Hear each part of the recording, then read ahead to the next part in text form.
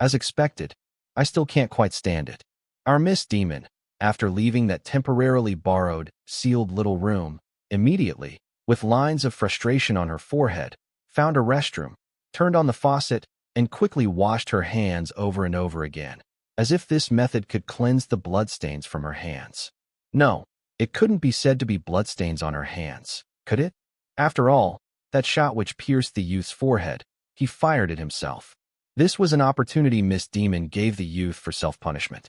If that youth hadn't shot at her, but had obediently shot himself as told, then the bullet fired from the gun would only have been a small marble for a minor punishment. And the reason the bullet the youth fired at Miss Demon hit himself was because the moment the thought of shooting at Miss Demon arose in him, it triggered the mental interference magic Miss Demon had prearranged inside the handgun, distorting his perception, and at the same time, converting the bullet in the gun into real gunpowder. In other words, the youth's ending was entirely a case of being too clever for his own good. He brought it upon himself. Although it's already been 2 years, I'm still not quite used to killing people.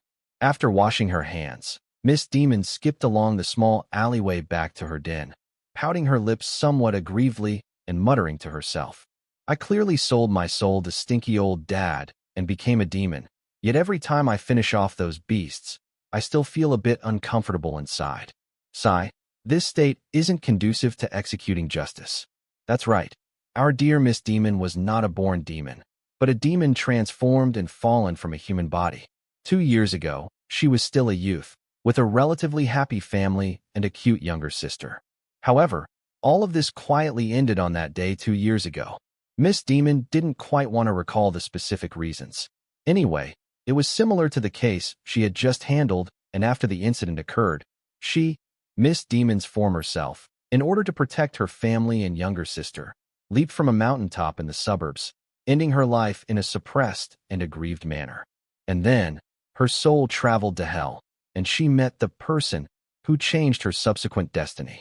The Lord of all hell, the symbol of disaster and misfortune, Satan. To be honest, Miss Demon was quite shocked the first time she saw Satan. After all, having been influenced a lot by the internet, the Satan in her impression should have been a devil figure with red skin, which was more than just a little bit different from the real Satan. Pitch black armor as scorching as lava, ink black long hair flowing elegantly down his back, a 7-pointed crown worn on his head, and those crimson pupils containing endless majesty, enough to look down upon the world. If you didn't tell her this was Satan, she would have thought the protagonist of some long-out-yin anime had run out. Speaking of Satan, one couldn't help but recall the legends of selling one's soul to Satan in exchange for what one coveted most. That's right, Miss Demon not only thought of this at the time, but she also put it into action. I want to offer my soul to you. The youth, with eyes full of hatred, stood just like that before the Lord of Hell, his eyes, devoid of any emotional ripple, directly meeting Satan's eyes of hell, and spoke thus. And in exchange, I want to obtain power sufficient for me to execute justice. His experiences in life made the youth no longer place his hopes in others. He clearly recognized that in this world, if one wanted to execute justice, one could only rely on oneself. For this, he was even willing to risk eternal damnation in hell with no chance of reincarnation, wanting to offer his soul to Satan in exchange for the power he had never possessed before. Good. Unexpectedly to the youth, Satan on the throne seemed to have anticipated this, a faint, elusive smile playing on the corners of his mouth as he agreed to his request, and after that, the youth transformed into her current appearance, a graceful young girl with a sweet and cute face, appearing to be between a lowly and a young maiden, with an apparent age of only about 10 years old.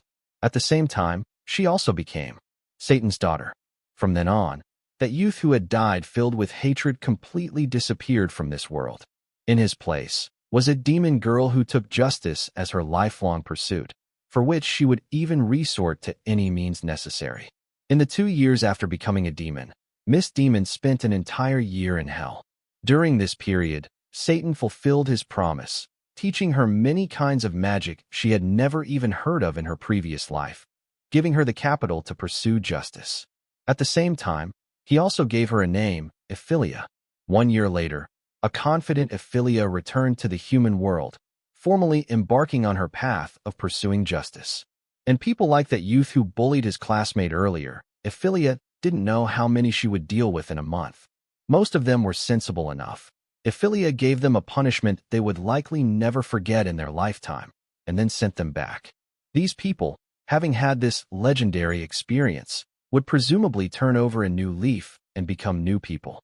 Of course, if they repeatedly failed to mend their ways despite teaching, Evelia wouldn't mind inviting them to her home, hell, as guests. Only a small number of true beasts whose wicked hearts wouldn't die would choose to pull all sorts of cheap tricks like that youth just now. As for their results, it has just been demonstrated. Just as Evelia had previously said to that youth, she was now a demon. Everything in the human world was meaningless to her. Especially that which had caused her to prefer falling into demonhood rather than ever believing in it again, human judgment. Humph. Dealt with another bad guy today, happy going home. Miss Demon hummed a song while skipping towards home, the pair of small black wings on her head also swaying along with her, looking quite cute.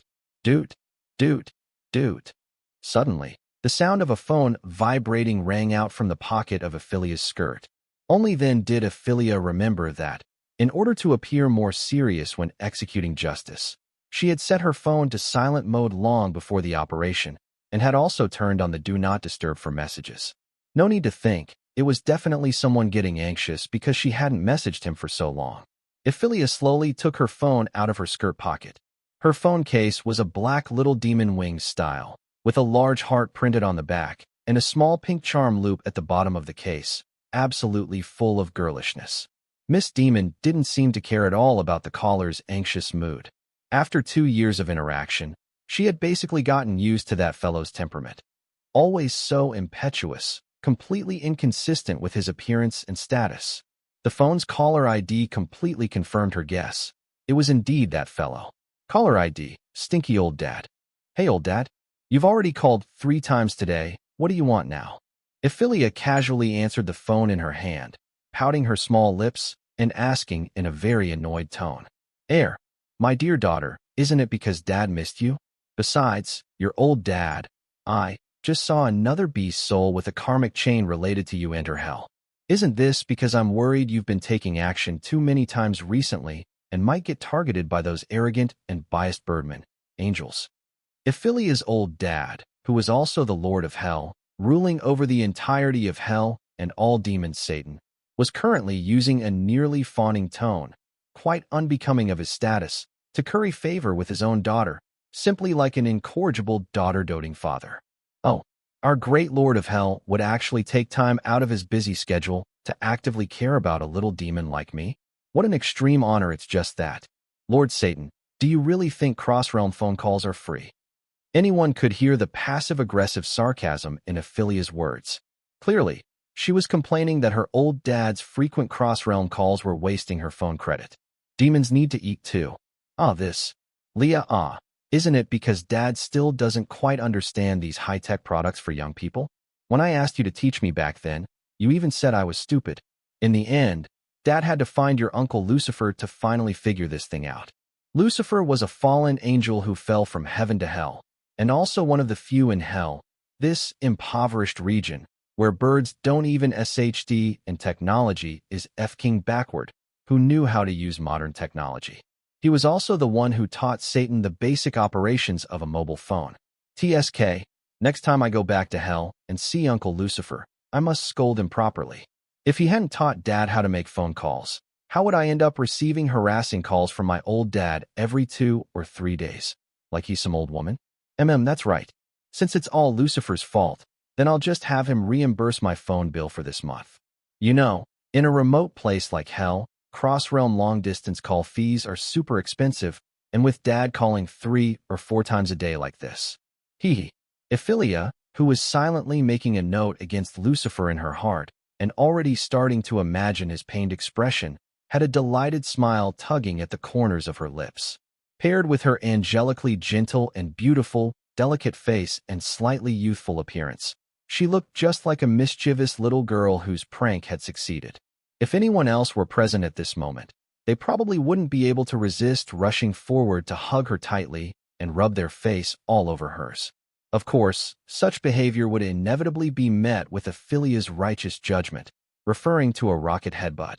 Cough, cough. Actually, Dad didn't call this time for any major issue. After all, even if my dear daughter, you, were really caught by that bunch of messy feathered birdmen, Dad would definitely lead all of hell's forces to attack heaven one more time and rescue my most precious daughter. Hee. Ephelia's hee wasn't to mock Satan for bragging. After all, as his only precious daughter, she knew very well that Satan wasn't joking. He really was capable of doing such a thing. He wasn't the kind of bragging old dad who only made empty promises. When things happened, he truly acted. Since old dad, you're not worried about this matter, then could you please tell your daughter, what exactly do you want, making 3 cross-realm long-distance calls a day? Evelia was no longer in a hurry to hang up the phone as before. Since she had already decided to let Lucifer be the scapegoat, she naturally didn't need to worry about the phone bill anymore. On the contrary, she rather hoped her old dad could wrap some wheels more. She was already somewhat impatient to see Lucifer's face full of black lines. Hee, it would definitely be quite interesting. It's not that I want anything, I just want to care about you, daughter. Did you eat well for dinner? Were you injured during your operation? When are you coming back to hell to see your old dad, me? All right, no need to listen anymore. Evelia already knew what her old dad would say next. As for the reason she knew, let's put it this way, the question he asked during his cross-realm call at noon today was whether she had eaten her fill for lunch and whether he should have Mephistopheles transfer some more pocket money to her account. Actually, regarding her old dad's terminal stage daughter-doting attribute, Evelia found it very hard to believe when she had just become a demon. The dignified Lord of Hell, the symbol of blood and terror, Satan, was actually a severe daughter supremacist, a heavy daughter-doter? Who would believe that if it were said out loud? Even Chinese light novels wouldn't dare to write it like this, right? But the facts were right in front of her. No matter how much Evelia couldn't believe it, facts were facts. This guy was an incurable daughter-doter. And the reason why Evelia currently lived in a human city instead of hell also had an inseparable connection to her old dad's severe daughter-doting attribute. Simply put, Evelia worried that if she were in hell, her willpower would be completely worn down by a life like that of a celestial being. Thinking back to that year in hell, apart from the time spent practicing magic, old dad doted on her to death in almost every aspect. If she wanted to eat something, he would send Mephistopheles to get it. If she wanted something, he would have Lucifer arrange it. If she lived continuously in such an environment where clothes came without needing to reach out, and food came by just opening her mouth, even Evelia couldn't guarantee whether she would stick to her ideal of pursuing justice. Such a life probably wouldn't even be available if one ascended to heaven, right? For example, there was one time Evelia, in order to make things difficult for her old dad, deliberately mentioned in front of Satan that she wanted to know what dragon meat tasted like. And guess what?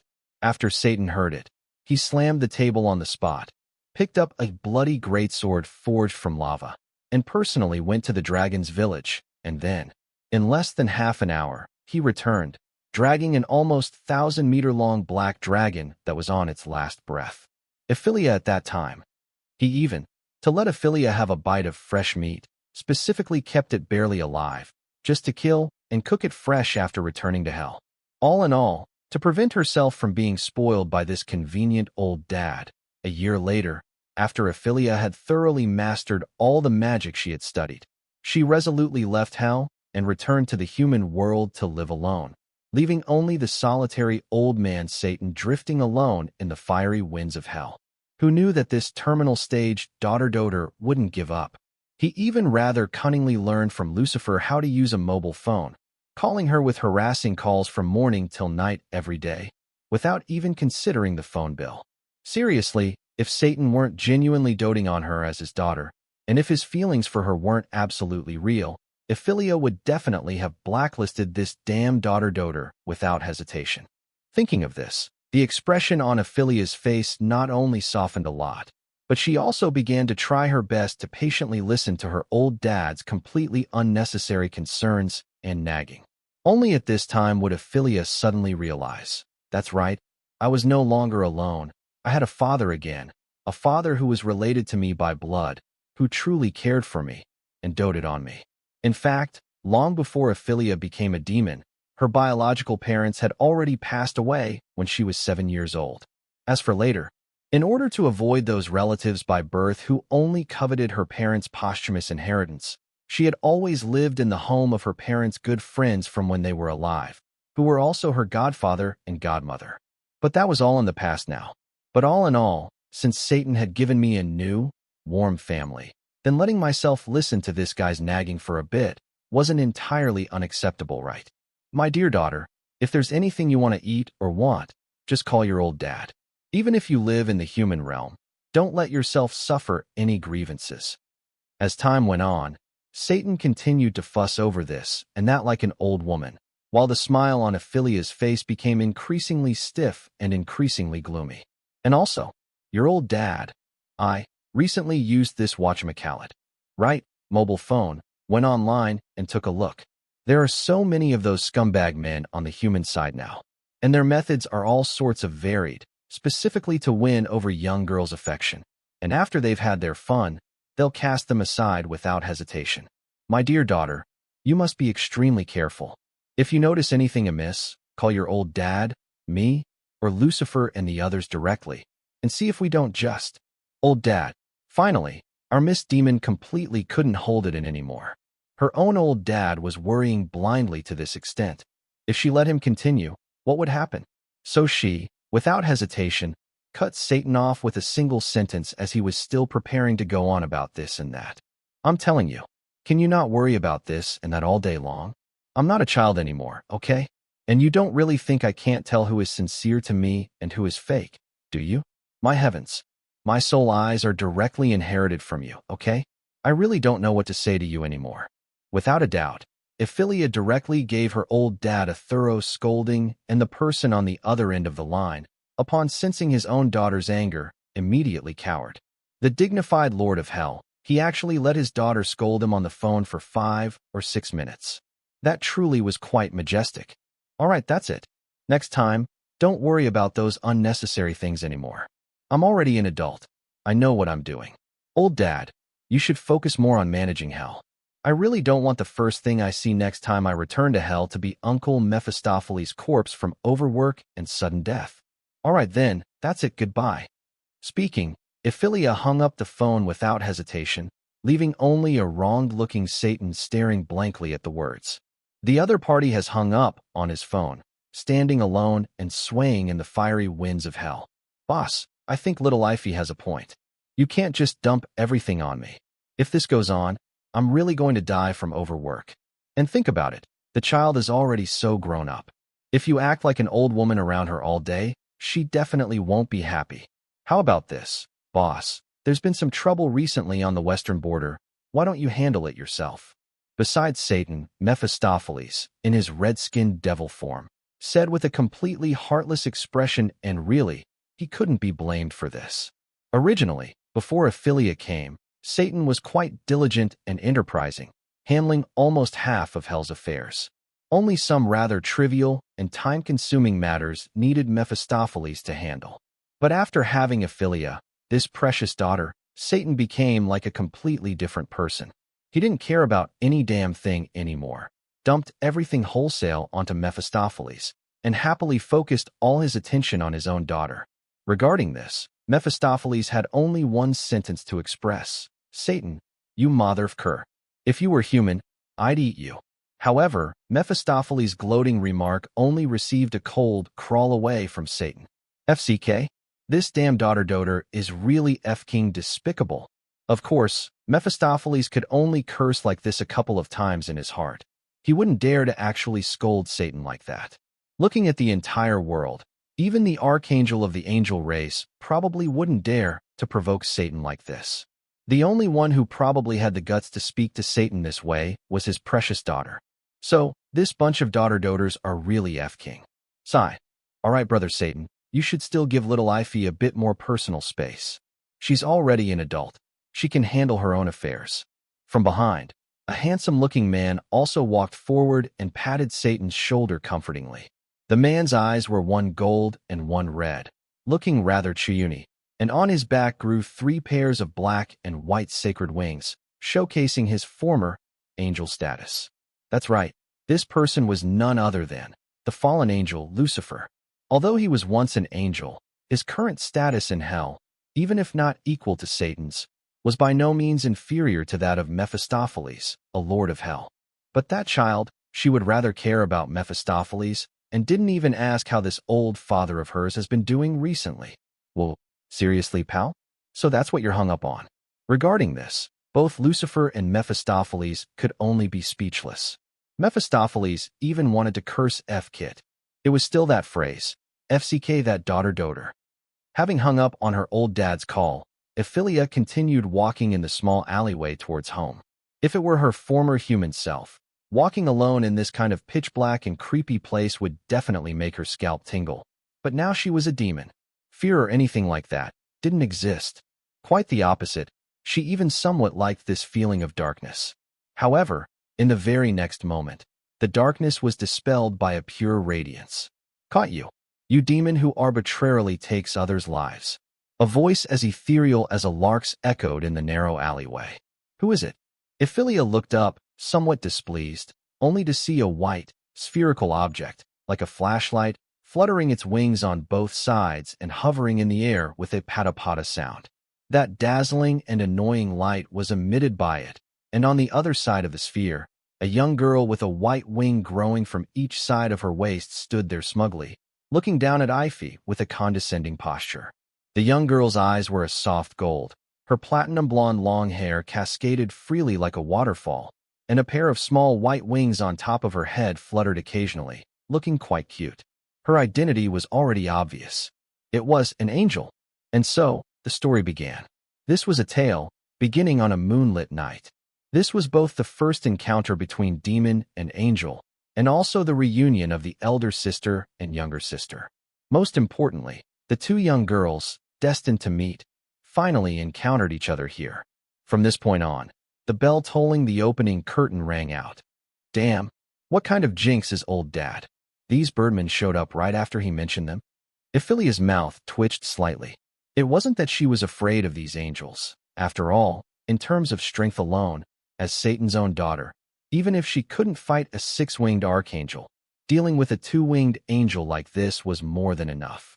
The main thing was, ever since she returned to the human world, she had executed justice no less than 100 times, and not once had she been caught head-on by the angels. Now this was just great. Not long after hanging up on her old dad's call, she was directly caught by this angel above. But was it an illusion? I somehow feel like this angel looks a bit familiar.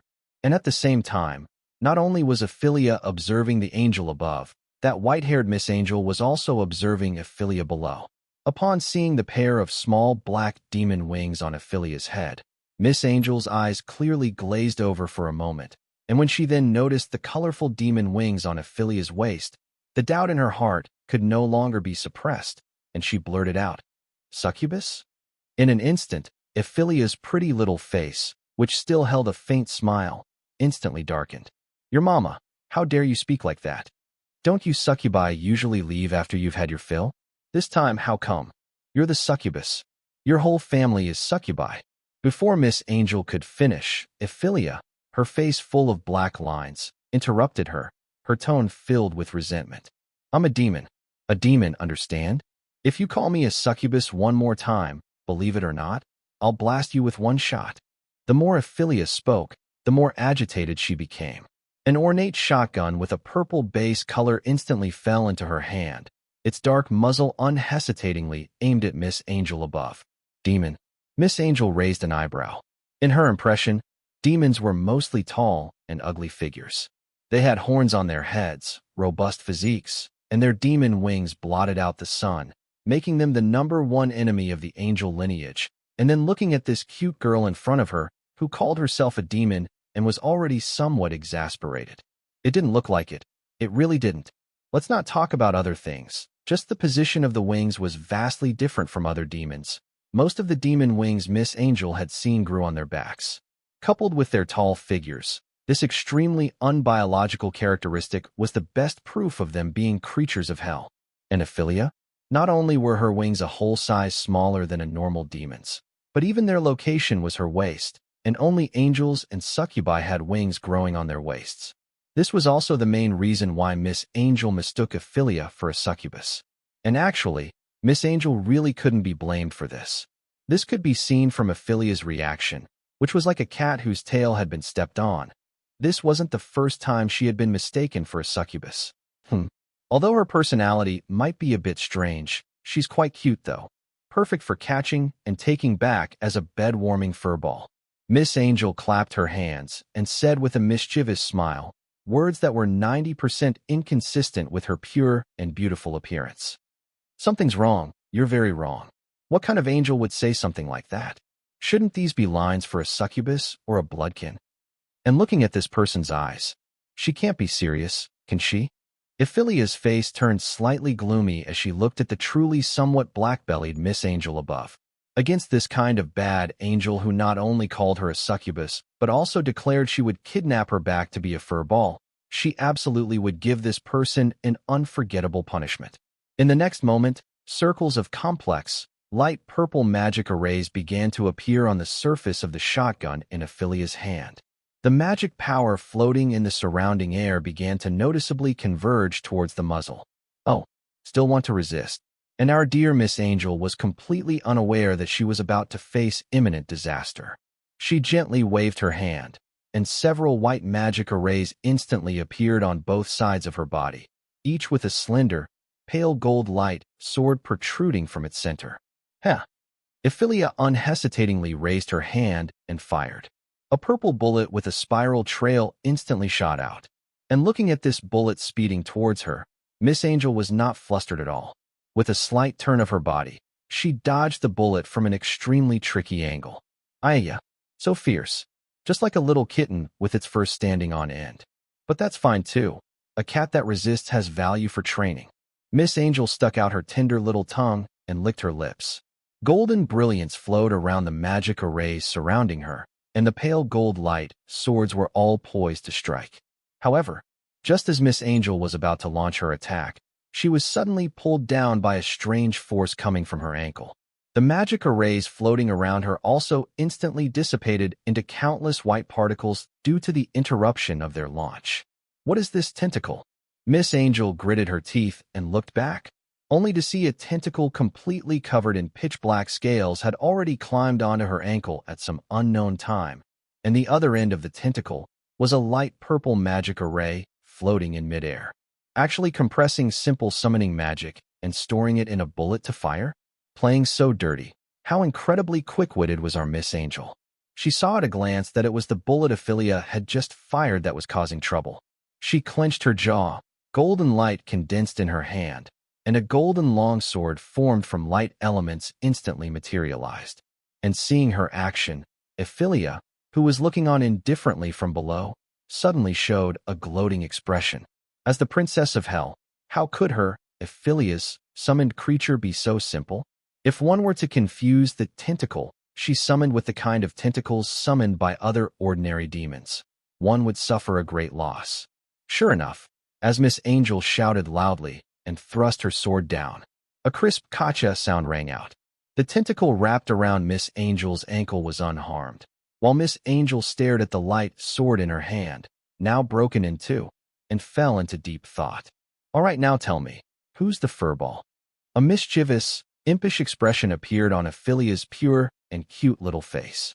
She lightly snapped her fingers, and the summoning array originally floating in midair instantly split, differentiating into two other identical magic arrays at different positions, and from these two magic arrays, tentacles covered in pitch-black scales also drilled out. You despicable demon. If you have the guts, let me go. Let's have a fair and just frontal battle. At this moment, Miss Angel was already tied up tightly by the tentacles, but her cherry pink, tender little mouth was already clamoring defiantly, and when dealing with an angel like her, whose only hard part was her mouth, Evelia was the most experienced. Evelia casually sat on a tentacle, and with a wicked smile, pressed Miss Angel onto her lap. Completely ignoring Miss Angel's violent struggles, she slowly reached out her hand and lifted Miss Angel's skirt slightly upwards. Bad children, they have to accept punishment, you know? Since you wanted to turn someone else into a furball, you should have been prepared for your own plans to backfire and turn yourself into a furball. Bad guy, Hooligan. Pervert. Detestable demon. Let go of me. Our dear Miss Angel never ever expected that she herself would one day capsize in a ditch. She loudly cursed at Evelia while attempting to gather magic to break free from her restraints. Ho! Still want to resist, even in this state? Evelia sneered, extended a finger and lightly hooked Miss Angel's little white panties under her skirt. Miss Angel was instantly scared stiff, her pure and alluring face filled with shame. Her cheeks were flushed red, and she whispered a threat to Evelia. You dare. I dare. At this moment, Miss Angel was firmly pressed onto Evelia's lap, unable to see her current expression, only able to hear Evelia's teasing words, like those of a little devil, but she felt that this fellow must surely be grinning from ear to ear by now. And in reality, although Evelia seemed very arrogant at the moment, she was actually very panicked in her heart. Her face had already turned red like a ripe apple. She just kept teasing her with words in order to prevent the angel lady under her from noticing the clues. What to do, what to do? I have no experience doing this kind of thing. Originally, I just wanted to tease this lewd angel a little, but I ended up playing too much and went overboard. Woo-woo-ah. I don't want to be seen as a pervert by others. Evelia's eyes had already turned into mosquito coil eyes at this point. Lightly hooking Miss Angel's panties just now was already the boldest thing she had ever done. And even if she wanted to go further, she herself had no idea how to proceed. To tell the truth, Evelia, as a former boy, was completely at the level of a little white flower in such matters. Furthermore, she used to be an ultimate good-for-nothing who hadn't even held hands with any girl other than her childhood friend, a non-biological younger sister. Now, because of a whim, she had done such an outrageous thing to this Miss Angel, with whom she basically had no grievances or enmity, and she herself was scared to death. Maybe put her down and apologize to her. No. If I do that, where would my dignity as a demon be? If it were a race like elves or something, it might be acceptable, but the other party is an angel. How can a magnificent demon like myself bow down to an angel? I must do something.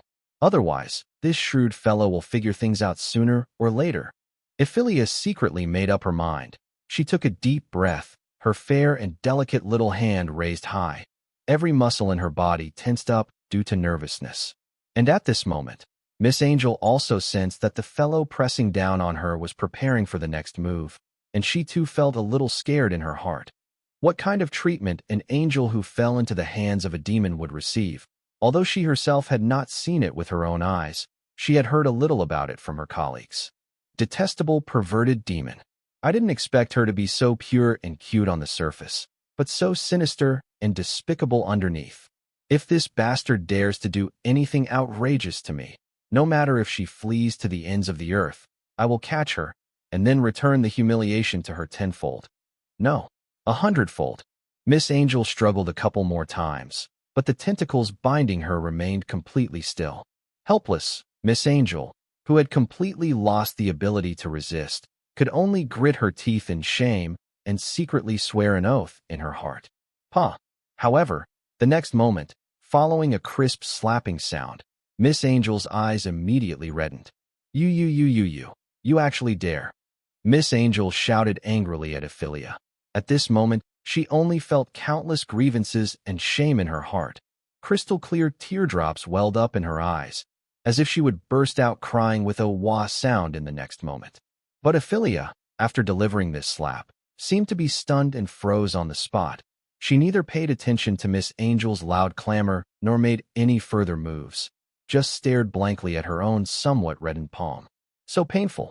That's right, Evelia's slap not only hurt Miss Angel, but it also hurt herself. Indeed, forces are mutual. Newton did not deceive me. Evelia aggrievedly blew on her reddened palm, then glared fiercely at Miss Angel, who was pressed onto her lap. Damn it! If it weren't for you, how would I have hurt myself? I must give you some more punishment. Otherwise, you wouldn't even know why flowers are so red. To be honest, if Miss Angel could know what Evelia was thinking at this moment, she would probably break down on the spot. Evelia was seen muttering a few words softly, and then a faint purple magic circle enveloped her somewhat reddened palm. The next moment, a faint purple film covered it. This way I won't be afraid of hurting myself. Evelia looked with satisfaction at the magic film covering her hand, then raised her palm high again, and without any tender affection for the fairer sex, struck towards Miss Angel's little bottom. Wah, bastard. You dare. Wah wah wah. Stop it, bastard. Wah wah wah, it hurts so much. Stop hitting, okay? I know I was wrong. Wah wah wah. And as Evelia slapped down palm after palm, Miss Angel's voice gradually changed from cursing to begging for mercy. And then later, she simply started crying in shame. Her tear-streaked face like a pear blossom in the rain made Evelia's heart tremble, and she secretly wondered if she had gone a bit too far. But since she had already started, stopping midway was absolutely impossible. At this moment, Evelia absolutely could not imagine how big a hidden danger her current choice would plant for her future self. Let's put it this way, however swollen Miss Angel's bottom became after these few slaps, that's how many days future Evelia would be unable to get out of bed. Of course, this is all for later. Evelia looked somewhat guiltily at Miss Angel on the ground, who couldn't stand up due to the pain, and silently apologized to her twice in her heart. Whoa, bastard demon. I won't let you go. Miss Angel buried her head and sobbed softly, while Evelia, with an apologetic look on her face, took out her phone and silently took pictures of Miss Angel's current miserable state. There's no helping it. She's already like this. I can't possibly hit her a couple more times, right? I can only take a couple of photos as leverage. And after doing all this, Evelia pretended like nothing had happened and slipped away. Otherwise, no one knew what kind of furious actions this angel, who had suffered so much humiliation from her, would take after recovering her ability to move. Bye-bye. Miss Angel looked up with resentment in the direction Evelia left, silently memorizing her appearance and voice in her heart. Just you wait, bastard demon. You better pray hard that you never fall into my hands. Otherwise. After a day of activities, Evelia returned to her small rented house in the human world. The moment she opened the door, she felt a huge wave of fatigue sweep over her. She unceremoniously tossed her shoes towards the entrance, then, barefoot, ran da-da-da, all the way back to her room, flopped heavily onto the bed, and like a small child, hugged the oversized teddy bear doll placed at the head of the bed and rolled twice. Ah, this is so comfortable. Evelia buried her head into the doll's embrace, her face filled with a happy expression. Her favorite thing was to directly lie back on the bed and have a good long sleep after finishing her daily activities or returning home from school. For her, this was the best way to relieve fatigue. Moreover, probably because she had become a girl, the current Evelia particularly liked fluffy things like teddy bears, and aside from this big doll she was currently hugging, Evelia's bed was also piled high with various other plush toys. Paired with the room's light pink wallpaper and all sorts of small decorations full of girlish sentiment, it was indeed a bit too girlish. Actually, for Evelia, she wouldn't feel ashamed of these small trinkets full of girlish atmosphere just because she was once a boy. She only knew that her current self quite liked this type of style, and that was already enough. Evelia turned over, lying on her bed in a spread eagle posture, blankly looking at the star-shaped small lights on the ceiling, and yawned, feeling somewhat drowsy. This rented house was found for her by Lucifer when she first came to the human world. The location was relatively close to the city center, allowing Evelia to more conveniently rush to every corner of the city at any time to carry out justice. Of course, the most important point, that was naturally that it was very close to her school. Commuting to and from school every morning and evening only took less than 10 minutes. This could save her a super lot of time for sleeping in. Tui. It was a super lot of time for recuperation. Huh. You ask why Evelia, a dignified demon, still had to go to school? That's of course because Evelia was a diligent and studious good child. This reason was, of course, nonsense. There were two main reasons why Evelia still chose to go to school after returning to the human world. First, although the Wanyu city she chose was named Wanyu, forget worries. It was one of the cities with the highest crime rates in the entire country, and among these cases like school bullying were the most common. Evelia most hated guys like the one she finished off today, who inhumanely bullied their classmates. Therefore, she chose to go directly to the city's most mixed and complex city's second high school, vowing to bring all those beasts who arbitrarily bullied others to judgment. and judging from the results, Evelia's actions could be said to be quite successful. The former city's second high school, which other good students used to speak of with fear, a super school for delinquents, had clearly become the current provincial key school. Let alone school bullying. Even things like climbing over the wall to go to internet cafes to play games were now gone. So Evelia always felt the principal of the city's second high school should kowtow to her twice. As for the second reason, of course, school was the place where information circulated most frequently, besides the village entrance information station and the square information station. These high school students nowadays, all sorts of gossip and rumors spread like wildfire. Some resourceful classmates could even get their hands on crime scene footage of certain murder cases. It could be said to be an excellent choice for Evelia to obtain the latest information. Of course, the school information station also had its drawbacks. That is, the information here was truly too miscellaneous. Moreover, actually, when Evelia first returned to the human world, she had also thought about whether to directly target those scumbags accurately through the internet, but after trying it, Evelia completely despaired of her own information-gathering ability. There was a kind of feeling that others were already on 5G networks, while Evelia was still stuck on 2G with a sense of sluggishness. If she really chose to collect information online by herself, I'm afraid there would be situations where others had already finished their final trial and ran off abroad to live freely, and then Evelia would have only just found out about the matter. That would really be too awkward. And like that unlucky fellow today who failed Evelia's little test and ended up offing himself. That was news Evelia had just learned from a classmate this morning. Then, after quickly locking onto the target through hell, Evelia rushed over nonstop after dinner and tied him up. However, thinking about it this way, this was indeed a very correct decision. If Evelia had been just a day or two later, this guy would probably have fled abroad. Of course, even if a target Evelia had her eyes on ran abroad, it would be useless. She could still catch up with them at any time through the gate of hell to carry out judgment. But that would be too troublesome after all, and the opening of the gate of hell could easily be noticed by people from the church. And after replaying the course of tonight's actions in her mind and confirming there were no more omissions, Evelia Pata jumped off the bed, preparing to go to the bathroom for a nice bath.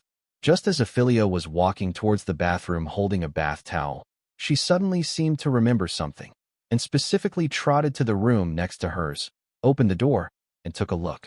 This was a room piled high with all sorts of miscellaneous items. There was also a large bed in the room, and the bed was also piled with a considerable number of items. It was clear at a glance that no one had lived there for a long time. Recently, Lucifer had told her that the original owner of this room, who was also Evelia's landlord, their daughter would be transferring to a high school in Wanyu City today, and therefore would be temporarily cohabiting with her. He hoped Evelia wouldn't mind too much. Regarding this, Evelia of course didn't care at all. The only drawback might be that she probably couldn't walk around indoors wearing only a thin nightgown as before. But the other party was also a girl, after all, so it shouldn't be a big deal, right? Thinking this, Evelia shed the remaining clothes on her body, revealing that although somewhat barren, still very soul-stirring and captivating fair-skinned body, humming a song while filling the bathtub with water. Just hoping this new housemate is a relatively easygoing person. As for whether she would be attacked by the other party in the middle of the night because of her cute face that was as devastatingly beautiful as an angel's, Evelia expressed that there was no need to worry at all. After all, how could there be so many Yuri in this world? Laughs. Meanwhile, a certain Miss Angel, who was crawling and whimpering alone in a hotel room, suddenly sneezed. She wiped her nose somewhat bewilderedly and muttered to herself, "Is someone talking about me?" But it was fine as long as she didn't move. The moment she moved, Miss Angel accidentally touched her little butt, which was a bit swollen from Evelia's beating.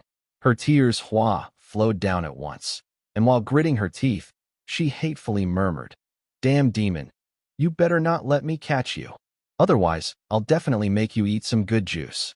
Hey, did you hear? That young Master Lee who was just acquitted 2 days ago due to being diagnosed with a mental illness is dead. Holy crap, such explosive news. When did it happen? His old man didn't react. Just last night. And with Mr. Lee's personality, how could he not react? I even saw an interview on the news this morning. His old man was so angry his beard was crooked, snot and tears streaming down his face, vowing to definitely find the murderer who killed his son and bring them to justice. Still talking about bringing to justice. Why wasn't he so righteous when his own son committed the crime? What?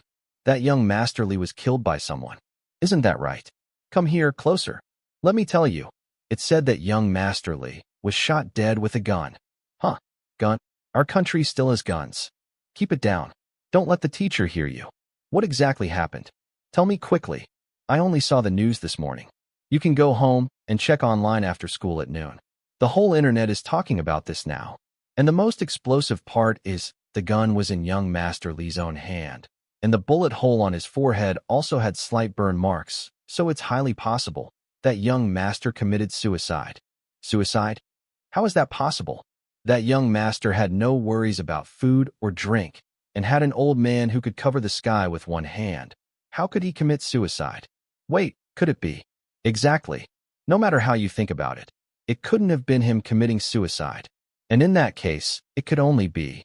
The two youths used their textbooks as shields to block the teacher's line of sight, while enthusiastically discussing the shocking case that had just happened last night, and our Miss Demon, Evelia, sat silently next to them by the window, eavesdropping with a smile. That's right. The young Masterly mentioned by these two male students was the unlucky fellow who tragically suffered Evelia's righteous execution last night. Looks like the body has been discovered pretty fast this time. Evelia silently quipped in her heart. She wasn't worried at all that the police would trace it back to her. Not to mention anything else. She used magic when carrying out her righteous executions. Magic, understand? Completely unexplainable by science. What's more, even if some priests from the human church or members of professional organizations found traces of magic, she wouldn't panic in the slightest. You know, there were quite a few fellows hiding in this city. Humans couldn't find her no matter how hard they searched. It was with this mentality that Evelia had carried out her righteous executions for 2 years without any flaws. Of course, there were times when she was witnessed by others due to some mistakes, but these were all trivial matters to Evelia. The funniest thing was, she was even spread around by some people as an urban legend, which was what the two male students just mentioned, and also the top of Wanyu City's 10 major urban legends, known as the most credible urban legend, the demon girl who executes justice. By now, this urban legend had spread wider and wider. Many people not only believed in her existence, but also regarded her as a hero who saved the city and executed justice, a righteous partner similar to a certain Gotham knight. And the place where her legend was most widespread, and also where this legend began to spread, was the campus she was currently in, Wanyu City's second high school. At this moment, Evelia was proudly a little smug. Judging from the results, her actions had indeed reduced the city's crime rate. Under the exaggerated propaganda of many guilty people who had their lives saved by her, now even street-side thieves would think twice before making a move. They were afraid of being targeted by Evelia and becoming the next restless soul under the hand of the urban legend the demon girl who executes justice. The ahog on Evelia's head seemed to sense the smugness in its master's heart, and also began to sway left and right, looking quite spirited. And Evelia herself, relying on the fact that her current seat was the legendary king's homeland passed down through generations, that is, the last row by the window, was not worried at all about being discovered by the teacher and began to leisurely scroll through her phone. In fact, even if the teacher giving the lecture above discovered Evelia playing on her phone, they wouldn't do anything, at most verbally reminding her to pay attention to the lecture, and wouldn't confiscate her phone without a word like they would with other students. And this was Evelia's privilege. It was also the privilege of a returning overseas student.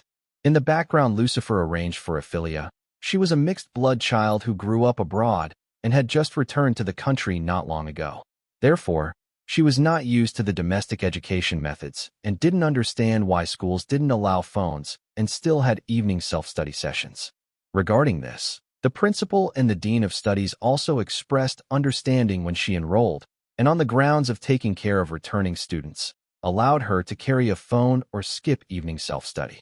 Of course, compared to the reasons given by the principal and the others, Evelia was actually more willing to believe that the 2 buildings and a library Lucifer donated to the school were playing a role. And in order to conform to the background Lucifer created for her, and also to make herself less conspicuous, Evelia also used magic to change her hair and eye color from the original beautiful and pure light purple to black. However, when Evelia first enrolled, she still caused a shock throughout the entire school.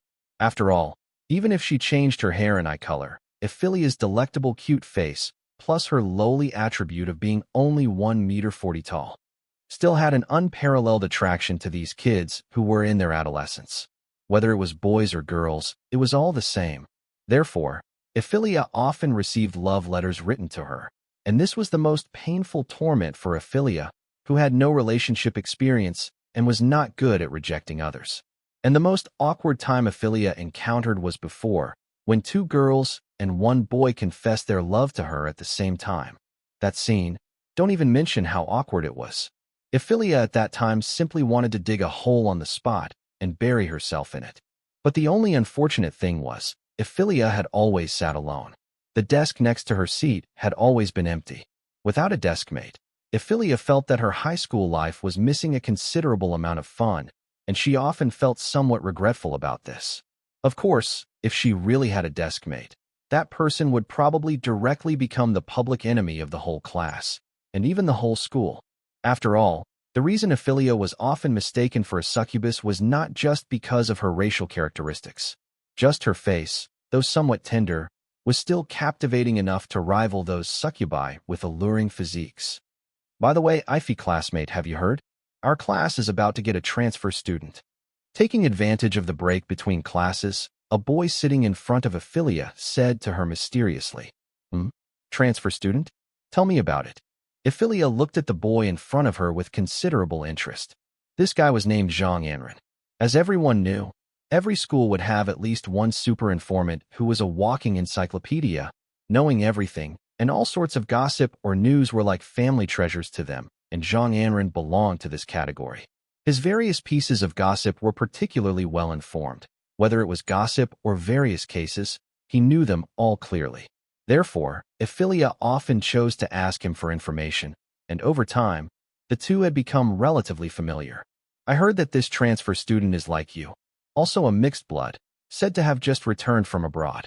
Although I haven't seen the person, I heard it's a girl, and she's also very good looking. Congratulations, Ivy classmate. Your dream of having a deskmate is finally about to come true. Zhang Anren theatrically cupped his fists and shook them at Evelia as a sign of celebration. When Evelia heard it was an overseas transfer student like myself, she immediately asked back with some doubt, still from abroad. Is it true? Anyway, that's what I heard. If there really is one, then the class teacher will definitely bring the person in by tonight at the latest. You can stay curious and watch. To be honest, Evelia was still very skeptical about this piece of gossip. Not to mention anything else, this was high school. And it was a high school in China. A creature like a transfer student was already a super rare species comparable to a soft-shelled turtle for them, let alone a mixed-blood transfer student returning from abroad. That was already something that could be said to only exist in anime and games. Of course, someone like Evelia was a super rare species with only one example in the whole world. After all, besides her, a hell princess who spent all day cooped up in the human world and didn't act like a demon at all, how could there be royalty from other races who wouldn't stay in their own homes, but instead run over to the human side to go to school? At most, they would be like a certain guy Evelia knew, hiding in the suburbs and being a shut-in. Class, quiet down. And just as Evelia was preparing to forget this completely unreliable piece of gossip as trash information, their beloved class teacher, a young woman who appeared to be only in her 20s or 30s, had somehow teleported to the podium, patting the desk with a look of helplessness to signal everyone to quiet down. Jiang Mingyun. This was the name of Evelia's class teacher, who taught history. Her class was one of the few that Evelia would occasionally listen to. After all, her lectures were indeed quite good. If she hid underneath and played on her phone like in other classes, even Evelia would feel a bit guilty. Today, our class will welcome a new classmate. Like Evelia classmate, she is also a transfer student who has just returned from abroad. Please get along well with her. What? The information is true? Evelia never expected that this classic scenario, which should only exist in anime or games, would actually happen to her. For a moment, she couldn't help but look at Zhang Yanren, this campus know-it-all, with new respect. Dude, this news, to be fair, is really accurate. As if to show off, Zhang Yanren even turned his head and winked at Evelia with a smile, and Evelia could only give him a thumbs up in encouragement. The news is very accurate. Keep it up next time. That's pretty much what it meant. And besides Evelia, the other students also showed great surprise at this news. After all, to them, Evelia was already this kind of very precious rare animal. Now there was going to be another one. This kind of good thing was truly 1 in 10,000. Holy crap, a new transfer student? And a mixed blood like Ivy classmate? What the hell kind of anime plot is this? Crap, our class doesn't have a chosen one, does it? Where's my FFF? Someone, quickly drag that guy out and knife him. Is the new classmate a boy or a girl? I hope it's a cute girl. But our class seems to be full, right? How can they still transfer to our class? Stupid. Isn't there still an empty seat next to Ivy classmate? Crap. So the new classmate can be Ivy classmate's desk mate as soon as they arrive? How dare you? If it's a boy, just knife him directly. Someone, bring Zhen's knife. Your Majesty, think thrice. As expected, the students below reacted particularly intensely. Everyone was excitedly guessing information about the new classmate, and some even directly threatened to knife the new classmate if they were a boy. In that case, Evelia could only wish this new classmate, who had already caused an uproar before even showing their face, good luck. All right, Evelia classmate, come in. Okay. Jiang Mingyun smiled faintly, turned around, and stepped down from the podium to make room for the new classmate. And as a voice as ethereal and pleasant as a lark sounded from outside the door, a beautiful light golden figure walked in from outside. The next moment, the entire class completely erupted. Holy SHD. It really is a girl. Where's that bastard who just said to knife the new classmate? Come out and get knifed. Her hair is platinum blonde. So pretty. Ivy classmate's hair color is black. The new classmate's hair color is gold. Such CP vibes. Shipping it. Kids, am I dreaming? It's a blonde foreign beauty. I declare I'm in love again and again and again. Get lost, pervert. You said you were in love when a Evelia classmate transferred here, and now you're saying it again when the new classmate comes. Someone, knife Zhen to liven things up for everyone. Your Majesty, think thrice. Evelia could no longer hear what everyone in the class was saying. At this moment, she was staring wide-eyed and in disbelief at the beautiful figure on the podium, with tens of thousands of alpacas galloping through her mind. This isn't right, is it? She's my new desk mate. In an instant, cold sweat broke out on Evelia's forehead, and her heart was filled with despair for her future campus life. She had just done such an outrageous thing to her last night, and was originally thinking that since it was unlikely they would meet again in the future, it shouldn't matter, but today, as if sensing that dazed gaze, the person on the stage also subconsciously cast their eyes over. Then after her gaze met Evelia's, she was, unsurprisingly, also stunned. How could it be you? These 2 days were definitely the unluckiest 2 days since Evelia became an angel. She was sure of it, and there was absolutely no other contender. And the source of all this had to be traced back to a rainy night about 2 years ago. That day was the darkest day in Evelia's life.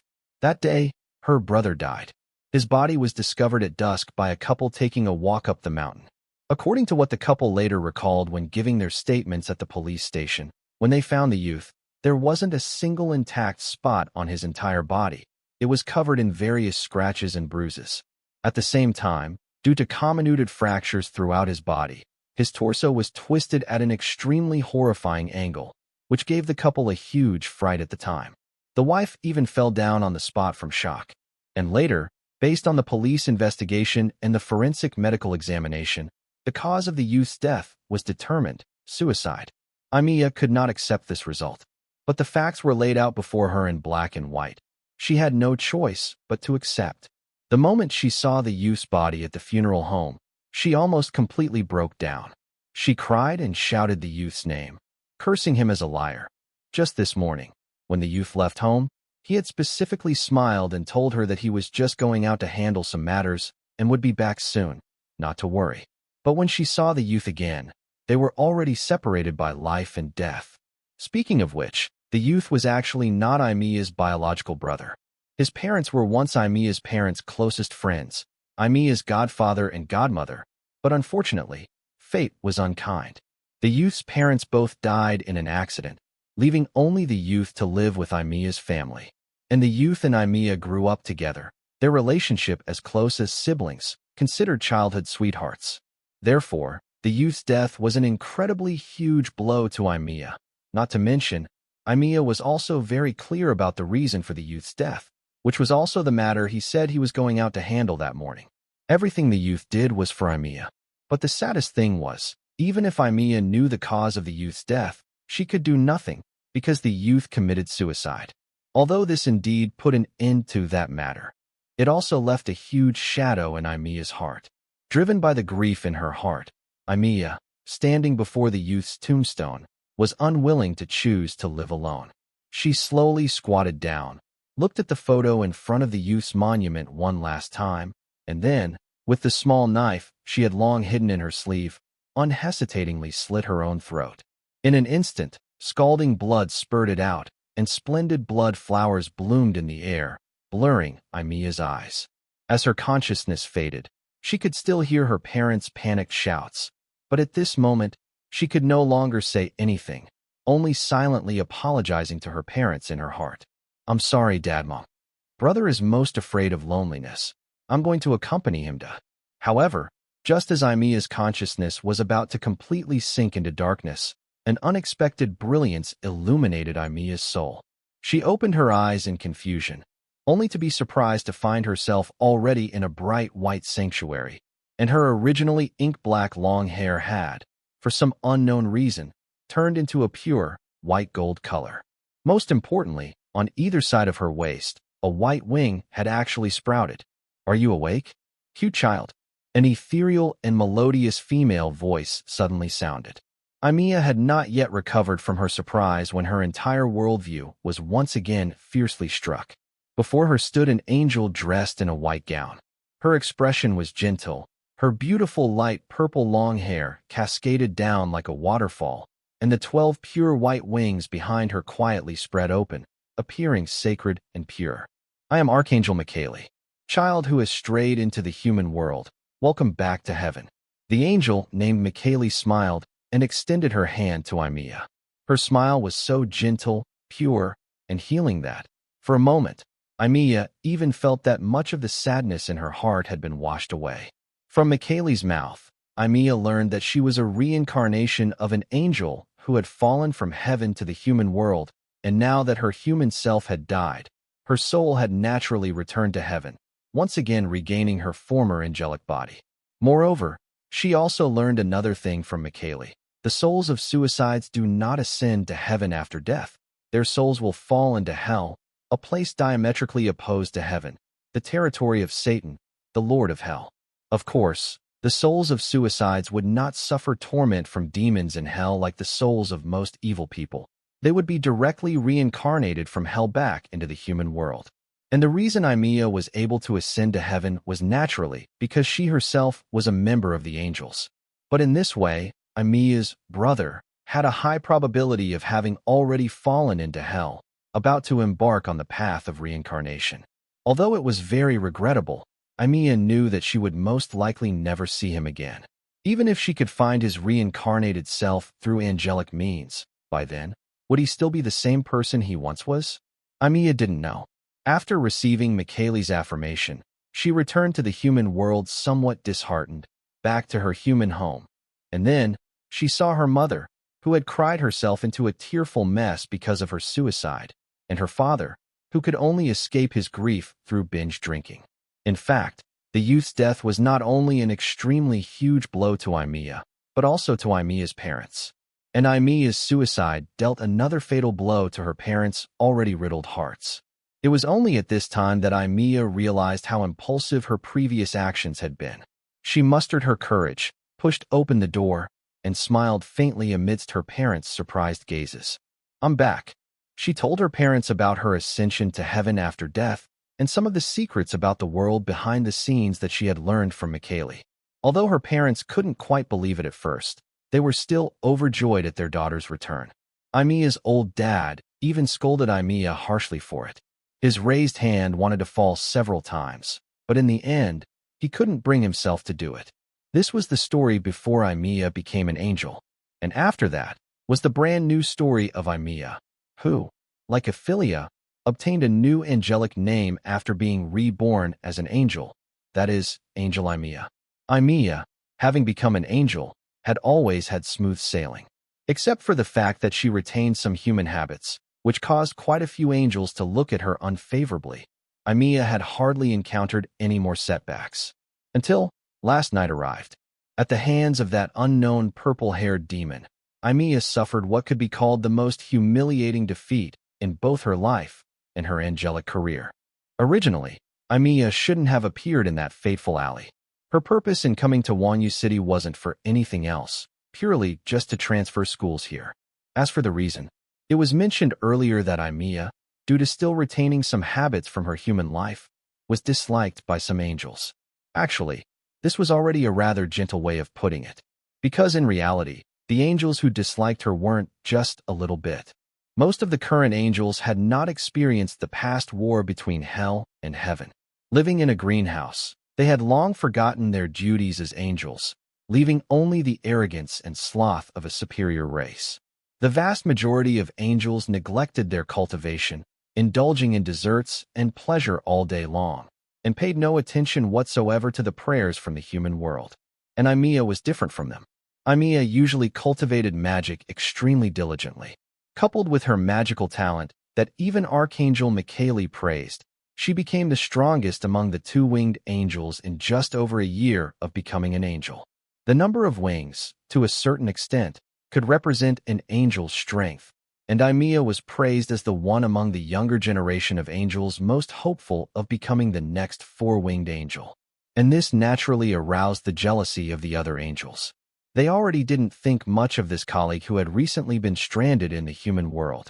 Now, less than a year after her arrival, she had already stolen all the limelight and even repeatedly received praise from Archangel. The fire of jealousy in their hearts naturally blazed fiercely. Look at that newcomer, pretending to be so hard-working. Yeah, and she runs to the human world all day long. I think she just spent too much time with humans. Even her behavioral logic has become like humans. And also, let me tell you, last time Imia could hear such voices almost every time she returned to heaven because of this. She failed to make even a single friend among the angels. To put it simply, she was ostracized by the angels. Of course, the older generation of angels still liked diligent children like her very much. The voices that ostracized and disliked her were basically only circulated among the younger generation of angels. However, as far as Imia was concerned, she didn't care about the opinions of the other angels. In fact, it wasn't just that other angels disliked her. She also disliked those lazy and arrogant angels. After all, if they could calm down and fulfill their duties as angels, how could the human world have become such a mixed and chaotic place? How could her own brother have ended up in such a state? Therefore, what they were unwilling to do, Imia would do. The kindness and justice they were unwilling to uphold, Imia would uphold. And the conflict between Imia and the angels was certainly not just a difference in ideals. Purely in terms of intelligence, Imia looked down on these angels. Also due to living too comfortably, the younger generation of angels almost never stepped out of heaven from birth to growth. Living all day in this environment without intrigue or deception, their personalities could be said to be excessively simple. Let's put it this way. If any one of these angels were thrown into the human world, they would be the type who could be tricked into bed dozens of times in one night, and would even help others count the money afterwards. Forming basic small cliques and ostracizing newcomers was already the greatest malice they could possess. Compared to them, Imia's somewhat scheming personality was almost a dimensional takedown. Back when performing some team tasks, due to being ostracized by other angels in the team, Imia thought of retaliating against them a little. So she severely tricked them during the mission. And then, When those angels went back crying to their seniors to complain, she put on an appearance of being well-behaved, pitiful, and helpless, cleverly shifting the public opinion of the problem into the other angels in the team deliberately conspired to put on a big show to frame her in order to bully her. The final result was also as Evelia expected. The other angels, who were also somewhat naturally airhead, believed Evelia's words and instead severely reprimanded the other angels in the team again. Now, recalling the scene where she sat aside, enjoying desserts, while watching those foolish angels being constantly scolded by their seniors with teary eyes, Evelia still felt very pleased. In short, because the conflict between Evelia and the other angels of the younger generation had almost reached an irreconcilable point, coupled with Evelia's own request, Archangel Michaeli finally agreed to Evelia's request to return to the human world and continue living with her human parents. Since then, Evelia had happily returned home, planning to return to that carefree campus life. However, new problems followed one after another. Although Evelia learned a lot of magic in heaven thanks to her excellent magical talent, most of it was combat-related magic. She hadn't touched concealment or disguise magic at all. The most she could do was to hide the pure white wings on her waist that symbolized an angel. Therefore, on the day she returned to school, she instantly caused a super huge sensation on campus. Evelia, who had suffered a major setback at school, returned with a dark face and demanded to transfer. Finally, amidst the somewhat schadenfreude expressions of her own parents, the family decided to let Evelia go to the city where her parents once lived, that is, Wanyu City, to attend school under the identity of a returning mixed-blood child. Coincidentally, her parents still had a property in Wanyu City that was temporarily rented out. They remembered that the person renting the house was also a girl currently in high school. Evelia's parents then discussed with the other party's parents who came to rent the house at the time, and let Evelia move in as well, living in the other room that was now vacant. And this was also the reason why Evelia appeared in Wanyu City. Who knew that an accident would happen on her first night in Wanyu City? At that time, she learned from heaven that a murder had occurred not far from her vicinity, and there had been some slight magical fluctuations at the scene. So she rushed to the scene nonstop, and finally, relying on her excellent intuition and reasoning skills, successfully intercepted the other party in a dark alley. What happened next, presumably, needs no further explanation. Evelia, seeing that the other party's appearance was very much to her liking, couldn't help but have the idea of capturing the other party and taking them back as a plush ball to warm her bed. As a result, she directly annoyed Miss Demon, who had just finished talking on the phone with her stinky old dad and was in a bad mood.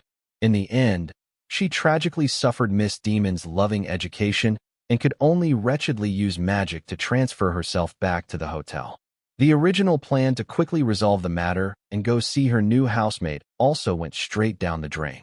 That night, Evelia could only sob softly, cursing a certain rogue demon who didn't know how to hold back, while lying alone on the bed applying medicine to her poor little butt. And seriously, Evelia had reason to suspect that Evelia had added some strange magic when hitting her butt, making it hurt for a whole night even after applying medicine.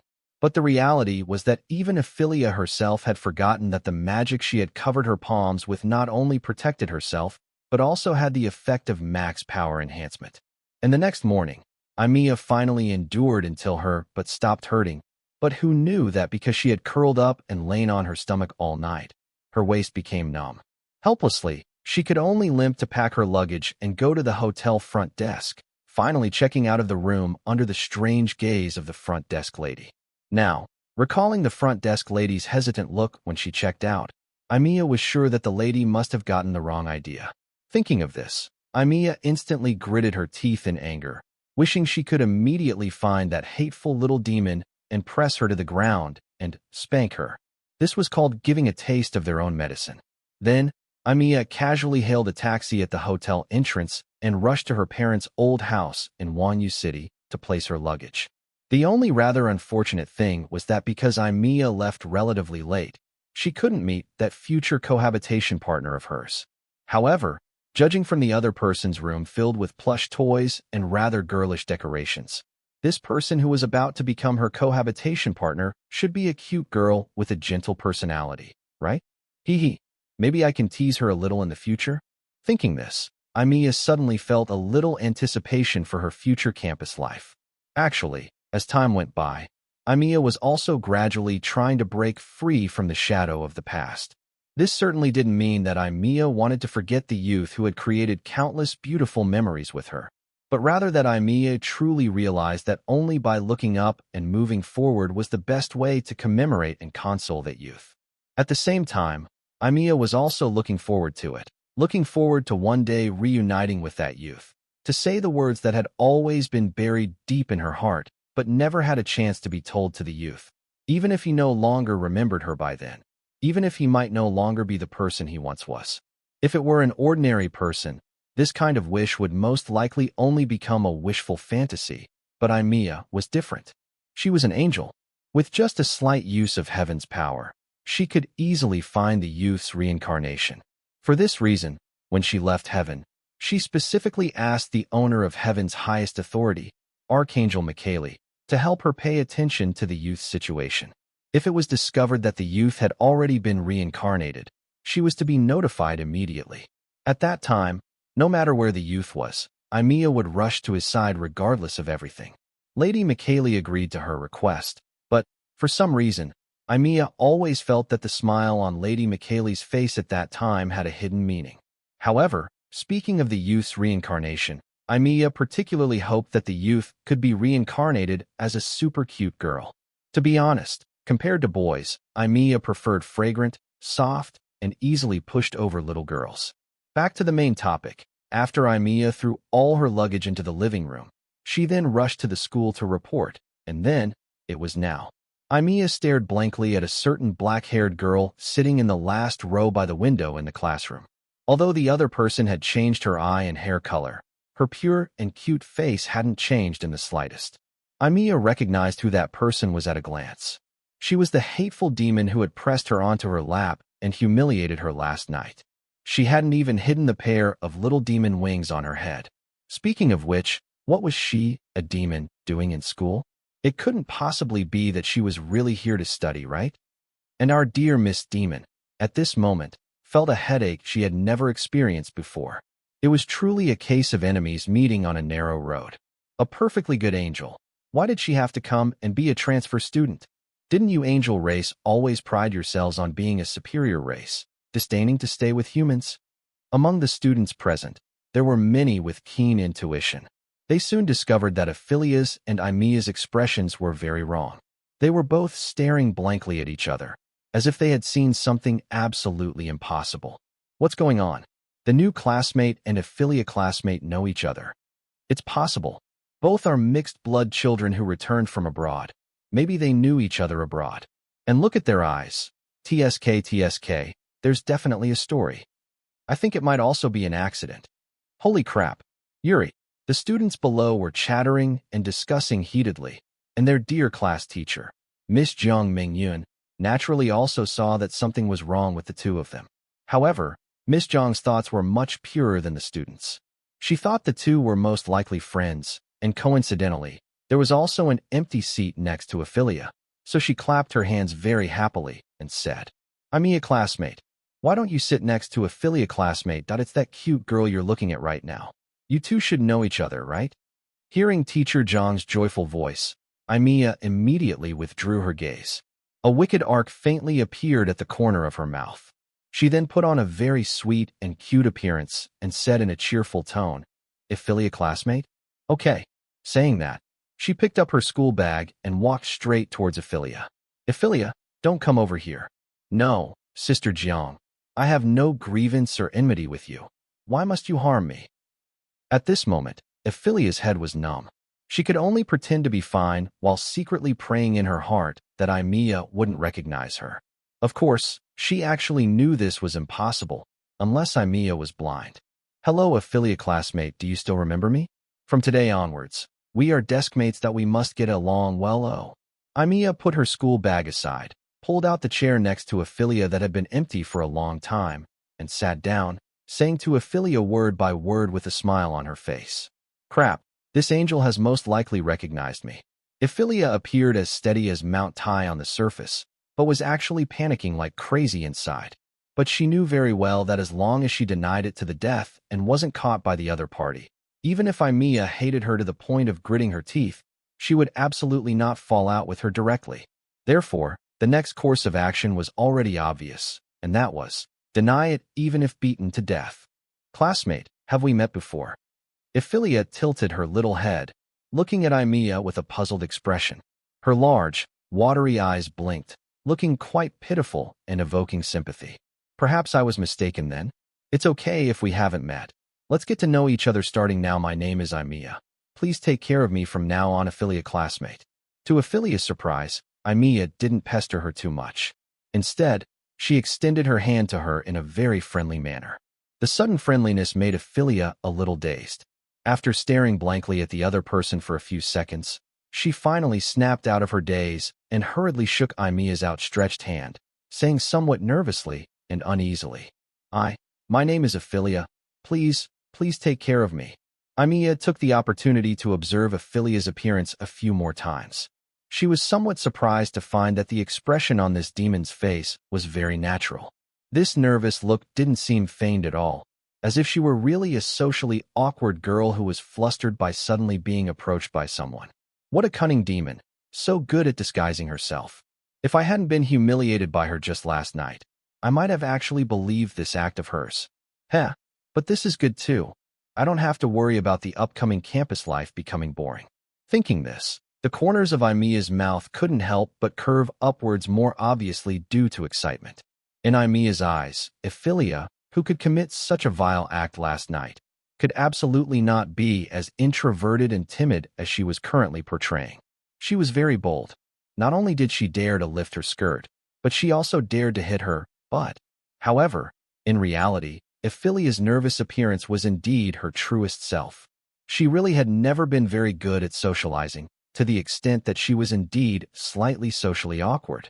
Therefore, the entire next class period could be said to have almost become Evelia's hell. This, of course, did not refer to her hometown, but hell in the dictionary sense. Evelia classmate, which country did you return from? Evelia classmate, where do you live? Evelia classmate is so cute. I really want to see Evelia looking flushed red and bullied to tears. She would definitely be even cuter, right? No. Sis, what did you just say? Evelia was sure it wasn't her illusion. This angel definitely had some psychological problems. How could she say such perverted things with such a pure face? In Evelia's impression, weren't most angels of this era supposed to have their heads turned by the comfortable and harmonious living environment in heaven? Each and every one of them was basically a super pure little white flower who would turn into a steam engine on the spot if you made a little suggestive joke or told a couple of dirty jokes in front of them. But why was this angel next to her so perverted? Her speed of making suggestive jokes and her level of perversion had already reached a point where she herself couldn't even hope to catch up. Damn it. If I had known this fellow was so perverted, I shouldn't have provoked her too much in the first place. I should have just tied her up with tentacles and quickly skedaddled. Evelia, while regretting her impulsive actions, shrank back towards the corner of the wall in fear, trying to maintain as much distance as possible from Evelia. This angel is too terrifying. She definitely has major problems with both her psychology and sexual orientation. I must maintain a certain safe distance from her. And these little movements of Evelia were naturally all seen by Evelia. Seeing Evelia so wary of her, and then looking at Evelia's somewhat uneasy, cute face, Evelia only felt that a certain strange switch inside her had been flipped. The more Evelia acted like this, the more she wanted to tease her further. Relax, I was just kidding just now. Evelia classmate didn't take it seriously, did she? This was naturally a lie. Evelia really wanted to see Evelia's cute appearance when bullied to tears. If possible, she would rather press Evelia onto her lap and hit her, but just like how Evelia humiliated her last night. Finally, she would admire Evelia's face, red from shame and pain, crying her eyes out. That would definitely be the world's most wonderful thing. No, I didn't. Evelia glanced at the increasingly upturned corners of Evelia's mouth, knowing in her heart that this perverted angel was definitely thinking about something not very good again. Being deskmates with such a person really made one feel super insecure. Scared. The little wings on Evelia classmate's head are very pretty. Are they decorations? Evelia glanced intentionally or unintentionally at the pair of black little demon wings on Ephelia's head and asked somewhat casually, "These wings?" Evelia reached up and touched the pair of small wings on her head, knowing in her heart that those teasing words just now were merely idle chatter to divert her attention. From now on, Evelia was truly going to start probing her identity. Absolutely cannot let her get a hold of anything. They are indeed decorations, look. Saying that, Evelia took off the pair of small wings from her head, pinched them in her hand, and waved them at Evelia. This sentence was naturally a lie. As mentioned before, most demons had a pair of spiral-shaped demon horns on their heads. However, Evelia, being a demon, was strange. She didn't have the demon horns that all demons possessed. Instead, she had a pair of black little demon wings. These small wings, like the demon horns of demons, were organs grown on the body and naturally could not be removed. The reason Evelia could remove them was because she secretly cast a small cognitive impairment magic, which, to put it bluntly, was an illusion. The scale of this magic was very small, and coupled with Ephelia's excellent magic control ability, she was sure that Evelia absolutely couldn't see through it. And the facts were indeed so. Evelia was clearly stunned when she saw Evelia casually take off the small wings from her head. Although her self-regulation ability was very good, and she quickly concealed that somewhat surprised look, the doubt and confusion in her eyes were still fully captured by the keen Evelia. "Heh, little rascal trying to outwit me? Such cute decorations? Can I take a look? No, this is something very important to me." Without giving Evelia a chance, Evelia directly put the small wings in her hand back on. Of course, she couldn't really hand the wings over to Evelia. After all, it was said to be the effect of cognitive impairment magic. If she gave the things to her, wouldn't it be exposed? At the same time, Evelia secretly glanced at her phone. There were less than 10 minutes until school ended. Anyway, as soon as school was over, she would directly run away without saying a word. Let's see what this fellow can do. Today's victory and defeat is her Evelia's victory. 10 minutes passed in a flash.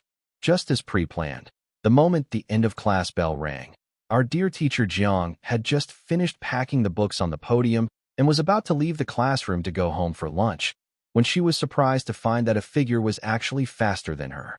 Only a purple flash was seen streaking past, and Evelia's figure instantly disappeared from the classroom. Jiang Mingyun quickly stepped forward in confusion, only to be shocked again. In just a fleeting moment, Evelia's figure had already vanished without a trace. Disaster is always one step behind me. Evelia classmate, turns out she can run so fast. And before she could recover from her shock, Evelia had already calmly walked to her side, poking her little head out with her, and said with some emotion, "She runs quite fast." Evelia classmate. A game of cat and mouse. I'm best at that." Evelia had no intention of paying attention to Jiang Mingyun. She licked her lips excitedly, humming a song as she skipped towards the direction where Evelia had disappeared. Only teacher Jiang and the students were left, looking completely bewildered. Jiang Mingyun was all right. Young teachers tend to be more simple-minded, but the students were different. Holy crap! She flees. She pursues. She can't escape even with wings? What kind of heaven-defying plot development is this? I declare I'm shipping this pair. What to do? Looking at these two, there's definitely some unspeakable secret.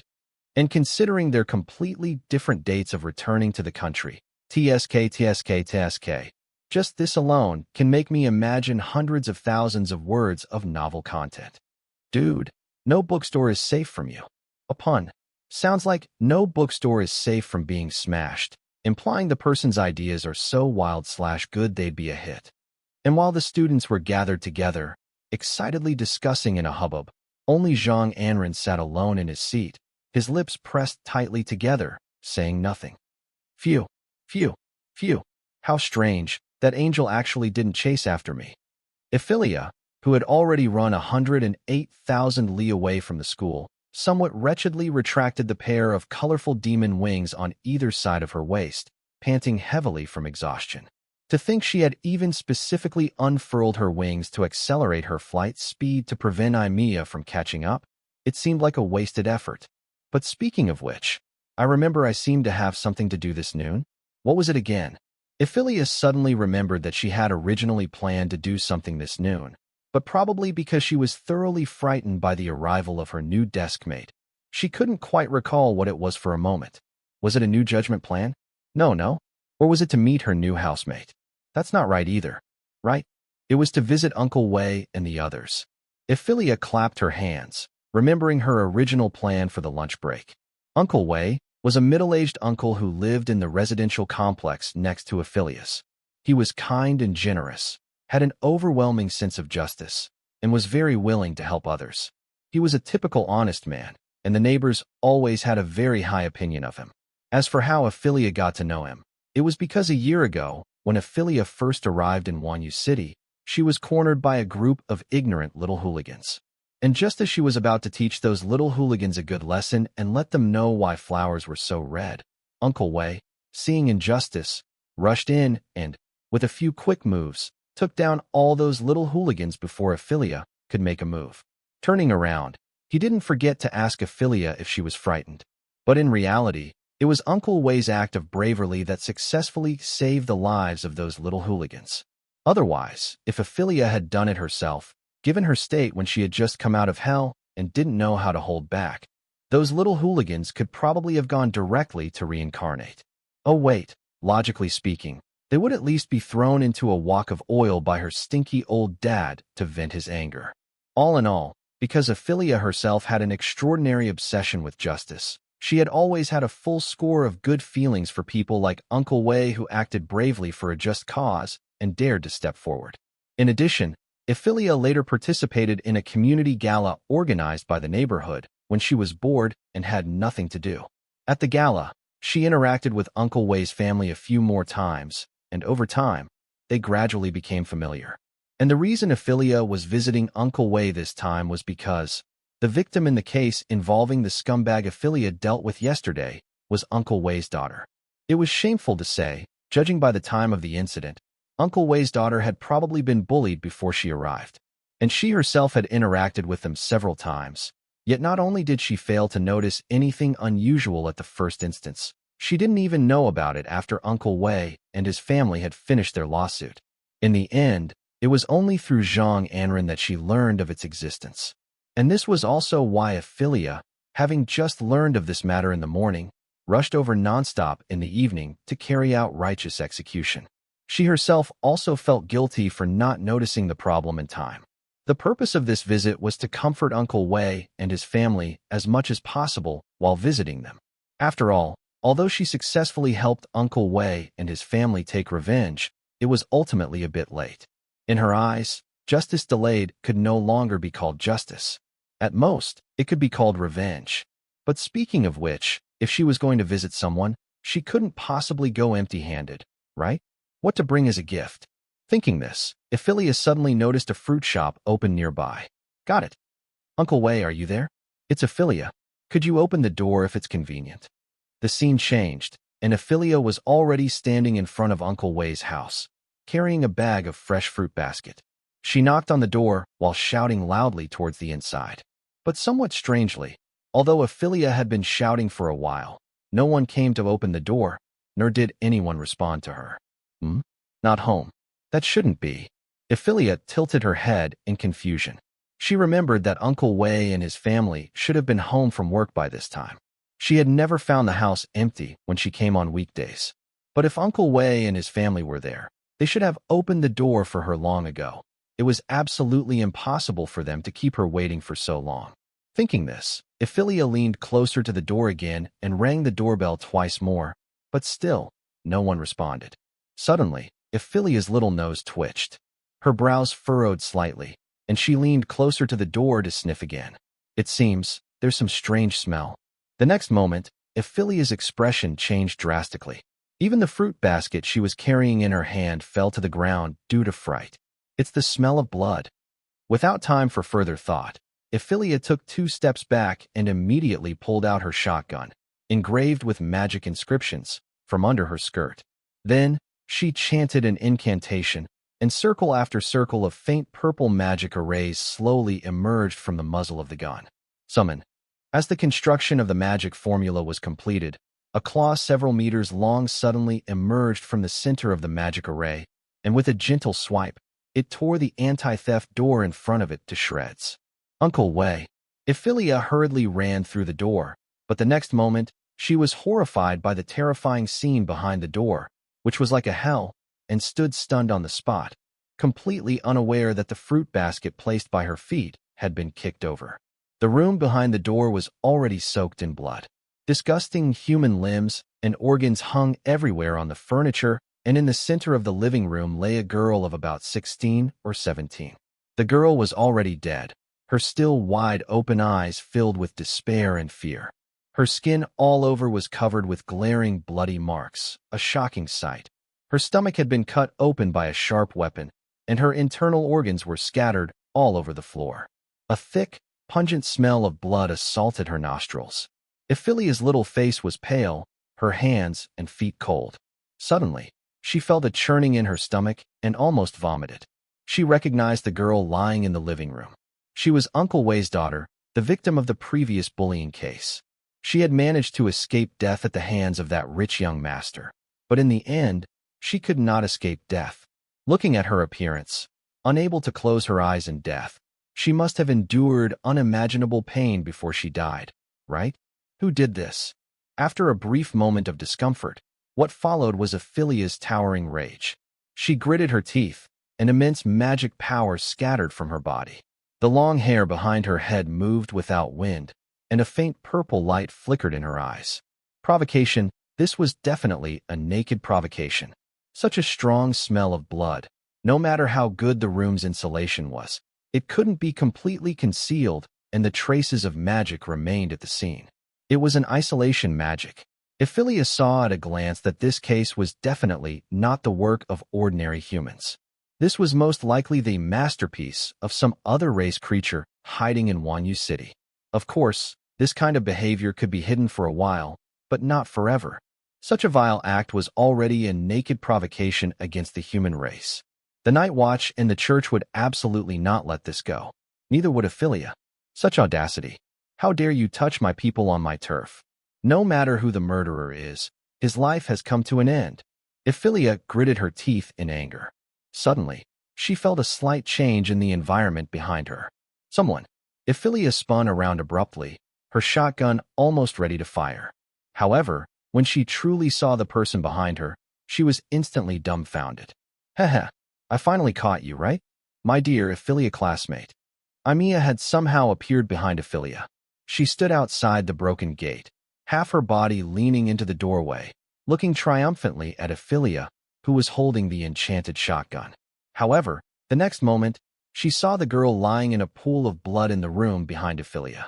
Wait, Evelia, what did you do?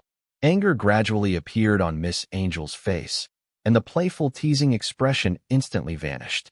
She took 2 steps forward, waved her hand, and several magic arrays shining with golden light immediately appeared around her. Light golden blades emerged from the magic arrays, their sharp tips all pointing at Evelia. I didn't do it. Evelia also raised her gun at Evelia and defended herself in a low voice. How could she not see now that she had actually been secretly followed all the way by this somewhat perverted angel? Damn demon, if you didn't do it, who else could it be?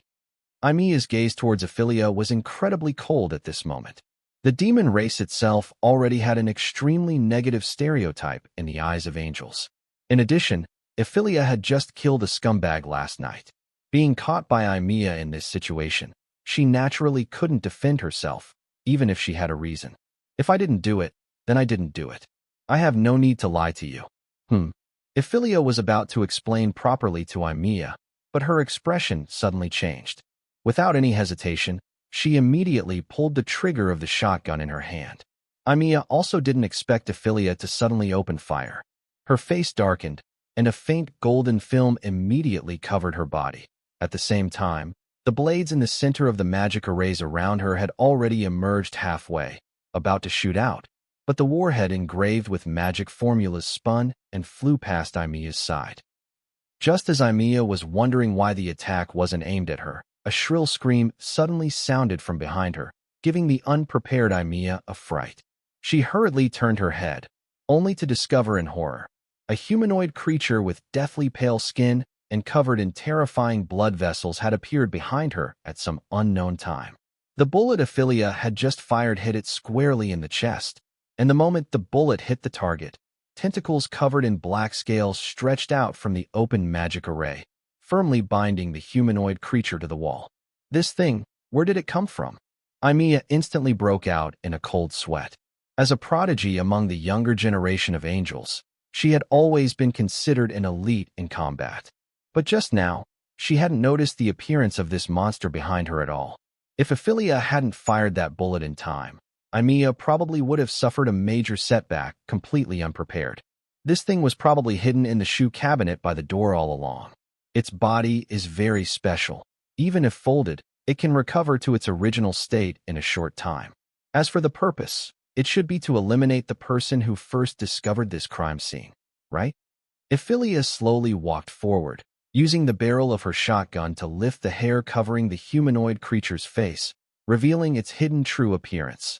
It was a middle-aged human uncle.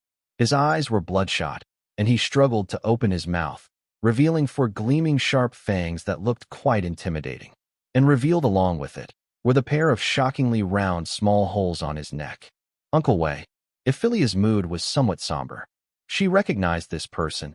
It was indeed the target of her visit, the uncle known for his honesty, kindness, and willingness to help others, and at this moment, he had long lost the kindness and integrity he once had as a human, possessing only the bloodlust and instinct deeply engraved in his bones.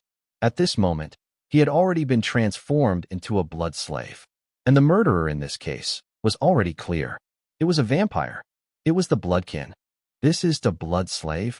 Evelia, who was also knowledgeable, also recognized Uncle Wei's identity at this moment. So-called blood slaves were monsters that were neither bloodkin nor human, formed with a very small probability when humans were killed by bloodkin and accidentally contaminated with bloodkin blood. These blood slaves possessed good self-recovery abilities. Although they couldn't compare to true bloodkin, they had already far surpassed the scope of humans, and at the same time, they also inherited the bloodkin's bloodthirsty impulses and killing instincts. However, unlike bloodkin, they had no consciousness of their own and couldn't control their own desires and impulses. They were merely monsters that only knew how to crave blood and slaughter.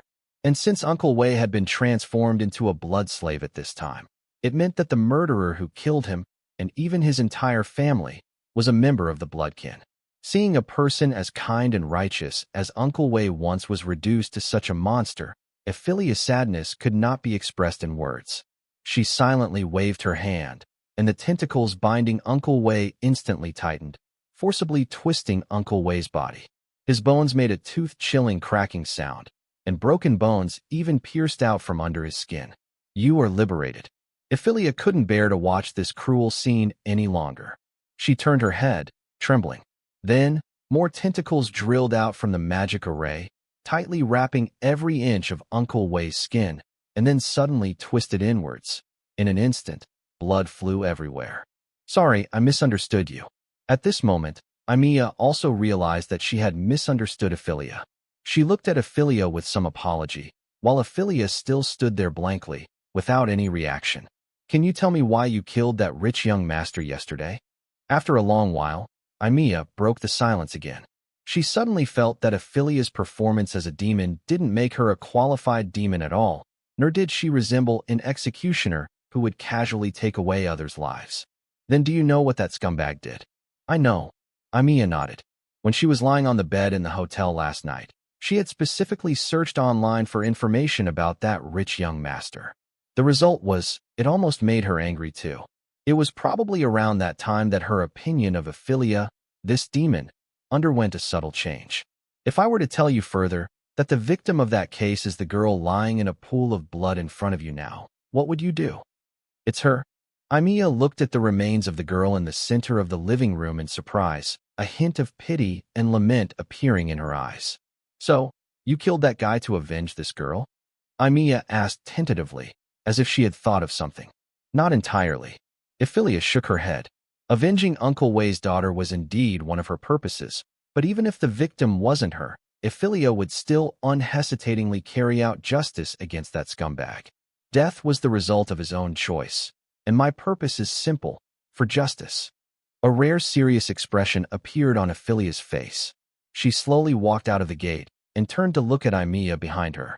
Dazzling sunlight poured in from the window in the corridor, just illuminating half of Ephelia's side profile, making her expression at this moment look serious and majestic.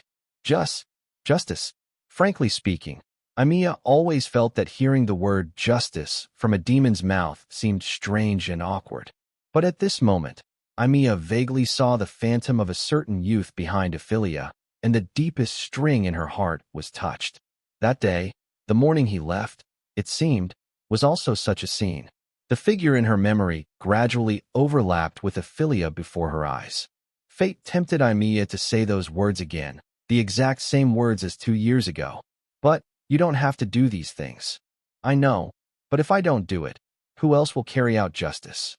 Evelia turned around and said to Evelia word by word, seriously. You've also read the news about that scumbag. You should know how insignificant human judgment can be in the face of human darkness. Although there are indeed examples where truths and injustices that were once suppressed have been rediscovered after many years. But the problem is, how many such examples can there be? And during this period, what kind of suffering will those who are already victims, the weak, have to endure? Most importantly, justice delayed, can it really be called justice? And can a belated judgment truly soothe the pain that has long been deeply engraved in people's hearts? In an instant, Evelia saw that the youth in her memory, who dreamed of becoming a partner of justice, at this moment, completely overlapped with the demon before her eyes. Involuntarily, Evelia's eyes began to turn slightly red, and crystal tears welled up in her eyes. Thank you. Evelia was a little shocked. She tilted her head in confusion, not quite understanding why the angel in front of her suddenly looked like she was about to cry. Could it be that her handsome speech just now amazed her?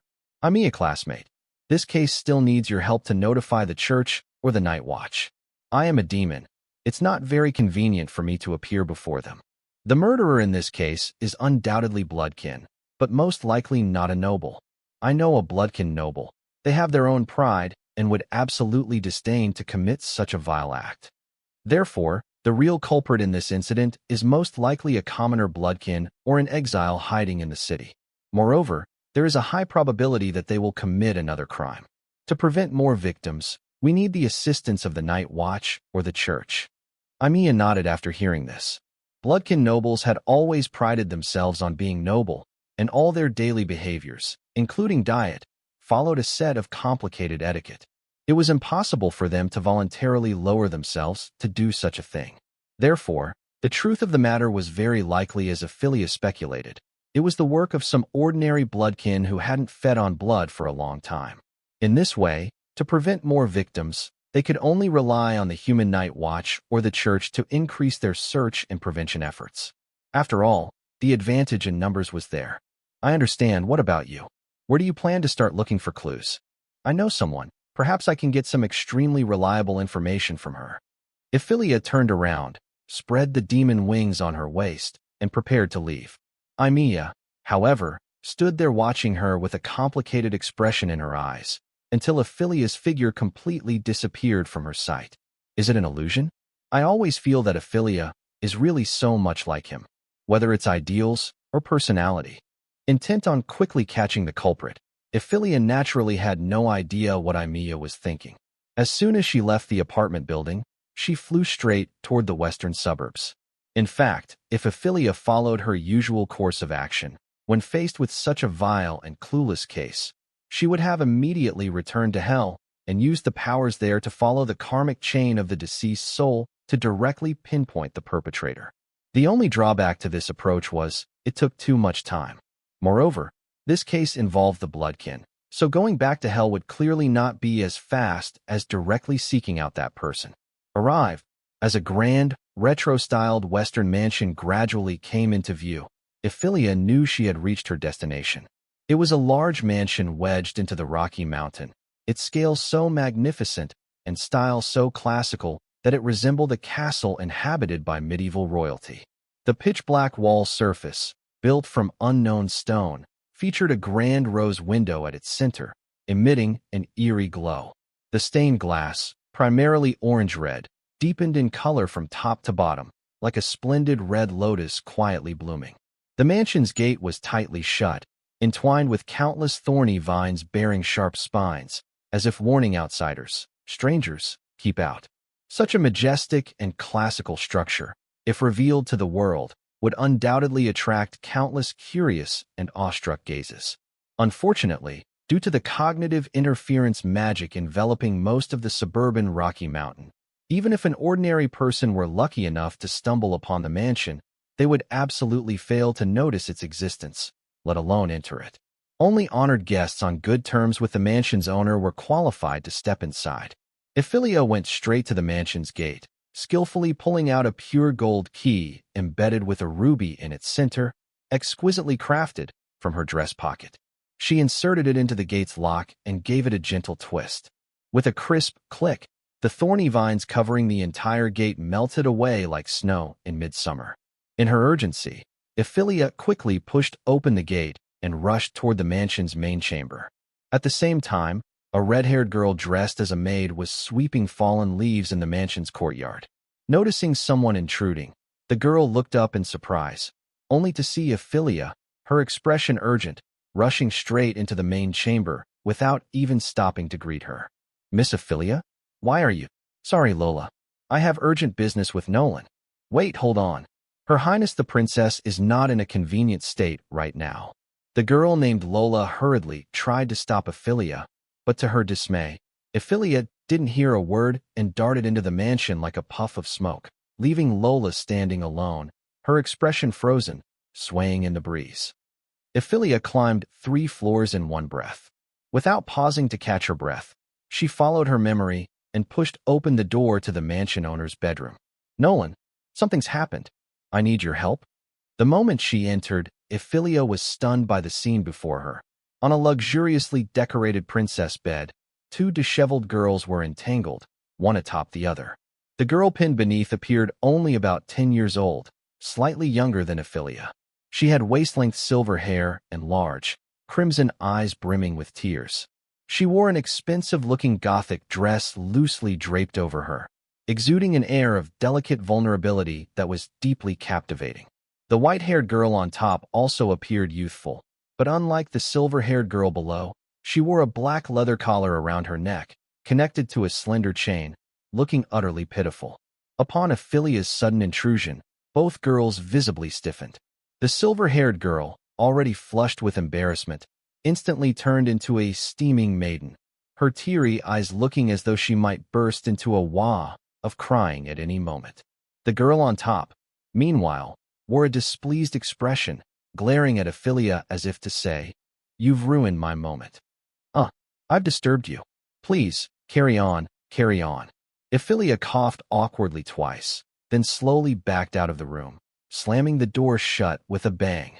The next moment, the silver-haired girl's scream of shame to the point of despair echoed from within. "Ahem, Miss Evelia, what did I say? Sorry, Lola, I'll be more careful next time. It was my fault for interrupting the lovebirds." In the mansion's living room, Evelia sat across from the maid named Lola and the 2 girls, now properly dressed. Lola spoke to Evelia with a hint of exasperation, while Evelia, visibly embarrassed, occasionally glanced at the still blushing silver-haired girl and the white-haired girl beside her, who was staring at Evelia with a look of regret. "Damn it, big sister Evelia, you ruined my moment again. I was this close. I could have devoured Nolan completely. Damn it, damn it, damn it." The white-haired girl was clearly upset about Evelia's intrusion, her little face puffed up with anger, so adorable it made one want to pinch her cheeks. "Wah? Lena, stop talking. It's so embarrassing." The silver-haired girl beside her, on the other hand, was far more timid. She cautiously tugged at the white-haired girl's skirt hem, her large, crimson eyes staring pitifully at her. "You don't need to cover for me, Nolan-chan. I was too impulsive this time and accidentally interrupted your moment." Evelia put on a deeply remorseful expression, but the silver-haired girl, Nolan, panicked at the sight of it, hurriedly trying to explain herself. "No, really, it's not like that, Ivy. Don't misunderstand. We really weren't doing anything weird. Perhaps due to excessive nervousness and embarrassment, Nolan's words became incoherent. Seeing Ephelia's "I understand" expression, her nose stung, and she reverted to her teary-eyed state. Woo, woo. We really weren't. Nolan is a good girl. Nolan wouldn't do that kind of thing, wah? Finally, Nolan burst into a wah of tears, sobbing while still trying to defend herself. The maid beside her hurriedly pulled out a handkerchief to wipe her tears, softly comforting her. There, Her Highness the Princess is a good girl, don't cry. Sigh. Evelia suddenly began to wonder if coming to Nolan was the right choice after all. This bloodkin princess was, as always, such a delicate little thing. Nolan Terijuo, with her iconic silver hair and red eyes, along with her petite, lowly-like figure passed down through her lineage, had an unmistakable identity. She was a member of the Bloodkin royal family, the current Bloodkin High Princess, and the only daughter of the reigning Bloodkin Queen. At the same time, she was also the certain shut-in wasting away in the suburbs that Evelia had mentioned earlier, the only vampire Evelia knew. In terms of their relationship, the two could be considered best friends. As for the white-haired girl clinging to her, that was Lena, Nolan's pet and blood source. To be honest, Evelia had more than once wondered who was truly the master and who was the pet in this dynamic. After all, my master's aggrieved, crying face is just too adorable. Quick, let me hug you. Lola had finally managed to calm Nolan down from crying, but Lena, sitting on the other side, shamelessly latched onto her again. Her small hands roamed over Nolan's body without restraint, while she slyly burrowed into Nolan's arms, causing Nolan's face, which had just begun to settle, to flush red again. Hee, master smells so nice, I love it. Ugh. Lena, stop touching everywhere, it tickles. You too. Could you please be a bit more mindful of the occasion when flaunting your affection? There's a single dog here, hello? Though Evelia had more or less grown used to it, she still silently grumbled in her heart. Also, Nolan, could you at least try to stand up for yourself? You're the Bloodkin High Princess, for crying out loud. Being teased and toyed with so casually is just too embarrassing, isn't it? To be frank, if it weren't Evelia here but someone else, seeing Nolan so submissive might have led them to imagine countless scenarios of a seemingly weak but secretly cunning character. After all, the Bloodkin royal family was notorious for being like sesame-stuffed dumplings, soft outside, scheming inside. Nolan, as the grand Bloodkin High Princess, would naturally make anyone think she was just pretending to be weak for outsiders or had some peculiar fetish. But Evelia knew all too well that her best friend was genuinely as pure as those pointy-eared elves, with no such peculiar fetishes. She was truly, just, completely, unable to be dominant. Basically, she was destined to be the submissive one for life. At this thought, Evelia couldn't help but look at Nolan, who was being teased by Lena until her face was flushed with embarrassment, with a hint of pity. Nolan, see? Being single is the way to go. What's so great about having a girlfriend? Getting teased all day long. Evelia, will absolutely never get a girlfriend. Of course, Evelia had no idea that within a week or two, her future self would thoroughly betray this conviction. But that's a story for another time. Naturally, some might ask, if girls are off the table, what about boys? Boys are a different story altogether. If a girl confessed to Evelia, she'd at most politely decline and hand out a nice guy card. But boys? They could go talk to her shotgun. Ahem, I say, you two, haven't you had enough? I came here for serious business. Seeing that Lena had no intention of stopping, and to rescue her best friend, Nolan was now staring at Evelia with a pitiful save me look. Evelia coughed twice, signaling for them to cut it out. TCH. Though Lena clearly looked reluctant, Evelia was a guest, and showing off in front of a guest, especially a single one, was a bit tactless. So, despite her thousand-fold displeasure, she grudgingly sat up from Nolan's embrace. Well, whatever. I can always continue tonight. Unaware of what awaited her that evening, Nolan gave Evelia a grateful nod. To prevent another assault from her pet, she cleverly shifted to the side, letting the maid sit between her and Lena. Lena, heartbroken.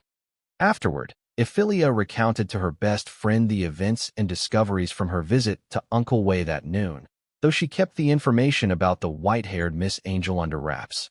It wasn't exactly something to brag about, so no need to spread it around. Nolan's expression grew noticeably more serious as she listened. Her brows furrowed slightly, as if deep in thought, her crimson eyes filled with a focused intensity. At that moment, Nolan finally resembled the bloodkin high princess she was.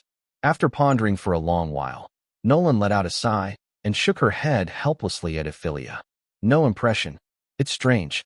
Every subject in this city is under my control, be they poor or rich, commoner or noble, thug or exile.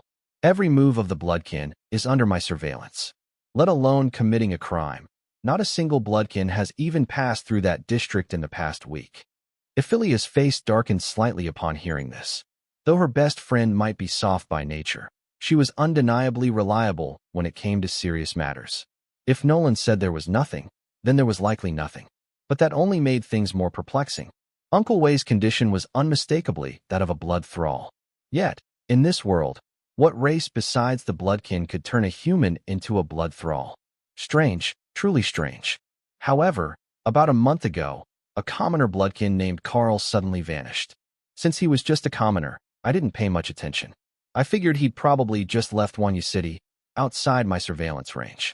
But now, it seems that among all the bloodkin in Wanyu City, this Carl is the only one with even a slight possibility of being involved.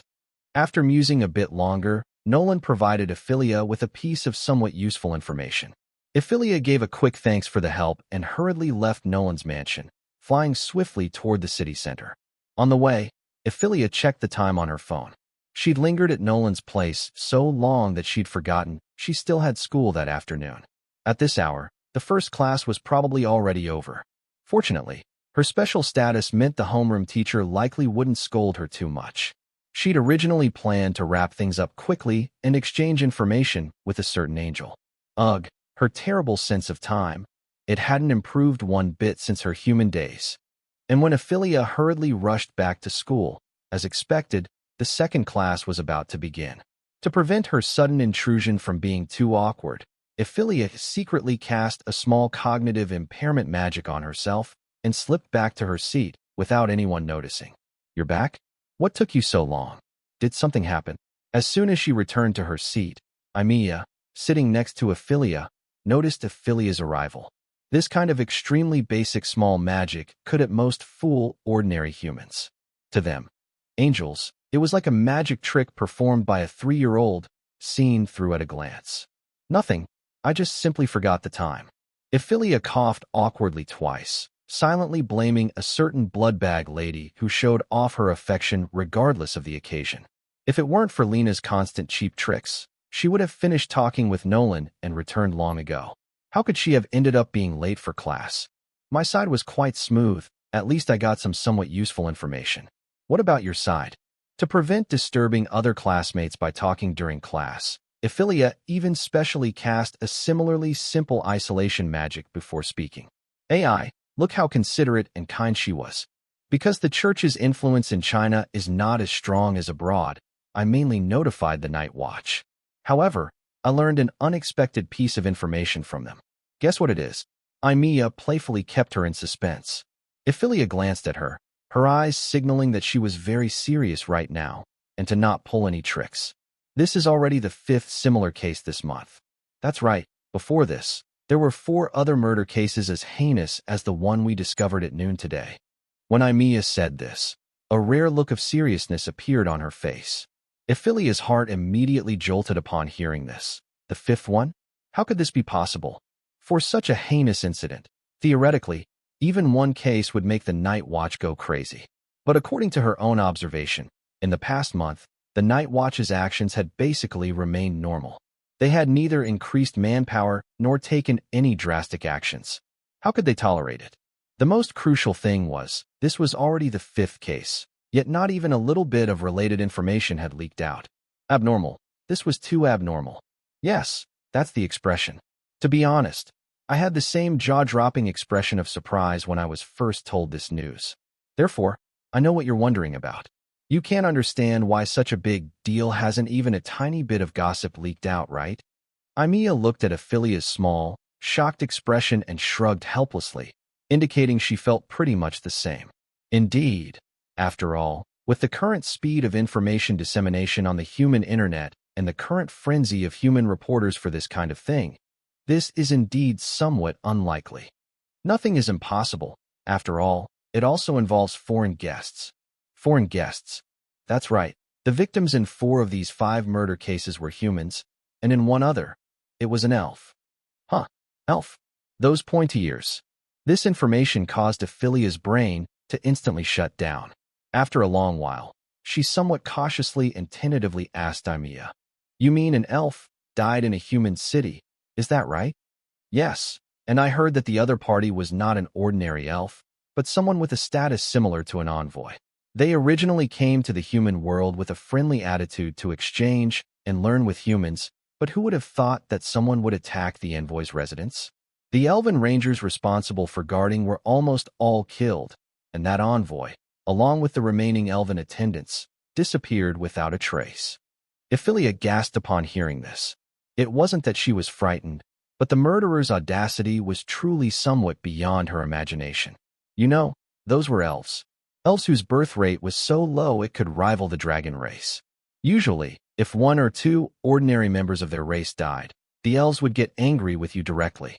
Now, not only did a large number die at once, but even a high-ranking elf who was an envoy had disappeared. If this news got back to the elven race, wouldn't they go completely mad? The elven race had always attached great importance to etiquette. Although not to the extreme extent of the bloodkin nobility, it could be seen from the fact that the envoys they sent were always quite important high-ranking elves within their race how much they valued diplomatic etiquette, and the proportion of high-ranking elves among the already sparsely populated elven race was less than 1/10. Therefore, there had always been a consensus among all races that no matter how intensified the conflicts between various parties became, the elven embassies were absolutely untouchable. This time, it was great. Not only did more than half of the elves in the envoy die, but even the high-ranking elf who was an envoy had disappeared. Presumably, the human high-ups must have been tormented by this matter to the point of being brow-battered recently, right? They probably also issued strict orders to those below, which was why not a single bit of news about this entire serial murder and disappearance case had leaked out until now. Wait, but in this case... Suddenly, Evelia seemed to remember something. Her whole person was instantly stunned, and her brain once again entered a shutdown state. Can't figure it out, right? According to our previous speculation, the murderer should be an ordinary bloodkin commoner, but now, the information from the Night Watch directly overturns this conclusion. Let me ask, how could an ordinary bloodkin commoner, who most likely hasn't even mastered blood magic, single-handedly defeat an entire elf envoy? Especially when there was a high-ranking elf in the envoy. Evelia shrugged, a troubled look also appearing on her face. This matter had been bothering her all afternoon. Long before Evelia returned, she had thought of many hypotheses, but they were all overturned by herself one by one. However, the Night Watch did tell me one more piece of information, which is that the reason the 5 incidents were treated as serial cases is because their methods and crime scene situations were extremely similar. In particular, in every incident, besides the deceased at the scene, there were also relatives related to the deceased who went missing. And besides these 5 cases where people died, in fact, this month, many non-human individuals who were originally under the surveillance of the Night Watch suddenly disappeared, including beastmen, dwarves, and so on. Before I left, they even specially reminded me to be careful during this period. Humans, dwarves, beastmen, elves. Evelia rubbed her brow with a headache. Abducting so many people of different races at the same time and committing such heinous crimes, she really couldn't figure out what the perpetrator wanted to do anymore. And from this perspective, the missing commoner bloodkin Carl, whom she heard about from Nolan, was most likely also a victim of this incident. But this created a new problem. If the murderer wasn't a bloodkin, why would Uncle Wei turn into a blood slave? So troublesome. I'd better call stinky old dad later and ask him to check the karmic chains of the souls that died these past 2 days to see if he can trace the murderer through the souls of the deceased. Afterwards, Evelia informed Evelia of the information she had obtained from Nolan at noon. After hearing it, Evelia pondered for a while and came to the exact same conclusion as Evelia. The commoner bloodkin named Carl was not the real murderer in the case. but a victim who had tragically met a violent end. Evelia then inquired about the situation at the scenes of the other few cases, and Evelia told her. The situation where the victim was transformed into a blood slave only occurred with Uncle Wei. The clues found at the other crime scenes were also different. Some had residual traces of magic, some had residual beast claw marks, and this was also why the Night Watch still had no clue even though the crimes had occurred. They couldn't even determine the specific race of the murderer. How could they even find a damn thing? The afternoon passed in a flash. During this time, Evelia and Evelia also discussed several other possibilities, such as whether it was a gang crime involving multiple races, but in the end, these possibilities were also found to have loopholes by themselves and were gradually overturned. Helpless, Evelia could only call her stinky old dad for help, and our dear Lord of Hell, being the most hopeless daughter-doting fool in all of hell, naturally adhered to the principle of daughter first. After hearing that it was his precious daughter's request, he agreed without hesitation. He even, when he first received Evelia's call, expressed with snot and tears that this was the first time Evelia had proactively called him. He was so moved that he almost scared our Miss Demon into hanging up the phone. And for a certain ultimate daughter-doting fool pretending to be a lonely old man, our Miss Evelia expressed strong condemnation. However, it had to be said that this fellow Satan, when pretending to be a lonely old man, was unexpectedly very convincing in both emotion and tone. If Evelia didn't return to hell to see Satan almost every month, she really would have believed it. After doing all this, our Miss Evelia also finished her classes for the day and was very happily preparing to go out for dinner to relax, leaving the poor Miss Angel alone to attend that damned evening self-study. It's really strange. Clearly this morning we were still in a state of irreconcilable conflict. Yet this afternoon we actually discussed the case with her so naturally, just like sisters who have known each other for many years. What's wrong with me? Evelia walked through a dimly lit alley, a hamburger serving as her dinner dangling from her mouth. While eating, she replayed the things she discovered today in her mind, only then realizing that she had unconsciously reached a temporary reconciliation with Miss Angel. She couldn't help but feel a little surprised by this subconscious behavior. You know, angels and demons had been mortal enemies who opposed each other since the beginning of their existence. One controlled heaven, the other controlled hell. They usually couldn't stand the sight of each other, and even frequently waged wars in ancient times. If Evelia remembered correctly, she had once heard from Uncle Mephistopheles that the largest battle ever fought between angels and demons had a scope so vast that it almost dragged all the other races into it. And in that battle, her stinky old dad Satan personally faced off against the strongest of the angel lineage, Archangel Michael. The outcome of the battle was unknown, but it was certain that both Michael and Satan were severely injured, and the war thus ended. Therefore, theoretically speaking, Evelia, as a demon, should feel an instinctive disgust and hostility towards Evelia, who was an angel, but judging from the situation this afternoon, not only did she not instinctively dislike Evelia, but she actually felt a sense of closeness towards her. Strange. Well, forget it. It doesn't affect me much anyway. Since I helped her out this noon, it should be considered even with her, right? It just so happens that with an angel's help, future activities will also be much easier. As for the subconscious sense of closeness, let's just say we were fated in a previous life. Evelia had always been very open-minded. After casually finding an excuse to fool herself, she continued to happily walk towards her rented small house, humming an unknown little tune. And in a corner she couldn't see, a sneaky, suspicious figure was staring intently at her. A large black robe almost concealed everything about him in the darkness. He moved like a pervert through the pitch-black shadows, his eyes filled with excitement and desire as he looked at Evelia. Finally, a chance. A demon's body and soul. Lord, thank you for your protection. Probably because Evelia personally requested it, our old father Satan completed the soul query with unimaginable speed and immediately called Evelia back. But unfortunately, the news he brought was not good. What? Can't find it. How can it not be found? Evelia's eyes widened, and she repeatedly questioned Satan on the other end of the phone in disbelief. Indeed not, daughter. The souls of the deceased in those cases you mentioned didn't enter hell or heaven at all after death. Their souls were forcibly kept in the human world by some power or someone. Satan's slightly helpless voice came from the other end of the phone. Souls kept in the human world? Old Dad, you mean soul magic? Evelia frowned.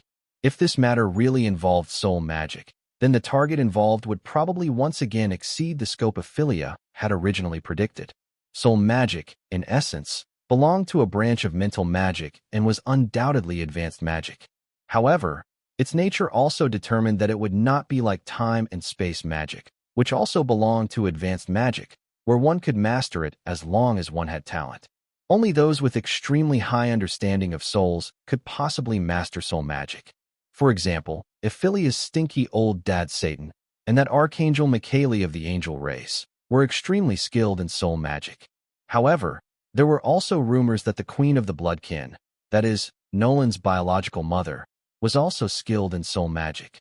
In short, if the true murderer in this incident was indeed a master skilled in soul magic, it could explain why the other party could easily defeat an entire elven rangers and abduct a high-ranking elf. Such a fellow, no matter what, would at least be an old, undying creature over 500 or 600 years old. It's not necessarily soul magic. After all, if it's just about keeping souls in the mortal realm, there are still many ways to achieve it. Satan's comfort didn't have much effect. Evelia's originally not bad mood was now completely swept away. She reached out and pinched her brow, already able to foresee that the upcoming investigation would probably involve a bloody storm. However, so what if it really was an old monster skilled in soul magic? As the princess of demons, the most doted-on daughter of Satan, the Lord of Hell, the most esteemed pearl in the palm of all hell, Evelia's trump cards were so numerous that ordinary people couldn't even imagine. If she was really pushed to the brink, even if the opponent was a formidable enemy whose strength was comparable to a Hell Lord or a six-winged archangel, she could make them suffer greatly. No matter who he was, since he had committed such a vile and abominable act, Evelia would definitely make him pay with blood.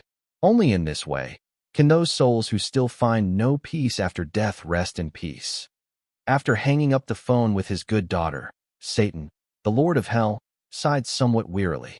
His sturdy and imposing figure slowly rose from the throne, and he strolled to the edge of the cliff in front of the throne, overlooking the entire landscape of hell. This was the location of Satan's throne, and also the highest point in all of hell, and the gate of hell, which led to the human world and heaven, was precisely embedded in the stone wall directly opposite the throne. Did you tell little Evelia? Behind Satan, Lucifer, the six-winged angel bearing the name of fallen angel, slowly walked towards him. At this moment, Lucifer's handsome face was full of worry. It was he who, together with Satan, had previously examined the soul conditions of the deceased in those few cases, and unlike what they told Evelia, they had indeed found something through the karmic chain, and that was precisely the source of the worry on Lucifer's face now. I only told her that the souls of the deceased have not entered reincarnation and are still trapped in the human world. As for the rest, it's not time yet. Satan spoke slowly. The dignified Lord of Hell actually had a hint of worry flickering in his eyes, just like Lucifer. It was hard to imagine that, with his status and strength, there still existed things in this world that even he felt somewhat helpless about. It's those people from the Advent faction. I didn't expect that they, who have been in hiding for many years, would actually resume their activities, and with such high-profile actions right from the start, it's almost like declaring war on us. A faint killing intent flashed in Lucifer's eyes, and a black and white light vaguely circulated around his body. The people of the Advent faction are merely leaping clowns. What's truly worrisome is, now that they have resumed such large-scale sacrifices, even including a high-ranking elf, does this mean he is about to return? Does she know about this matter? You should know. I haven't contacted her for a long time. It seemed that because Lucifer mentioned a certain person, Satan's expression darkened, as if he had recalled some unpleasant memories. Sigh, Brother Satan. No, Typhon. After all these years, when will you change this tsundere personality of yours? What time is it now? Lucifer, you were once an angel. Don't you know how sinister Michaeli is behind the scenes? I suffered enough losses back then. If I could, I would rather never see her again until I die. You're hopeless. Lucifer shook his head helplessly. After so many years of getting along, he had come to understand the personality of Satan, or rather, his old friend Typhon, quite well. But it was precisely because he understood him so well that he was surprised that Typhon could put on such a dignified and oppressive demeanor at the Hell Council. One could only say that he was indeed Ephelia's biological father. Little Ephelia's personality was practically carved from the same mold as Typhon's. Then what do you plan to do? Just wait like this? Of course not. It's just that according to our calculations back then, there's still a considerable amount of time before his true return. Before the situation becomes serious enough to require our intervention, both she and I will temporarily remain silent. The long black hair on the back of Typhon's head gradually turned wine red, and his crimson eyes slowly transformed into pure gold. In an instant, an extremely terrifying and majestic aura spread out from Typhon as the center, gradually enveloping the entire hell. This world has been peaceful for too long. It's time to become restless again. Returning the perspective to Evelia, after hanging up the phone with her stinky old dad, she still continued to head towards home. However, the relaxed and joyful aura that she originally exuded had long since disappeared, replaced by heaviness and worry. Woof, woof, woof. Just as Evelia was worrying about where to start her investigation next, a series of tender and crisp barks interrupted her thoughts.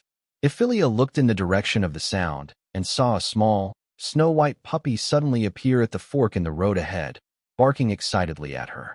Puppy. So cute. Ephelia's eyes immediately lit up, and the worries that had been troubling her were instantly thrown to the back of her mind. She loved these fluffy little cuties the most. Evelia trotted a couple of steps and carefully approached the little dog's side. She squatted down and gently clapped her hands at it, afraid that a moment of carelessness would scare this cute little fellow away. Woo! The little fellow hesitated for a moment, but still obediently walked to Ephelia's front and stuck out its tender little pink tongue, trying to lick Ephelia's outstretched little hand.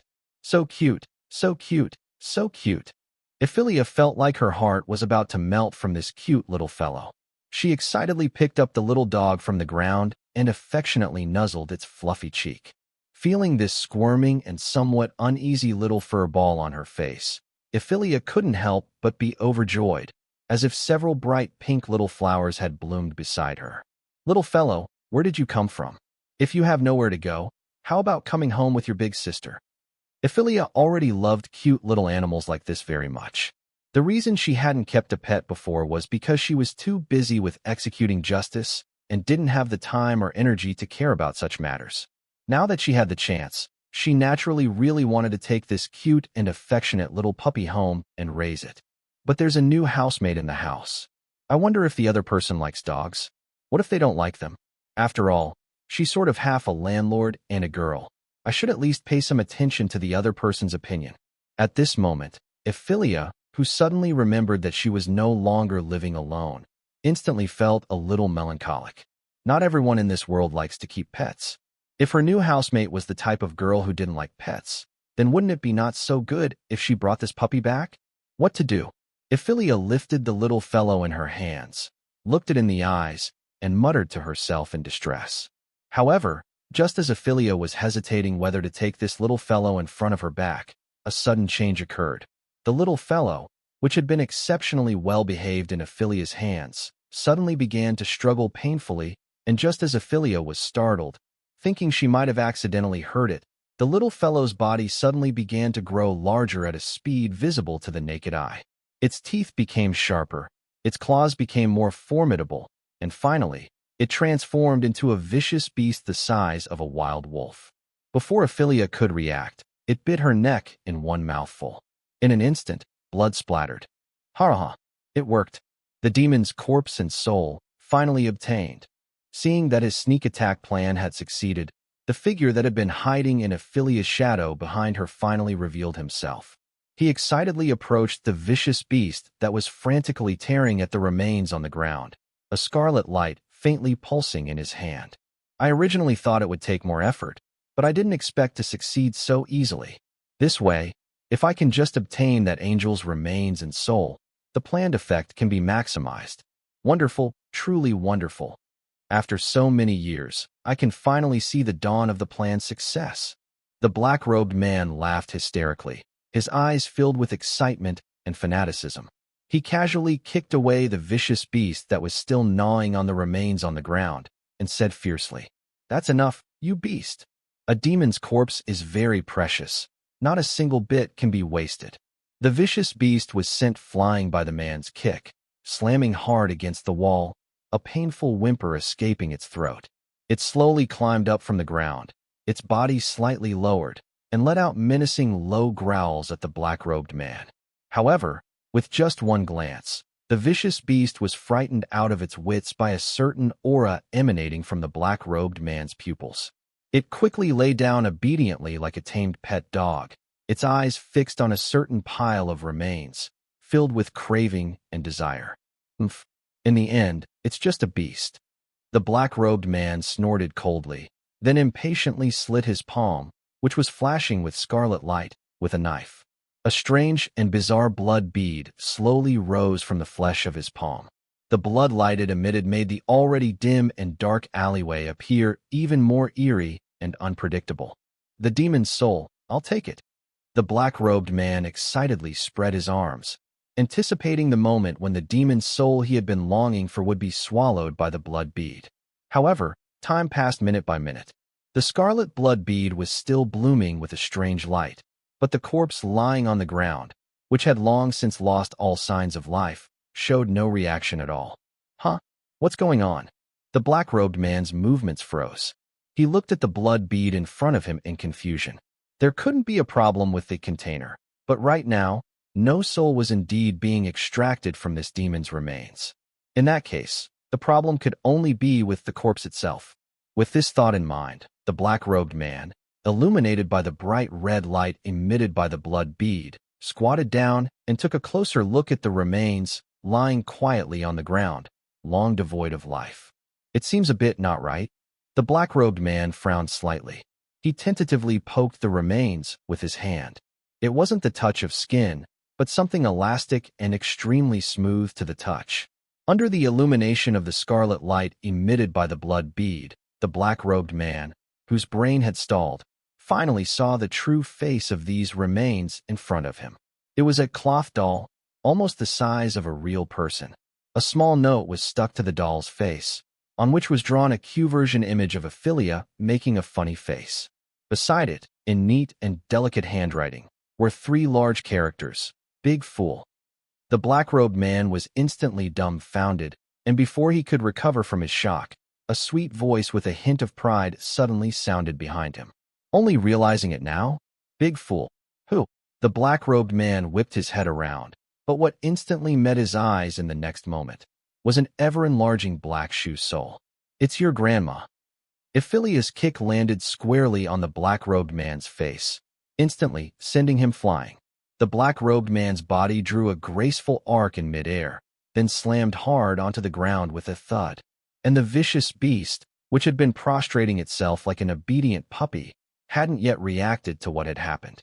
Its wide eyes looked at the black-robed man who had landed headfirst not far away, then at Evelia standing there with a smug look on her face, momentarily unsure of what to do next. "Never mind, better just stay prostrate." Vicious beast, brain not responding. To actually transform such a cute little puppy into this not at all cute appearance. You really are terrible.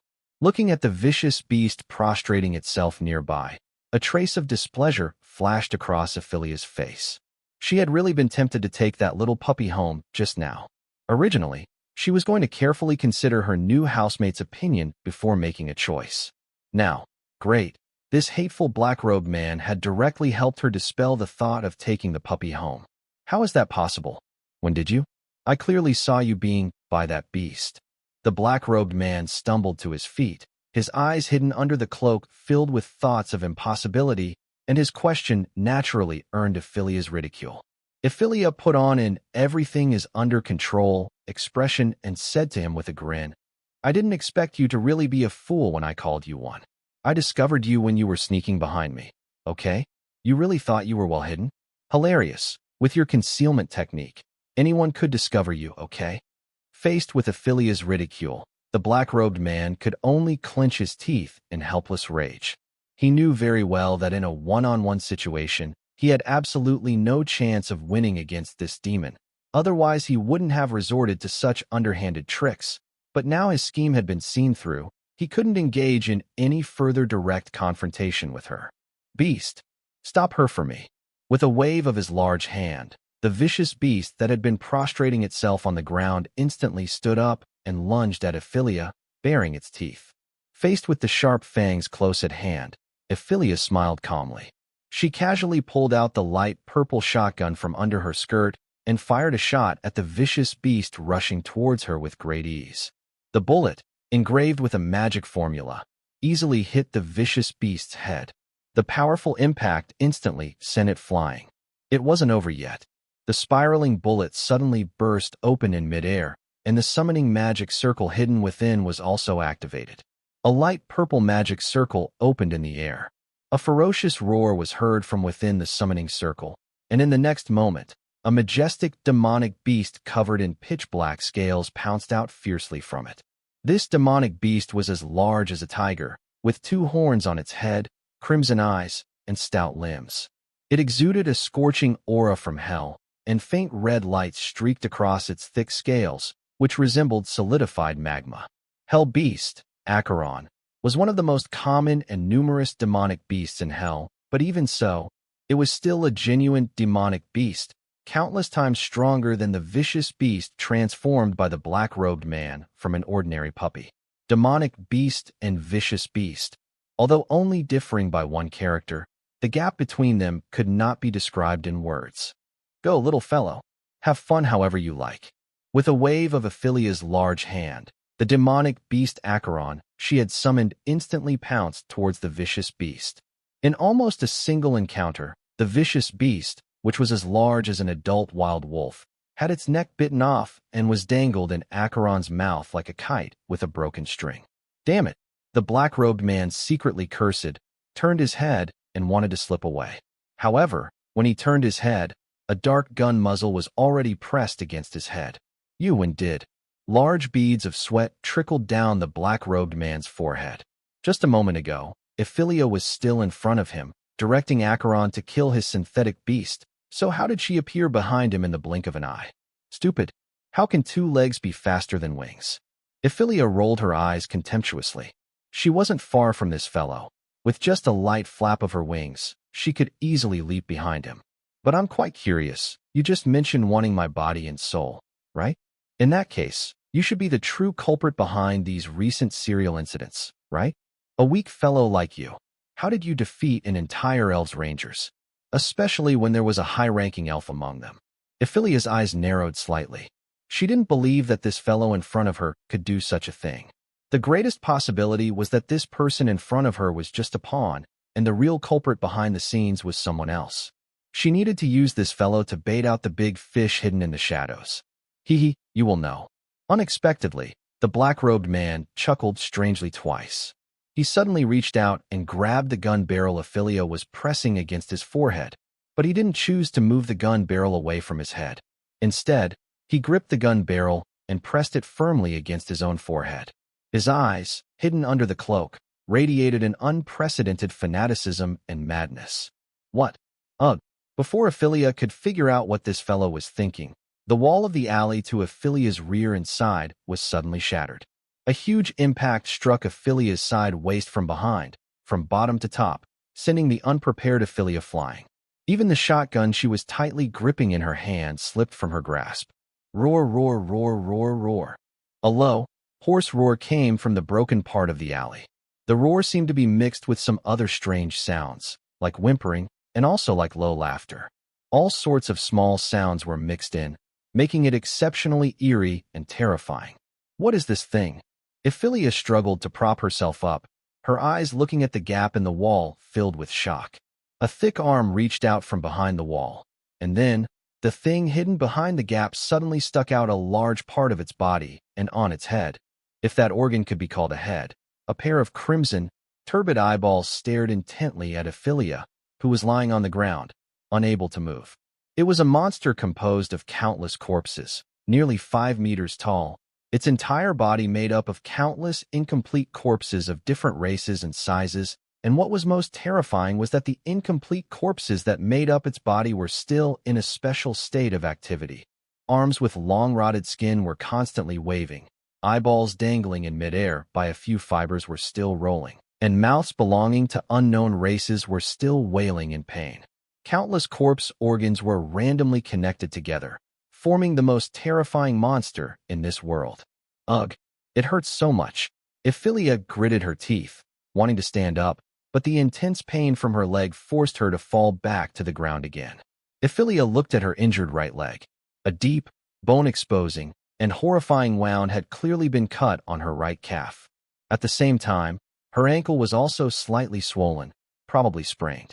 In addition, Evelia's forearms, elbows, and wings were also covered with large and small wounds, looking truly somewhat wretched. TSK, not good, if this continues. Evelia clenched her jaw. Although she was a demon, her self-healing ability far surpassed that of humans, and her injuries could recover even without treatment, but the injury on her calf was indeed a bit too severe, and it was probably unlikely that she would regain mobility for a while. And before her eyes, the colossus that had ambushed her had completely emerged from the gap in the alley, fully revealing its form, and was slowly walking towards Evelia step by step. If she didn't leave in time, it would be Acheron. Evelia shouted, and the hell beast Acheron instantly pounced forward. Its thick, broad body blocked Evelia, and a red light faintly glowed under its pitch-black scales. In the next moment, Acheron roared fiercely, and a scorching fireball rushed towards the enormous corpse monster. Acheron was a demonic beast from hell. Therefore, even though it was the most common and lowest-ranking creature in hell, the flames it spewed were also hellfire that could burn souls. And hellfire was the natural enemy of all life in the world, capable of burning to ashes any creature it touched. It should have been like that. When the flame, symbolizing death, hit the corpse monster head-on, it didn't burn fiercely as Evelia had expected. Instead, it was as if it had encountered something non-flammable. It merely flickered for a moment before extinguishing, only leaving a not-so-small scorched mark on the corpse monster's struck arm. Evelia immediately understood why, and at the same time, she finally understood why that elf's rangers had been tragically wiped out even with a high-ranking elf present. This corpse monster had the characteristic of magic immunity. The so-called magic immunity, its full name was magic effect immunity, was an extremely rare talent characteristic, almost the natural enemy attribute of most magical creatures. Magic immunity certainly couldn't completely immunize against magic. Just like Acheron's attack still left a mark on the monster just now, it could only reduce the power of magic. But its terrifying aspect was that a powerful magic immunity characteristic could even reduce the power of magic by 90%. Unless it was a forbidden spell that surpassed the scope of magic or some extremely special extra magic. Otherwise, magic hitting this monster would be weakened to the point of being like a tickle, just like the fireball Acheron spat out just now. It really was an unexpectedly troublesome fellow. But just as Evelia had said before, the number of trump cards she held absolutely far exceeded what that black-robed man imagined. It was not difficult to defeat the corpse monster with the magic immunity characteristic in front of her. But the problem was, ha ha ha, how about it, demon? This is the corpse bearer blessed by a divine being. It's not something that the previous beast, which only knew how to wag its tail and beg, can compare to. The black-robed man had a rather smug expression, excitedly showing off the corpse monster beside him to Evelia. For some reason, Evelia felt that this fellow's smug look was super annoying, making her always have the urge to stomp on her a couple more times. Then, farewell, the demon girl who executes justice. Your body and soul, I shall accept them. Listening to the black-robed man's arrogant and domineering voice, and feeling the corpse bearer gradually approaching her, Evelia lowered her head, as if she had completely given up resisting.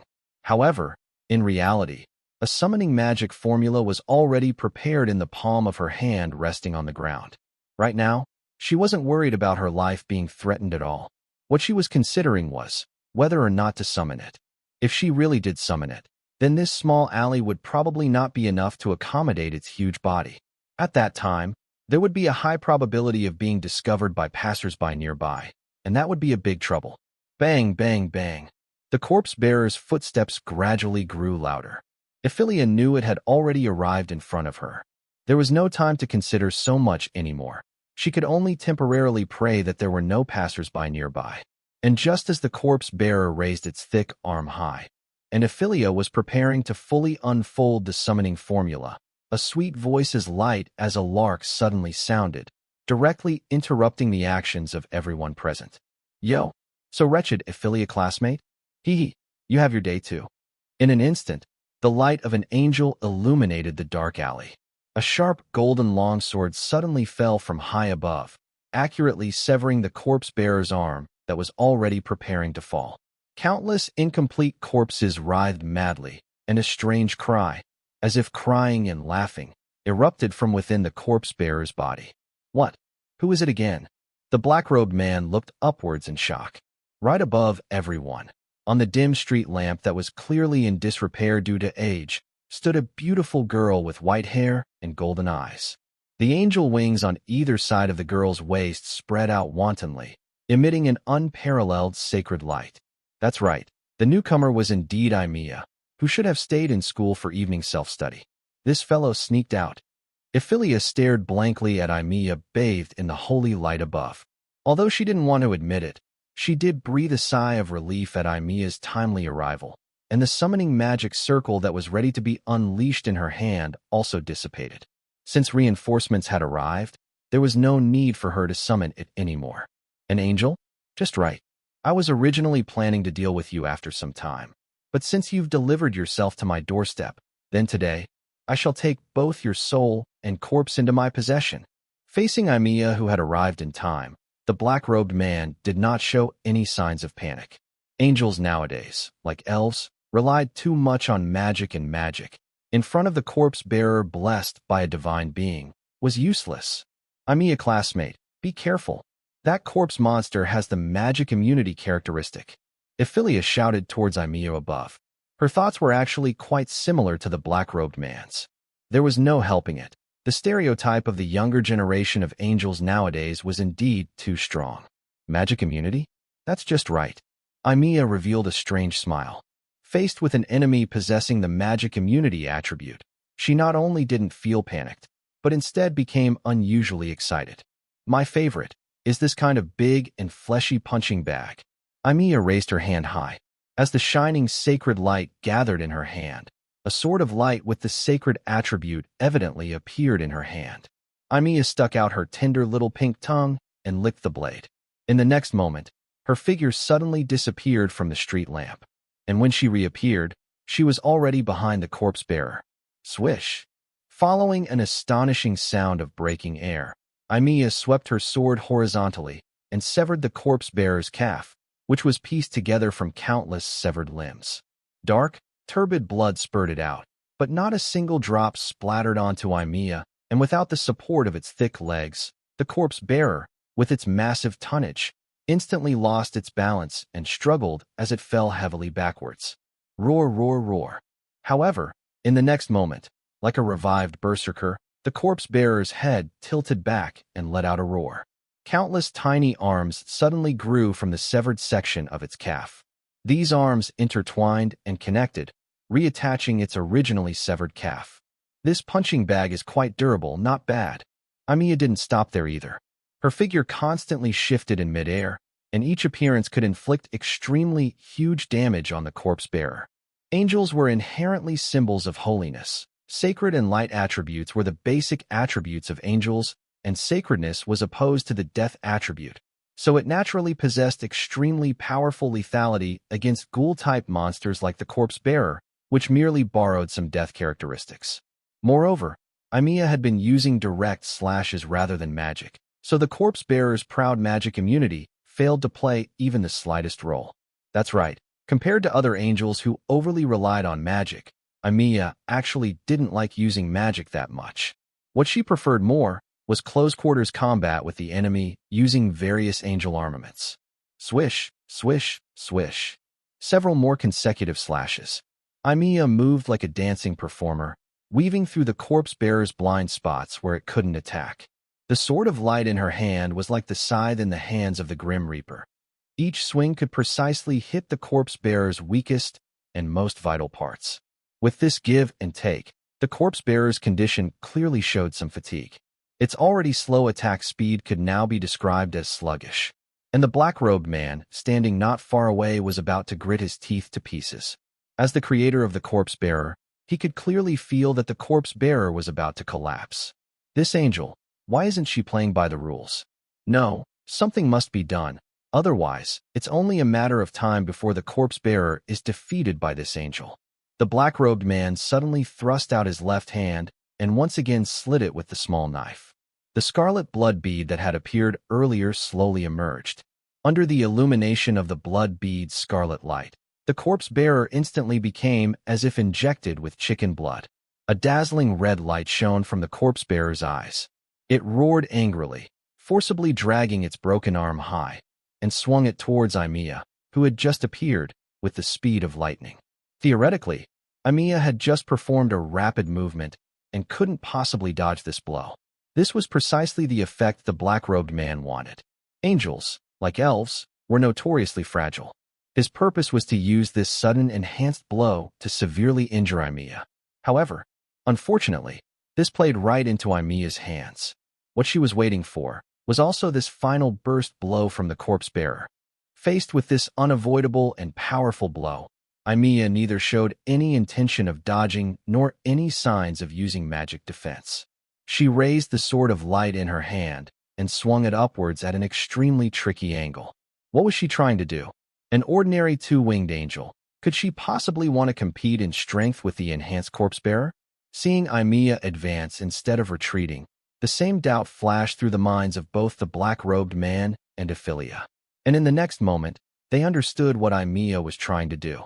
Just as the sword of light in Emilia's hand was about to collide with the corpse-bearer's arm, which was coming with the force of an avalanche, Evelia gently turned the sword of light in her hand, moving away the blade that was originally aimed at the corpse-bearer. Instead, she used the hilt of the sword of light, that is, the handguard, to fiercely crash into the corpse-bearer's rapidly approaching attack. Clang! The moment the handguard and the arm collided, a humming sound like that of swords clashing erupted. And what was even more surprising was that the corpse-bearer, which was made of flesh and blood, actually fell backwards after this blow, as if it had been repelled, while the sword of light in Emilia's hand suddenly burst forth with an unparalleled brilliance after repelling the corpse-bearer's attack. Countless sparkling points of light floated up from around the sword body and merged into the sword of light in Emilia's hand, causing the blade part of the sword of light above the hilt to suddenly increase in length by several meters. And on the blade of the sword of light, a thin scarlet line faintly extended from the spine of the sword, rapidly spreading across the entire sword body like a branching tree. Good chance. Although she didn't quite understand how Evelia did it, Evelia also instantly realized that this was the best opportunity to deal with the corpse-bearer. She hurriedly raised her right arm, which could still move, and a light purple magic circle, a full 2 meters in diameter, instantly condensed from her palm. Thick tentacles covered in pitch-black scales suddenly drilled out from the magic circle, and in an instant, they bound the corpse-bearer's limbs, leaving its most vulnerable chest area completely exposed under Emilia's sword of light. Oh! Evelia shouted loudly, and fiercely slashed the sword of light, which she held horizontally in front of her, towards the corpse-bearer. A golden sword beam, like a laser cannon, instantly shot out, easily cutting the corpse-bearer, along with the nearby floor tiles and walls, in half as if cutting tofu. This impossible. Magic cannot possibly harm the corpse-bearer blessed by a divine being. Damn angel, what did you do? The black-robed man, seeing the corpse-bearer defeated, roared in disbelief. If he could still understand Evelia previously using the semi-corporeal angel armament, that is, the sword of light, to injure the corpse-bearer, then the sword strike Evelia just delivered, whether in terms of aura or manifestation, was clearly a very orthodox light attribute magic. The black-robed man couldn't understand at all why the corpse-bearer, blessed with the divine being's magic immunity, failed to withstand the magic Evelia released just now. What's impossible? Oh my, is this small fry, mister, who wears a black hood and doesn't even dare to show his true face, getting angry from embarrassment? No way, no way.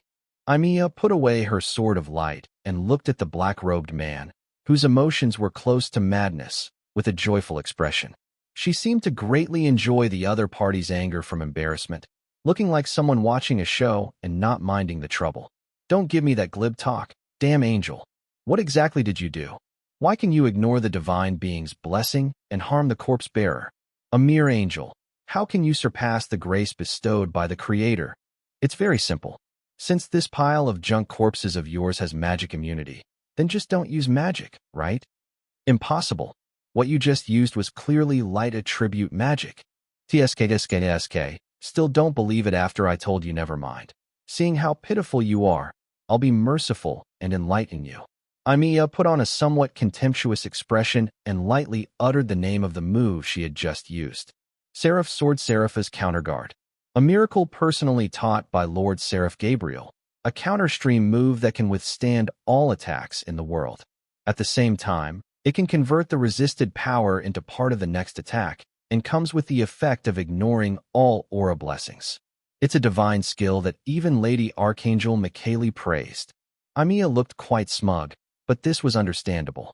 For a two-winged angel to be able to use a move from that legendary six-winged archangel, whose strength was said to be comparable to Lucifer's in legends, if it were any other angel, their wings would probably be pointing to the sky by now. However, even with the personal guidance of that seraph, Evelia, who can learn such a miracle, is probably no ordinary angel. It seems I underestimated her before. Evelia looked at the smug Evelia and thought to herself.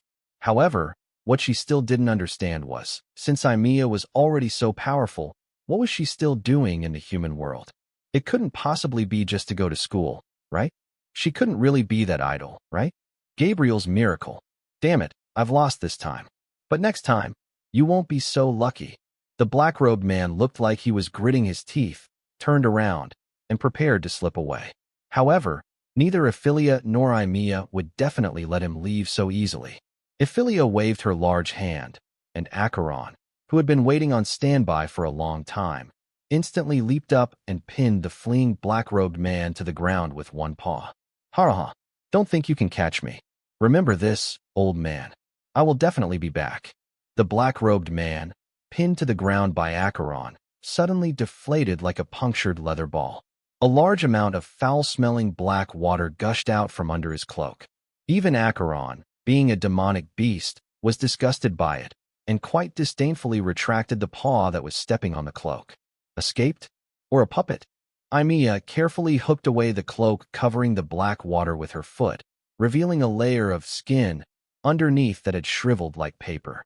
She frowned and said with some displeasure, "TSK, I feel like I've heard this guy's exit line somewhere before. It seems to be a certain cartoon little gray wolf." Evelia sat slumped on the ground, using her body to press on her injured parts to stop the bleeding as much as possible. Even at this time, she still had some leisure time to make such a small joke, which showed how big her heart was. Yo, do demons also watch cartoons? Evelia classmate. Evelia turned around and slowly walked to Ephelia's side.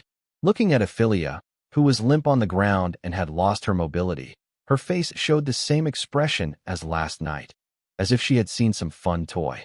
Right now, you probably can't do anything, can you? Evelia extended her index finger and lightly lifted Ephelia's little face, smiling at her like a wicked little demon. Which means you finally fell into my hands, right? Stop messing around. Ephelia's expression stiffened instantly, and she turned her face aside, slightly blushing. Evelia's intimate behavior made Evelia, as a pure-hearted little girl, inexplicably feel her heartbeat quicken, and even her cheeks began to grow faintly hot. Dear Evelia, my classmate, Evelia, has always been one to settle scores fairly. Although we got along quite pleasantly this noon and afternoon, I hope you haven't forgotten what you did to this poor, innocent little girl last night. And also, what was the last thing I said before you left? Evelia's smiling face became increasingly radiant, while Ephelia's small face gradually paled. This angel, she wouldn't be planning to take advantage of her, would she? That's right, I am planning to take advantage of you. Evelia never would have imagined that, having finally escaped that perverted, corpse-obsessed stalker, the black-robed man, she had turned around and walked straight into another tiger's den. one far more dangerous and terrifying than the black-robed man. At least with the black-robed man, she could beat him up without any psychological burden. But facing Evelia, she genuinely felt guilty. Who made her spank Evelia last night? Ahem, Evelia, my classmate. You see, I helped you out at noon today, so we're even, right? Evelia coughed dryly twice, trying to buy herself time with words while running her clever little brain at full capacity to think of a feasible way to break out of this situation. I said, one thing at a time, and I just saved you, which repays the favor of that shot you took from me at noon. So, adding and subtracting, last night's debt still remains. Evelia squatted down, lifted Evelia's lovely, delectable face, and gazed at her with delight, like a big bad wolf that had just caught a lamb, contemplating how to deal with this little cutie who could only be at her mercy. Ugh, Evelia, my classmate, you're too close. Evelia's voice trembled, and her body instinctively moved backward. At this moment, her face was only a finger's width away from Evelia's equally beautiful, flower-like face. Any closer, and they would practically be kissing. For Evelia, who had lived 2 lifetimes and, aside from holding her own sister's hand, had never touched another girl, how could she bear this? What an adorable reaction, Evelia, my classmate. Seeing Evelia's cute, lamb-like response, Evelia's playful and slightly sapphic heart surged, and she couldn't help but want to tease this little demon who had fallen into her hands and was at her mercy, even more excessively. You know, Evelia, my classmate, with the way you look right now, if some passing boy saw you, it'd be very easy to make him go wild. Even I, right now, really want to gobble you up. Evelia's actions grew bolder. She leaned gently toward Evelia's ear, whispering softly word by word. Then, without waiting for Evelia to react, she stuck out her soft, moist little tongue and quietly licked Evelia's earlobe. Feeling the faint, electric shock-like sensation from her ear, our Miss Evelia instantly transformed into a steaming demon girl. Her face flushed as red as a ripe apple, practically dripping with color. A soft, sweet, and unintentionally enticing squeal escaped her mouth. Why did you lick my ear? Evelia's face was flushed with both shame and anger as she questioned Evelia. Evelia, seemingly delighted by her reaction, merely winked playfully and continued teasing. Didn't I say? Evelia, my classmate, you're just too cute like this, it really makes me want to bully you thoroughly. You, how can you say something like that without shame?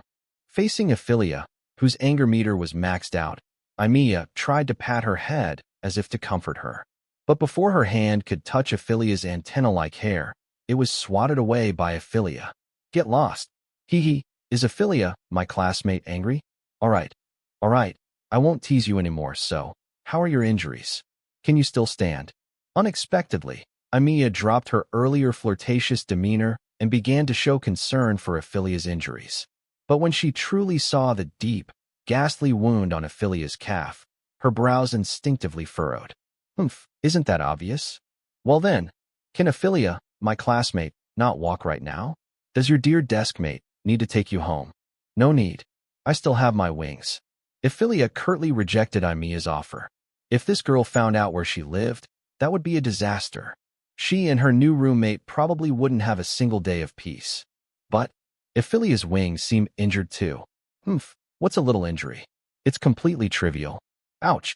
Evelia nonchalantly spread the demon wings at her waist, flapping them with a whoosh to take off.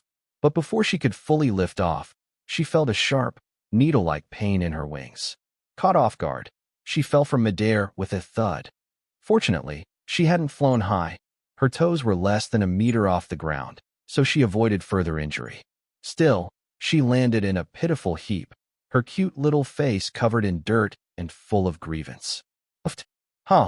My dear Evelia, my classmate, are all demons as cute as you? If so, the demon race is truly hopeless. I'm genuinely worried about whether they can even take care of themselves. Of course, that means our angel race is done for too. If we can't even handle demons like this, what are we good for? Evelia laughed while mocking both the demon race and her own angel race, making Evelia start to doubt whether this girl was even an angel. Who mocks their own race like that? All right, Evelia, my classmate, stop being stubborn. If you're not careful and get your wounds infected, it won't be fun anymore. Come on, I'll take you home. With that, Evelia extended her right hand to Evelia, who was still on the ground. Evelia glanced at her in surprise, noticing that her expression was now serious, devoid of the earlier teasing. Fine.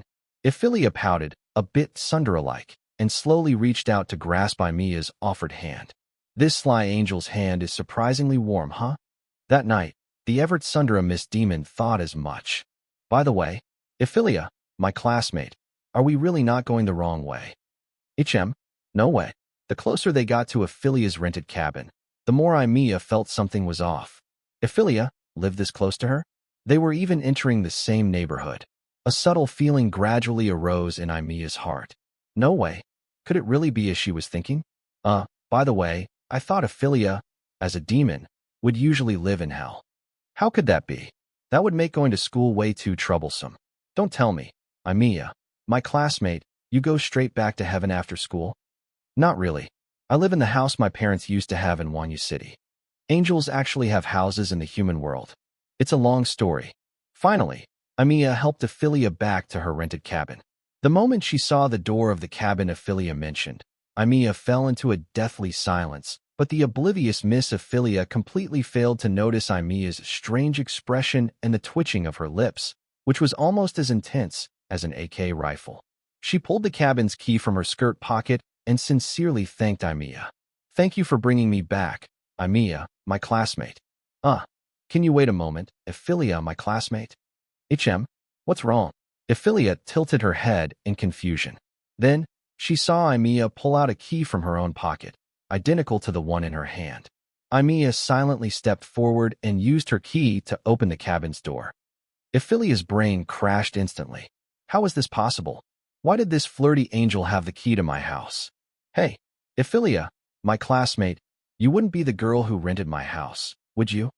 Evelia spoke slowly, her expression barely containing her laughter, her eyes filled with teasing and smugness as she looked at Evelia. Wait, you're not my new roommate, are you? The realization hit Evelia like a ton of bricks, her face displaying a sigma expression as if 10,000 alpacas were stampeding through her mind. Evelia was now genuinely starting to suspect she and Evelia were fated in her past life. How could there be such a coincidental and dramatic turn of events in this world? Well then, I look forward to getting along with you. Evelia pulled the overloaded Evelia into the cabin and slammed the door shut with a bang. Inside the room, with just the two girls, Evelia pinned Evelia against the wall in a classic cabinet, smiling like a big bad wolf that had caught its favorite prey, looking at the trembling Evelia. After all, from now on, we'll be living under the same roof. Evelia, can I still change my rental now? Evelia, no way. Evelia sat pitifully on her soft, comfortable bed, hugging a giant teddy bear as tall as a person, silently staring at the bandage wrapped around her calf.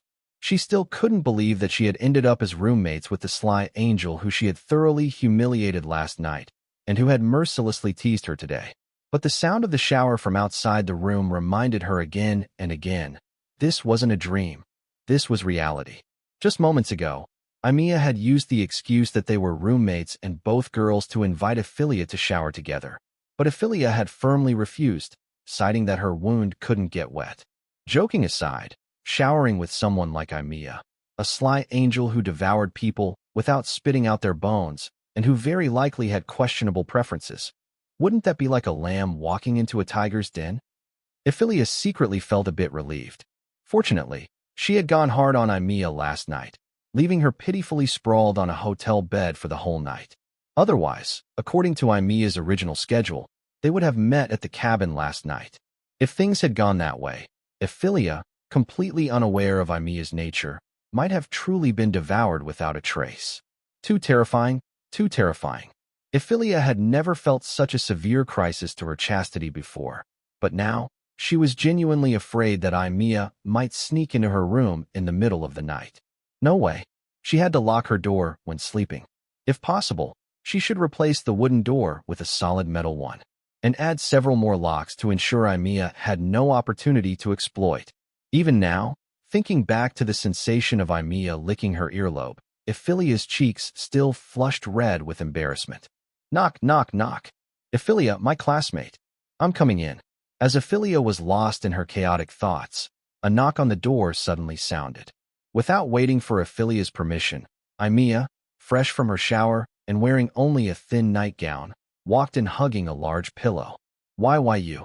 How dare you enter my room without my permission? And dressed so shamelessly. Seeing Evelia in her skimpy attire, Ephilia's face instantly turned red with embarrassment. She hurriedly covered her eyes with both hands, but couldn't resist her darned curiosity, peeking through the gaps between her fingers at the nonchalant Evelia. Evelia was wearing a semi-transparent white lace nightgown that barely covered the more private parts of her body.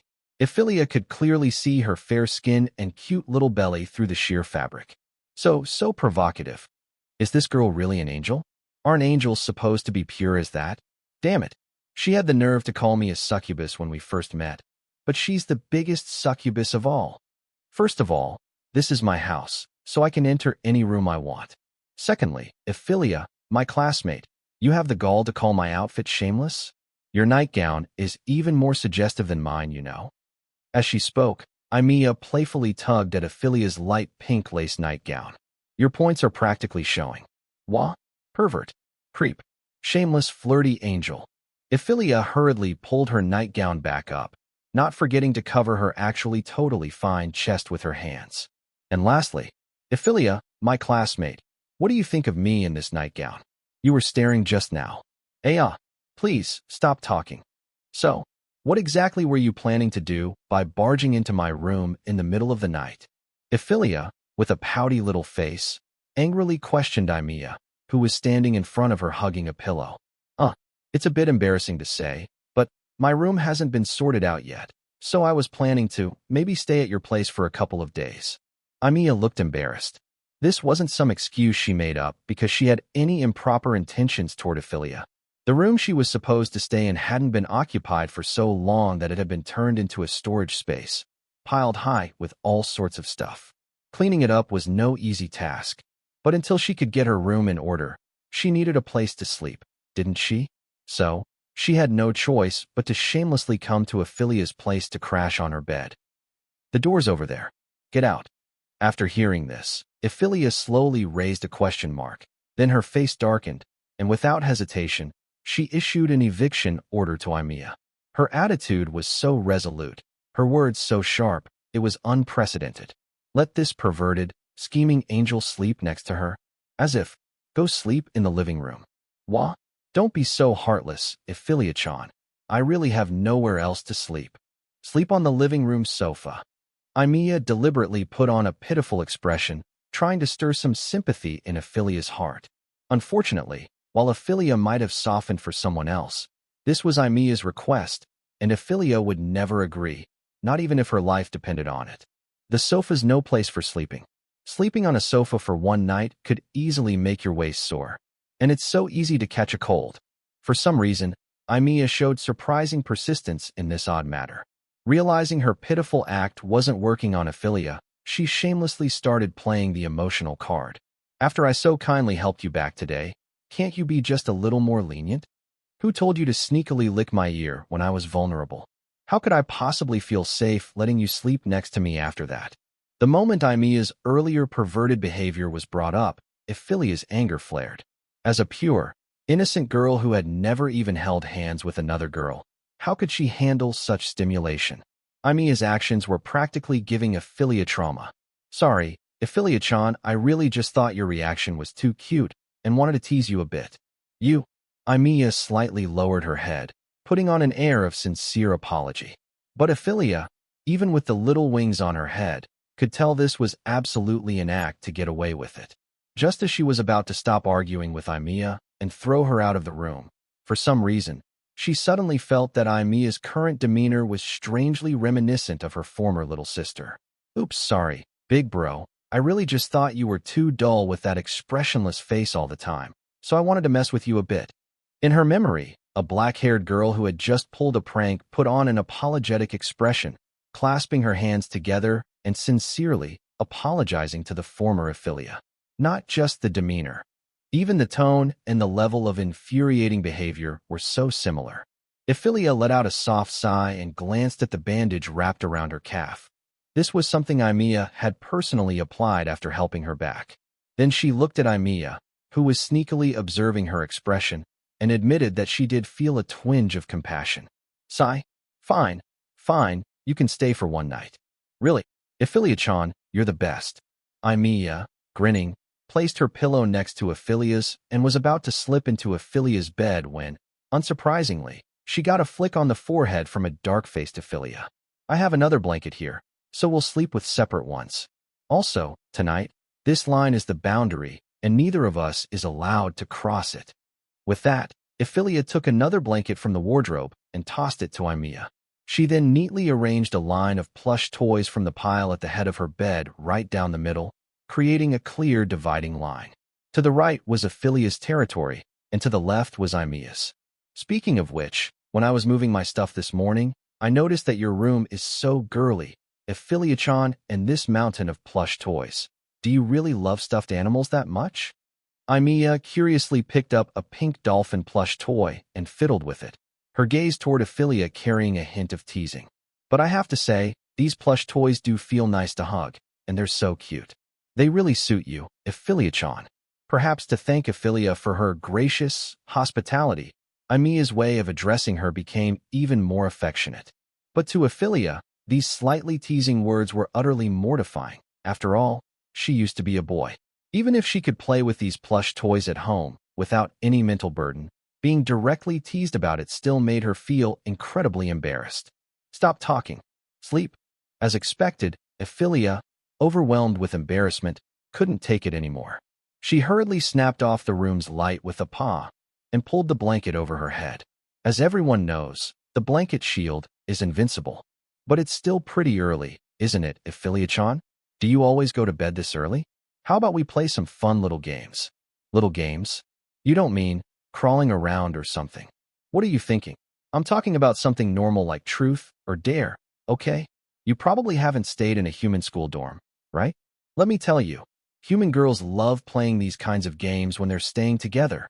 To be honest, Evelia had heard a bit about truth or dare in girls' dorms, but she never imagined she'd one day be playing such games herself. The thought was actually a little exciting. So, Evelia slowly pulled down the blanket shield covering her head, implicitly agreeing to Evelia's game suggestion. But let's make it clear up front.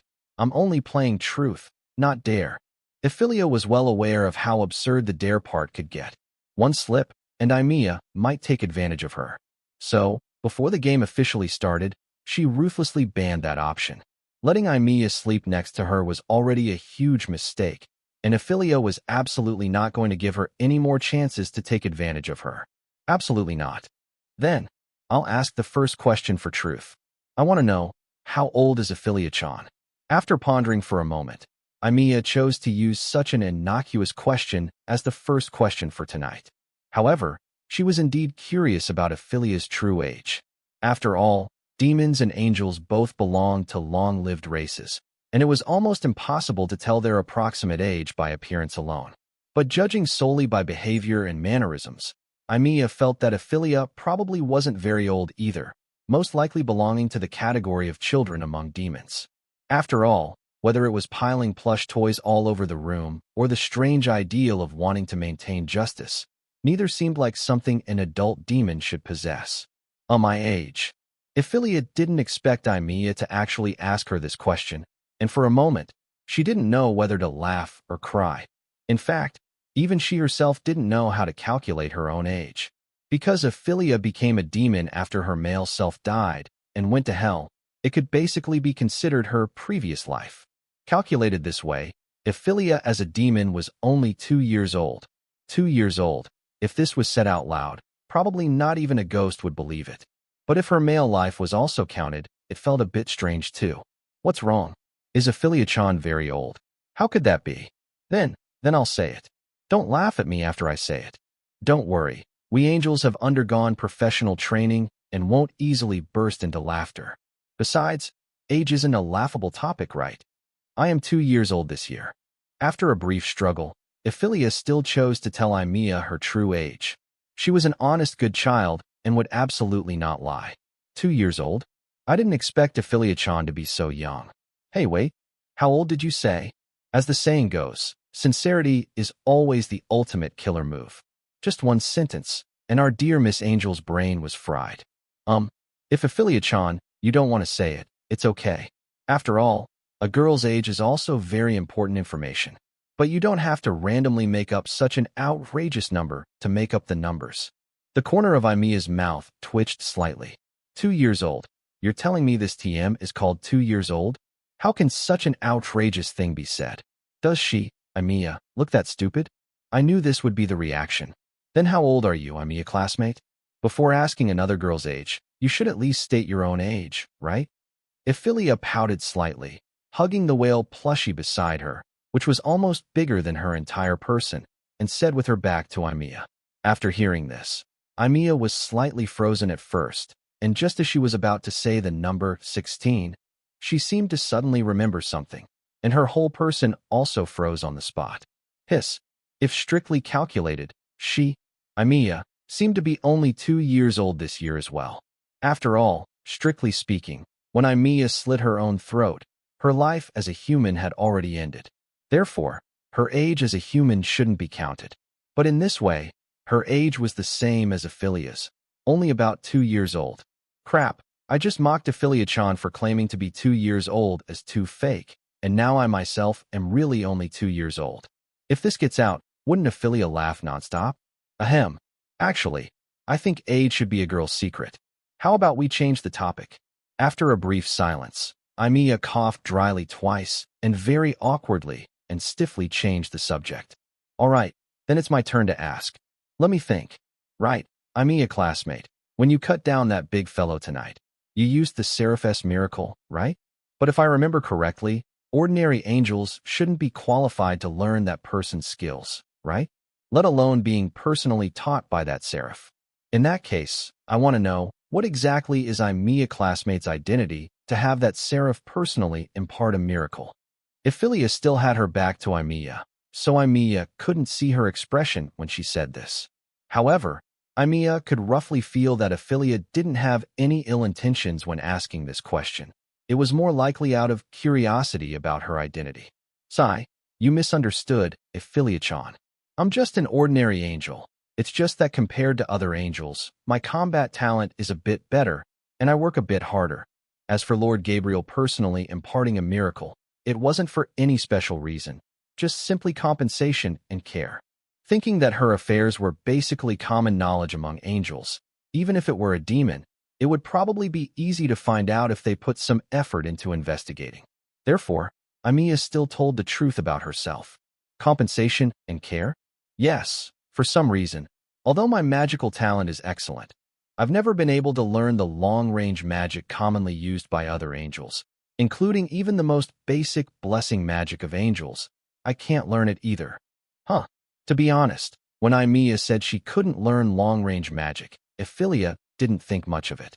After all, everyone had things they were good at and not good at, and angels were no exception, and after witnessing Eimia's extremely exquisite close combat skills, Evelia also felt that since her close combat strength was already at this level, it didn't matter if her long-range abilities were slightly weaker. But Eimia's latter sentence was what completely made Evelia's brain stalled. But isn't blessing magic and stuff your angels innate magic? How can someone not even be able to use their innate magic? I don't know either. I even specifically asked Lady Michaeli about it, but she didn't know anything about it either. What can I do? Eimia's voice sounded a little aggrieved. Blessing magic, as the innate magic of angels, not only had a healing effect close to that of top-tier human healing magic, but also had amplifying effects including purification and many other extra auras. Its role in combat for angels was self-evident. Lacking it meant that Eimia would be much worse off than other angels in terms of both endurance and ability to deal with emergencies. Looking at it this way, it wasn't much for that seraph to choose to teach Eimia the miracle of blocking and counter-attacking as compensation for not being able to use blessing magic. Looking at it this way, we two are really fated. The corner of Evelia's mouth twitched slightly. Like Eimia, Evelia herself also had considerable flaws in her magic cultivation, and her talent points were even more skewed than Evealia's. By the way, Evelia-chan, if I remember correctly, aren't you demons supposed to be very good at close-quarters combat? Why do I feel like every time I see you fight, you're using summoning magic? Evelia suddenly seemed to remember something, raised an index finger to her chin, tilted her head, and asked Evelia. Crap, she noticed. Evelia looked a little embarrassed. Indeed, just as Evelia said, she had never faced an enemy directly in battle. She had always used her easily inscribed summoning magic circle for quick summoning, then commanded the summoned creature to fight the enemy. And this was Evelia's flaw as a demon. Ahem. Actually, my situation is quite similar to yours. What do you mean? Just like you can't use blessing magic, my constitution is too weak. I can only summon magic. There was a clear hint of regret in Evelia's voice. As a former boy, Evelia had always longed for battles involving swords and magic like Evelia's. But the problem was, her physical constitution was truly too weak. Let alone comparing it to other demons. With her constitution, she was afraid even elves could easily handle her. Then that's indeed quite fated, haha. Evelia laughed awkwardly twice. Wasn't it fated? An angel who couldn't use blessing magic and a demon who could only use summoning magic.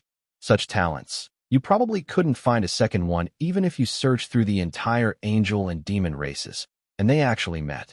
One could only say that fate, or rather, destiny, was sometimes just that magical. Moreover, this could no longer be considered truth-telling. This was simply exposing someone's secrets. Why did a Evelia classmate come to the human world? Wouldn't it be freer in hell? After a brief silence, Evelia changed the subject again. There was no helping it. The first two topics had basically exposed all their sensitive points, so it was definitely not appropriate to continue. Of course, this was also one of the questions Evelia was more curious about. A demon less than 2 years old, ahem. Such a young demon not staying obediently in hell, but instead coming to the human world to execute justice. No matter how you thought about it, it was very strange, right? Life in hell is very comfortable, but it's too comfortable. It easily makes people lose their fighting spirit. Then does Evelia-chan have friends in hell? To be honest, I'm quite lonely, at least in heaven. I don't have a single friend. Woo. I basically don't have any either. Huh? Such a cute child like Evelia-chan can't make friends either? Were you ostracized? Saying that, Evelia quietly glanced at the pair of small wings on Evelia's head. Those were definitely not something a demon should possess. If one were to deduce from this point, and then consider Evelia's constitution, which was so frail it didn't seem like a demon's, as well as the pair of splendid, colorful wings on her waist, her identity was basically ready to be revealed. She was probably a half-blood of a demon in some other race. In most races, the purity of bloodline and talent and strength were basically equivalent. Therefore, the identity of a half-blood was not well received in any race and was very likely to be ostracized and bullied. Me? Ostracized? Evelia asked back in confusion. She didn't expect Evelia to actually think in that direction. Setting aside other things for now, just with her identity as Satan's daughter, the princess of hell, who in all of hell would ostracize her? Who would dare to ostracize her? They probably thought their lives were too long. And the reason Evelia had no friends in hell was also very simple. It was purely because she lived under the protection of Lucifer, Satan, and others almost 24 hours a day, and ordinary people simply had no chance to get close to her. The only chance she had to interact with other nobles in hell was the occasional hell festival. However, she had never liked making friends at such cocktail party-like festivals, because most of the people who approached her came with a purpose. They longed to use Evelia's identity to seek benefits for themselves. Evelia had always disdained such interactions that were not at all sincere. Looks like I misunderstood. I thought Evelia-chan's interpersonal relationships in hell were similar to mine. Listening to Evelia's words, she was probably the type who was ostracized by other angels in heaven. Thinking of this, Evelia felt a little sorry for Evelia. However, sympathy was sympathy. Evelia still had reason to suspect. The reason Evelia couldn't make friends in heaven was most likely because she was too scheming. Other angels were all so pure. How could they possibly get the upper hand against this seemingly innocent but actually scheming Miss Angel? It was highly probable that Evelia had tricked people a few times before, and then others became afraid of her and dared not play with her anymore. So Evelia classmate came to the human world to study because no one in heaven was willing to play with you. This reason indeed accounts for a few parts, but not all of it. I myself also quite like life in the human world, whether it's the people of the human world or the affairs of the human world. I like them all very much. The moment she said this, Evelia unconsciously recalled her brother again, and her eyes couldn't help but be slightly covered with a layer of mist. The person I long for day and night. Now, where are you? Then how did Evelia classmate feel on your first day of school? The classmates are very enthusiastic, and teacher Jiang is also very good to me. I like this kind of environment very much. This sentence came from the bottom of her heart. Teacher Jiang is indeed very responsible, but I'm also quite puzzled. Logically speaking, since it's your first day transferring here, Teacher Jiang probably wouldn't let you come back at night. She should have persuaded you to take the opportunity to get along with your classmates more. It's really strange. Evelia seemed to have thought of something. She slowly turned over and lay flat in her own area, hugging the soft whale doll beside her, and muttered to herself in confusion. Ahem. Indeed, it's like that. And Evelia's reaction seemed a bit strange. She coughed dryly twice, her tone clearly a little flustered, like a child who had been caught doing something bad. In fact, that responsible teacher Jiang indeed hadn't thought of letting her leave at first, until Evelia told that teacher Jiang a tiny little lie. Only then did she, blushing, write Evelia a leave slip. As for Evelia's excuse for asking for leave, she would absolutely never tell Evelia. Their atmosphere had just improved a little. She didn't want to be kicked out of bed by an enraged Evelia. Let's rewind time a bit. After Evelia left the school, Evelia, all alone, listlessly finished the first period of evening self-study. Sure enough, this evening self-study thing is my natural enemy. It's so boring, it almost made me fall asleep. As soon as the class ended, Evelia flopped onto the desk with a pata sound, as if she had lost her soul. If she could, she really wanted to drag out the bastard who invented this damn evening self-study thing, tie him to a cross, and stab him with a knife for 2.5 years. It was imperative to let him know why flowers were so red. But complaining was just complaining in the end. The rules were as such, and the students could only continue with this damn evening self-study with hearts full of grief. Evelia, as one of them, was naturally no exception. Thinking of this, she couldn't help but glance at the empty seat next to her, and secretly cursed the demon who had slipped away ahead of time. Cunning demon. To actually run away in advance. A fellow who doesn't even dare to share hardships. What kind of righteous partner are you? But since she, a demon, can ask for leave, then I, a dignified angel, with a background similar to hers, should also be able to get leave, right? The late realizing Miss Angel only just remembered that she could use her natural advantage as a returning student to ask the class teacher for leave. As for studying and new lessons, hilarious. Let's not even mention that as an angel, her learning ability far surpassed that of ordinary humans. Just the fact that she didn't have to take the college entrance exam already put her way ahead of this bunch of resentful souls in the classroom. And if in the future she really wanted to experience university life again, she only needed to say a word to the night watch or the church, and the universities she could choose from would not just be those within China's borders, but all the renowned institutions of higher learning in the world. This was certainly not Evelia boasting. Angels and humans had been on good terms for generations, and their relationship was already good. In addition, the two not only shared the same faith, but also had a common enemy in demons. The relationship between them, even if not as good as that between elves and fairies, was not far off. Thus, Evelia put her thoughts into action, leaped up from her seat with a carp-like jump, and went nonstop to the teacher's office to find our dear Miss Jiang Mingyun. Also unsurprisingly, just as Evelia thought, she suffered a major setback at Miss Jiang Mingyun's without any accident. Why Teacher Jiang? Clearly, Evelia classmate can go home to rest at night. Why do I have to stay here for evening self-study? In the office, Evelia questioned Jiang Mingyun with a look of incomprehension, and our Miss Jiang was also a little helpless about this. Although she could understand the feelings of returning students, like Evelia and Evelia not being used to the outrageous domestic schedule for a while, her principle was to help them overcome it as much as possible rather than indulging them blindly, because this was neither conducive to them getting used to the domestic system and regulations, nor to their future growth. And Evelia classmate's situation was entirely because that principal fellow's eyes were blinded by the 2 new buildings plus a library, and it took an enormous effort to barely persuade Jiang Mingyun. Although there is a common saying that if there is a first, there will be a second, Jiang Mingyun had never listened to these common sayings. Therefore, when Evelia came to her hoping to ask for leave from evening self-study to go home, she chose to earnestly dissuade her. No matter what reasons Evelia brought up, she remained as unmoved as a mountain. But I really have something very important to do.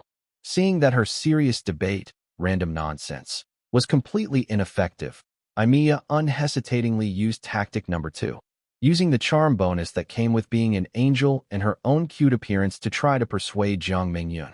To put it in simpler terms, it was acting cute. There was no helping it.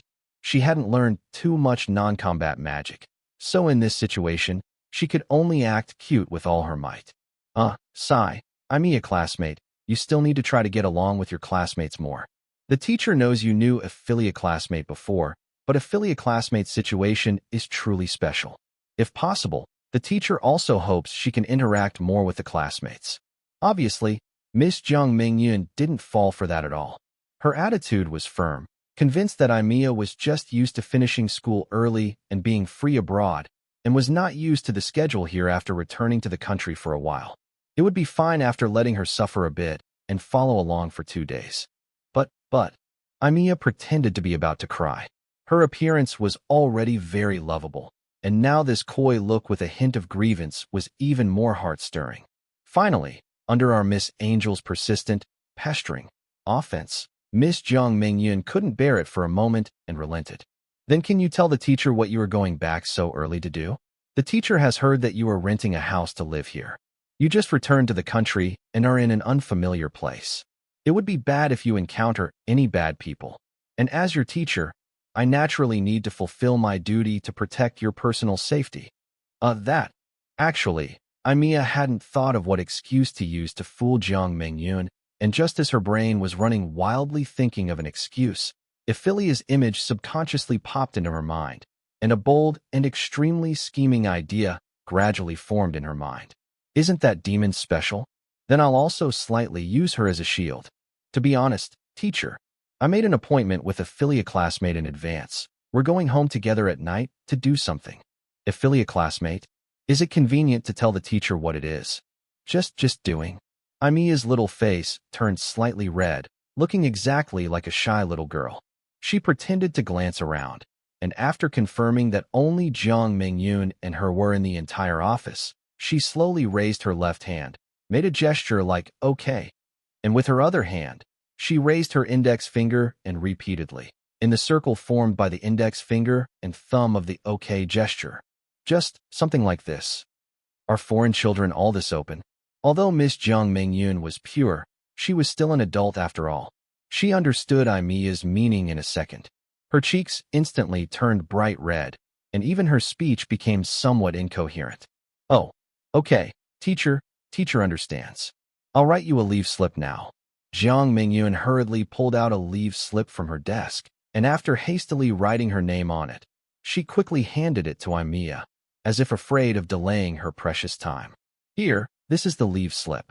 Although the teacher knows that the teacher has no right to say such things, but the teacher still wants to remind you a little. Both you and Evelia are still young. You have a lot of days ahead of you. Please pay attention to moderation. The above was the entire process of classmate Evelia asking teacher Jiang Mingyun for leave, and also the reason why she absolutely dared not tell Evelia the specific process. Although they had only been together for a short half-day, Evelia believed she had roughly understood Evelia's personality. This 2-year-old Miss Demon was the type of cute girl who appeared bold and reliable on the surface, but was actually a weak submissive. Because of her personality, if she ever found out that she used such a thing as a shield to get leave and go home, she would probably get angry to the point of turning red hot on the spot, and then kick herself out of bed. At that time, she would truly have nowhere to sleep. What Evelia said when she asked Evelia to take her in just now were all her heartfelt words. She really disliked sleeping on the sofa. As the first nighttime little game between Miss Angel and Miss Demon ended, the atmosphere in the room gradually returned to calm. Evelia lay quietly on the bed, her expression calm as she gazed at the moonlight spills on the ceiling. This was a habit she had developed since she was a child.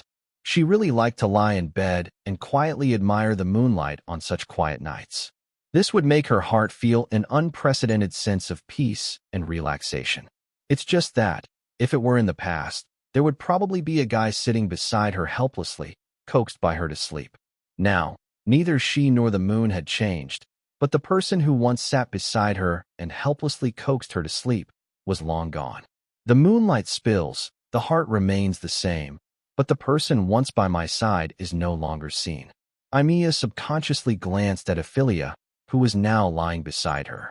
She had long since fallen into a deep sleep, hugging her favorite life-sized body pillow. Her tender and alluring little mouth would even smack twice from time to time, making a very cute sound. And in Evelia's eyes, next to Evelia's figure, her brother's figure inexplicably appeared once again. If I say it out loud, you can't laugh at me. I'm 2 years old this year. Huh. Don't worry, my good sister. I'll be back soon. Don't worry about me. Evelia said she was 2 years old this year. Brother happened to pass away 2 years ago too. And Evelia's ideal, a partner of justice, the pursuit of justice, clearly a demon. Yet she would fight to help the weak humans. If I think about it in conjunction with my own experience, Evelia found herself lost in wild thoughts. Time and time again, she superimposed Evelia's figure with that person's figure. Evelia always felt that this couldn't be a coincidence. A certain famous foreign detective once said, "There are no coincidences in this world. Everything happens for a reason." But this is impossible. Evelia's voice trembled slightly. She clearly knew that it was just her own wild thoughts. Evelia couldn't be that person. She could become an angel because her previous life was an angel who fell from the high heavens to the human world during the war, and reincarnating as a human could be explained. But that person's previous life couldn't possibly be a demon. No, that's not the right way to put it. It should be, demons simply cannot be reincarnated as humans.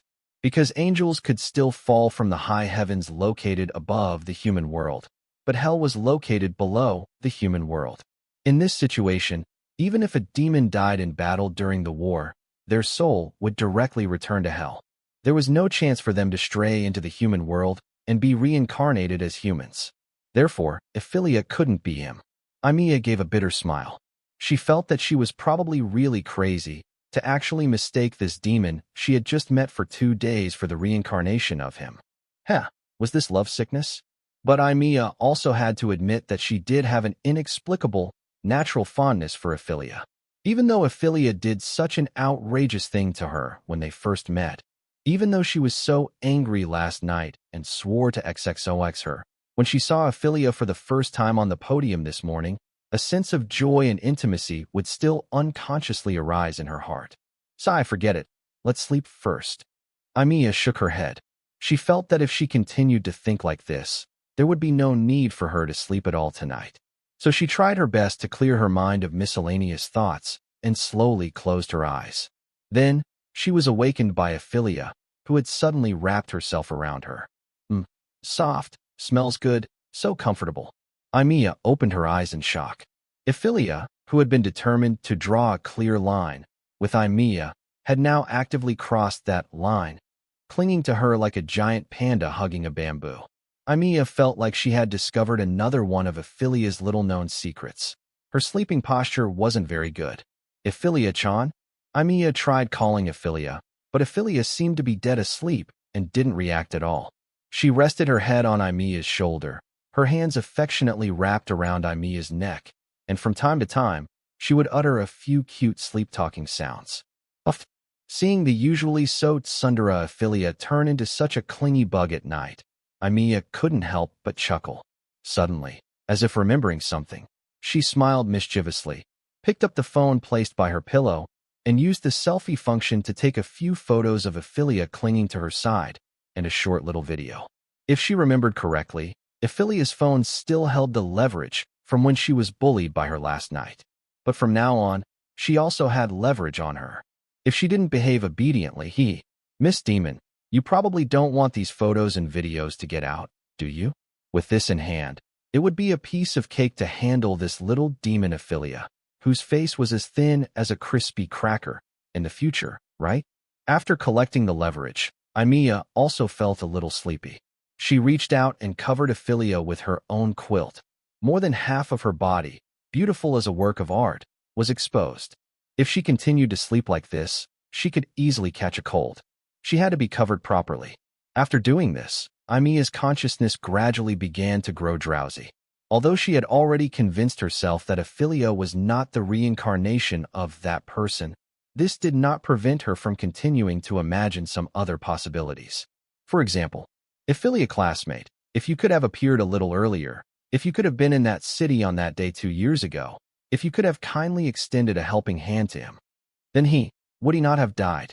At dawn, when the splendor of the moon dissipated and the first rays of morning light scatters in from outside the window, landing precisely on Evelia's deft little nose. Our Miss Demon was still sleeping soundly and drowsily. She scratched her nose impatiently with her hand, then once again hugged the body pillow in her arms tightly, letting out some cute, murmurs from her mouth. Evelia looked helplessly at Evelia, who was hugging her tightly. Last night, because this girl hugged her too tightly, she couldn't get a good night's sleep at all. Although not sleeping wasn't a big deal for an angel, and being held as a body pillow by such a cute girl, it seemed like she was the one who got the better end of the deal. Suddenly, Evelia's originally calm eyebrows twitched twice. Evelia knew this was a sign that she was about to wake up. It's just that, when she wakes up and finds herself unceremoniously hugging her, Evelia, as a body pillow while sleeping, what kind of cute and exciting expression will she show? I'm so looking forward to it. I slept so comfortably home. Why does today's body pillow feel smoother than before?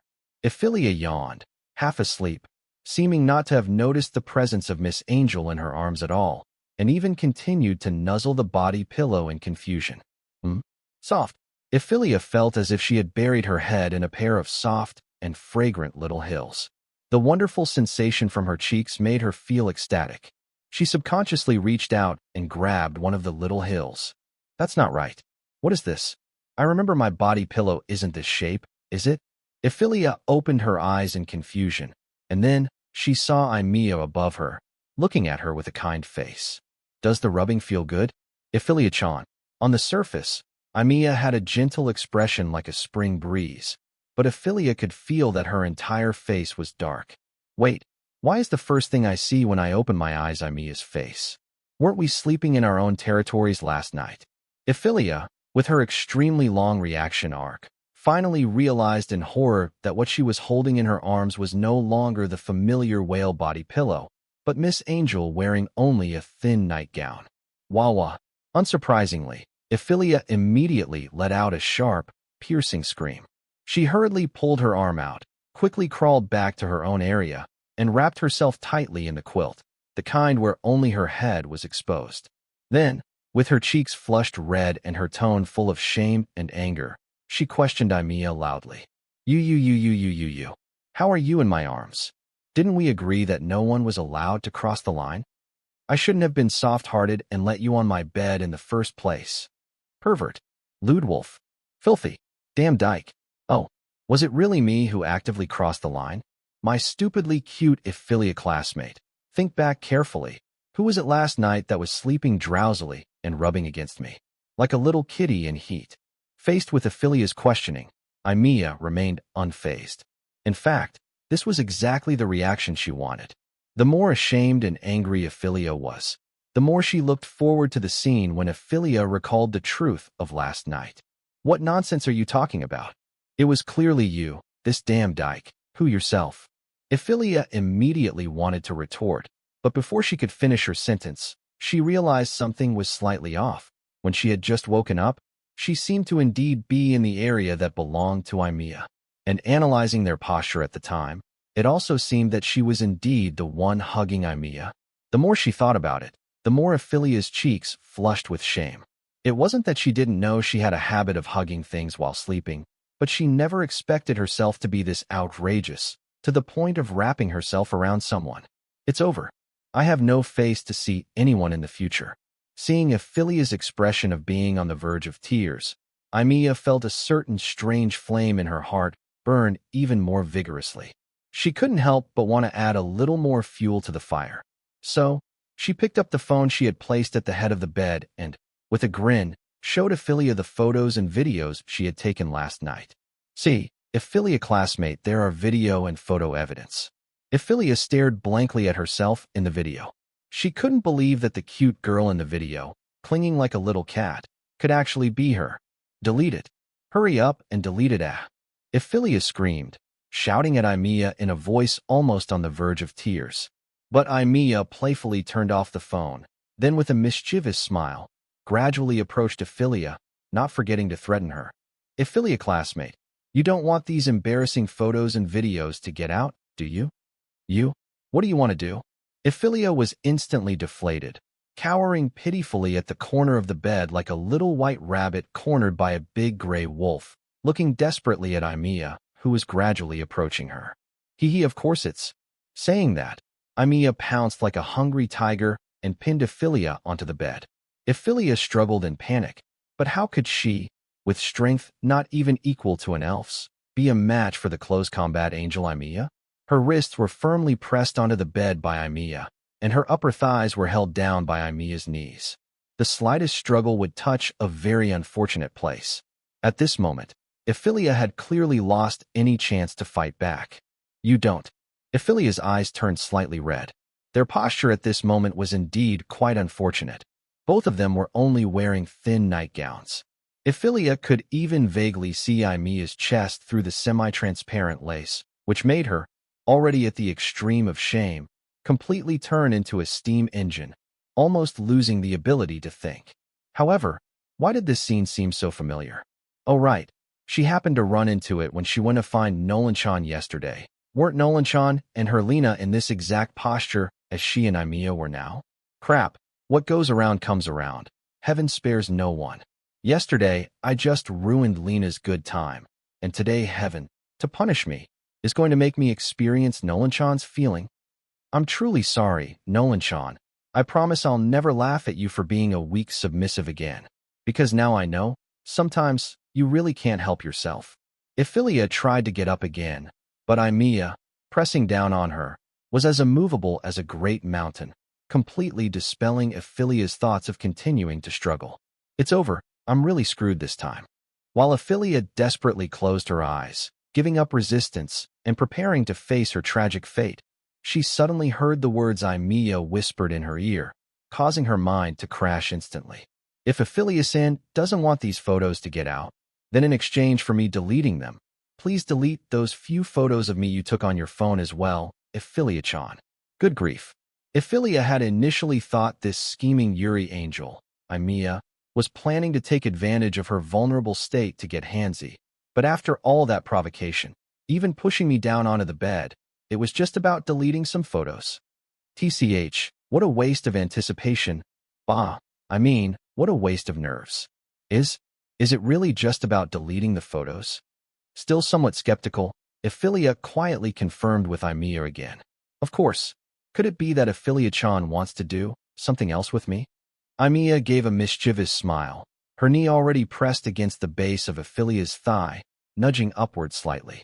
Evelia's ears instantly turned red, her face flushed, and she shook her head like a rattle drum. No, of course not. Oh, I thought Evelia-chan was just thinking of something. Naughty, looks like I misunderstood you, but then again, Evelia-chan is such a pure and innocent child, isn't she? Evelia let out a light chuckle, while Evelia lowered her head in shame. Pure and innocent? But she had definitely let her thoughts stray just now. And honestly, when Evelia had closed her eyes, ready to let Evelia do whatever she wanted, there was indeed a tiny bit of anticipation in her heart. Woo, I'm not pure at all. Evelia silently cried in her heart. So, how about it, Evelia-san? Shall we both delete the compromising photos of each other from our phones, or shall we leak them and go down together in flames? Evelia playfully pulled up the photos on her phone, waving them in front of Evelia's eyes. Looking at the image of herself, soft and clingy like a little kitten, Evelia wished she could find a crack in the ground to crawl into. If these photos got out, Her career as a demon would be as good as over. Delete. Evelia agreed to Eevelia's terms without hesitation. She hadn't planned to do anything with those photos on her phone anyway. In fact, if Evelia hadn't reminded her, she might have completely forgotten about the compromising shots of Evelia she took last night. That's the spirit and the recently deleted records, just to prevent anyone from cheating. Let's clear those out too. Seeing Evelia decisively delete the photos, Evelia nodded in satisfaction, then proceeded to delete the sleeping photos of Evelia stored on her phone as well. She even proactively opened the recently deleted folder and thoroughly destroyed those photos. With Evelia taking the lead, Evelia similarly cleared her phone's deletion records. After all this, the two were completely even, owing each other nothing. Or so it seemed. Evelia-san, why didn't you delete the video from your phone? Having just cleared her deletion records, Evelia turned and noticed that Evelia's phone gallery still contained the video of Evelia hugging Evelia like a pillow while sleeping. A bad feeling suddenly rose in her heart. Was Evelia playing word games with her? Bingo, correct. I deleted the photos as agreed with Evelia-chan, but this video wasn't part of our deal, you know? Evelia wore a triumphant, scheming expression, proudly playing the saved video in front of Evelia, deliberately turning the volume to maximum, her provocative demeanor no longer concealed. Gururu Wumii. Hearing the cute sleep-talking sounds coming from the phone, Evelia nearly exploded like an overheating steam engine. In a fit of shame, she lunged at Evelia, trying to snatch the phone to delete the wretched video. But in terms of physical prowess, 100 Evelias wouldn't stand a chance against Evelia. As expected, Evelia sidestepped Evelia's lunge, then took the opportunity to pin Evelia down with her body, completely restraining her movements. Oh, a sneak attack? Hee hee, Evelia-chan is offering herself up to me. Evelia straddled Evelia, teasing her with a playful grin. You wicked scheming angel. Hurry up and delete that video. Evelia flailed her arms in protest, but to Evelia, her puffed-up resistance only seemed like further enticement. Evelia smirked disdainfully, slowly leaning toward Evelia's ear, intending to lightly lick it. But then she noticed the little wings on Evelia's head flapping up and down with her struggles, looking utterly adorable. Naturally, Evelia shifted her target to the little wings on Evelia's head. Such cute little decorations. I wonder what would happen if I touched them a bit.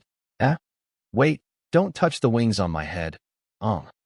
Upon hearing that Evelia was about to target the wings on her head, Evelia panicked.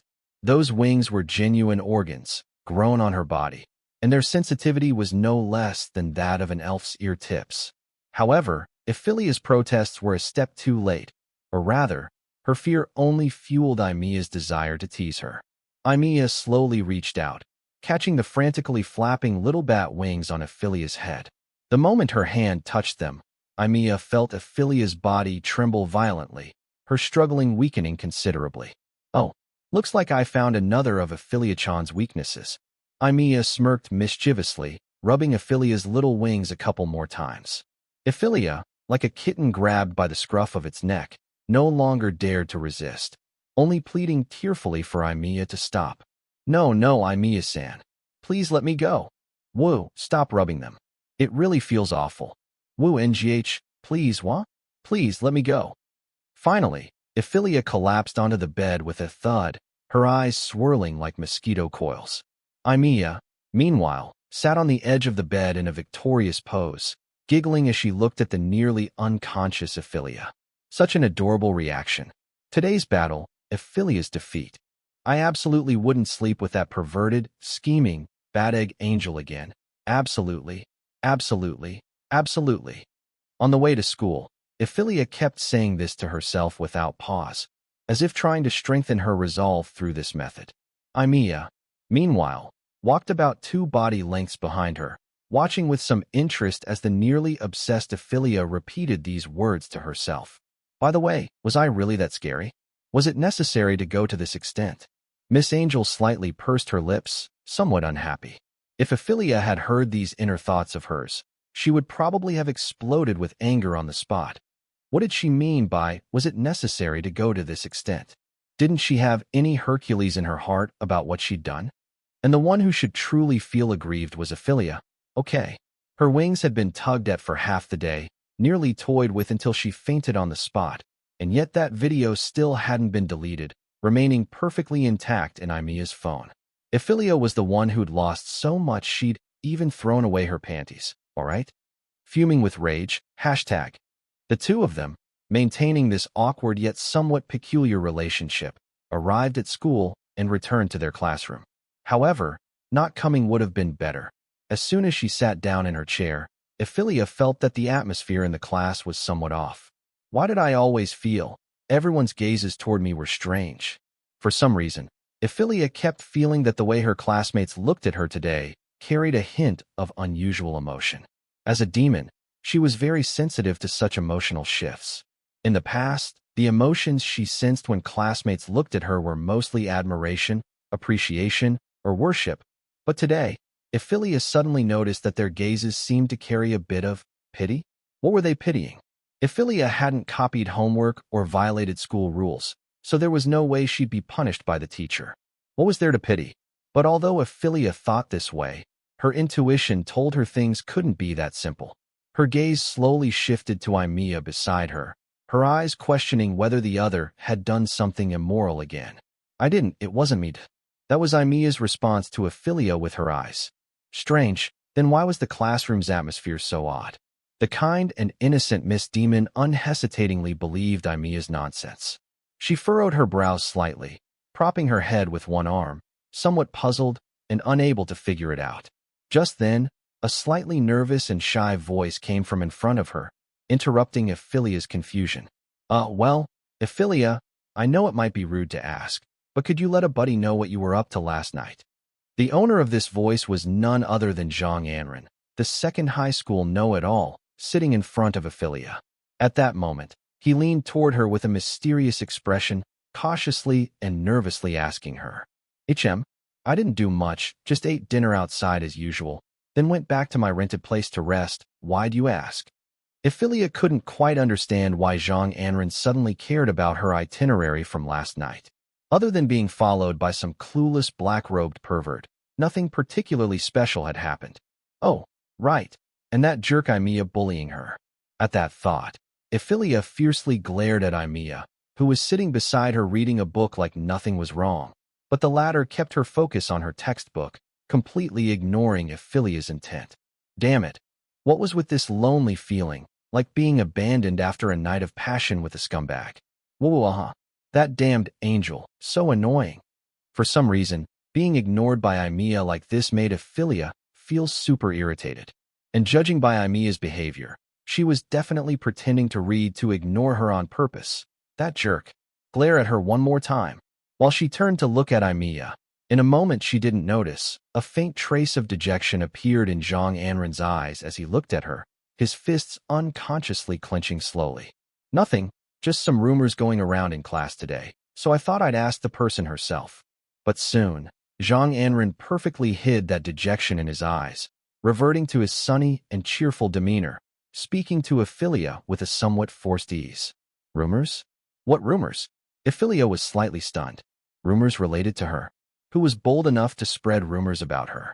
Just that some people said you and Evelia were in a romantic relationship. After all, judging by how you two act, you probably knew each other long before this, right? Zhang Anren asked Evelia casually, but in reality, he was extremely nervous at that moment, his heart pounding like galloping hooves, each beat bringing him immense pressure. Who's in a relationship with that girl? What a joke. Upon hearing that someone had paired her up randomly, and with Evelia of all people, Evelia immediately got a bit anxious. Normally, when those bored classmates paired her with some school heartthrob or beauty, that was fine. Kids in their teenage years, it was normal. But now, these audacious people dared to pair her with Evelia, an angel? Didn't they know some pairings couldn't be shipped carelessly? Angels and demons, their races had some deep-seated blood feuds. Although it was possible that because both of them were rather special within their respective groups, the atmosphere between them wasn't that tense. Evelia felt it was still far from the point where people would pair them up. After all, the video from home hadn't been leaked. Whispers. That's what I thought. Those people pairing you up randomly deserve to die. Zhang Anren had known Evelia for more than a day or two, and was well aware that she was the type to wear her emotions and thoughts openly on her face. So, seeing her reaction, he instantly knew this was indeed her true feelings, and at that thought, he finally breathed a sigh of relief. Good, it was probably just some rumors among classmates. I still had a chance. The entire morning passed relatively calmly for Evelia, though one thing puzzled her. Evelia, for some reason, seemed constantly distracted, her eyes frequently darting toward the window, giving Evelia the impression that she was acting guilty, like a thief. However, when Evelia asked her what was wrong, Evelia refused to say anything, coming up with all sorts of excuses to dodge the question, leaving Evelia utterly baffled. Well, if she didn't want to talk, so be it. It had nothing to do with Evelia anyway. It wasn't like Evelia could have been the one spreading that rumor from this morning, right? Impossible. Angels always cared about their reputation. How could Evelia be bored enough to fabricate such an outrageous rumor? Besides, she had spent practically the entire day with Evelia yesterday. When would she have had the time to spread such a vile rumor? And so, with this thought in mind, Evelia peacefully passed the entire morning. Until, Womo? Teacher Jiang, what did you need me for? Our Miss Demon was called to the office by her homeroom teacher after the last class of the morning. Looking at Miss Jiang Mengyun, who wore a strange expression and hesitated as if unsure how to begin, Evelia tilted her head in confusion. It's not really a big deal, just. Evelia, although I, as your teacher, don't have the authority to meddle in your personal life, I'd still like to offer you 2 pieces of advice, if I may. Personal life? Jiang, what are you talking about? After hearing Jiang Mengyun's words, the confusion on Evelia's face grew even more pronounced. Woo, did I do something wrong? It's not that. I just want to gently remind you, Evelia, that you and Evelia are both still young, with long futures ahead of you. Things in China aren't like abroad. You should prioritize your studies. Doing that sort of thing needs moderation. Overdoing it will not only affect your focus in class, but also your mental and physical health. Hold on, sister. What are you talking about? Evelia didn't understand, but she was utterly shocked. What did she mean by that sort of thing needing moderation? What even was that sort of thing? As expected, our dear teacher Jiang Mengyun was still too young and had overestimated Miss Demon's innocence in such matters. Despite Jiang's hints, which were practically explicit, Evelia only nodded stiffly, her pale purple eyes filled with ignorance and purity. And also, although there's no explicit rule in our country against girls dating each other, most of the older generation still hold rather stubborn, conservative views. So, Evelia, you need to think carefully and consider your choices regarding matters of the heart. To be fair, her homeroom teacher had finally said something Evelia could understand, and for that, Evelia was glad. But, Jiang, could you please take a moment to think about what you're saying?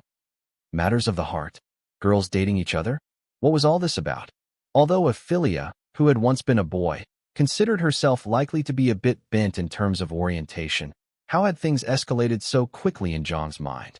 Did even Jiang believe that Evelia and Evelia, that scheming angel, were dating? Teacher Jiang, please listen to me. It's really not what you think. Evelia and I are completely innocent. Evelia was anxious, desperate to explain. But clearly, some things couldn't be cleared up with just words. I'm not criticizing you, Evelia. I understand how girls your age, in the bloom of youth, yearn for love. So there's no need to deny it so urgently. I get it. Denying it blindly will only make it harder for you to face yourself, and that won't do you any good in the long run. Clearly, our dear teacher Jiang Mengyun had already firmly decided in her heart that Evelia and Evelia were a couple. Realizing this, Evelia immediately deflated. But what she couldn't understand was why the usually reasonable teacher Jiang would believe such baseless gossip. Neither she nor Evelia had ever admitted to anything. Wait, something's off? Recalling Emilia's blatantly guilty demeanor that morning, Evelia's face darkened in an instant. Everything had a cause. If she wasn't mistaken, Evelia, that wretched angel, was likely the true culprit behind this rumor. Verifying this suspicion would be simple. She just needed to. Teacher Jiang, can you tell me who told you about this? Evelia looked up at Jiang Mengyun pitifully. Wu, it was Evelia. Last night, when she asked for leave, she said she had something urgent. When I pressed her about what it was, she told me about her relationship with you. Jiang Mingyun's cheeks flushed slightly. Thinking back to the gesture Evelia had made to her last night, she couldn't help but sigh. Abroad was just too open. Relationship? What relationship? She said she had plans with you that night to do that sort of thing.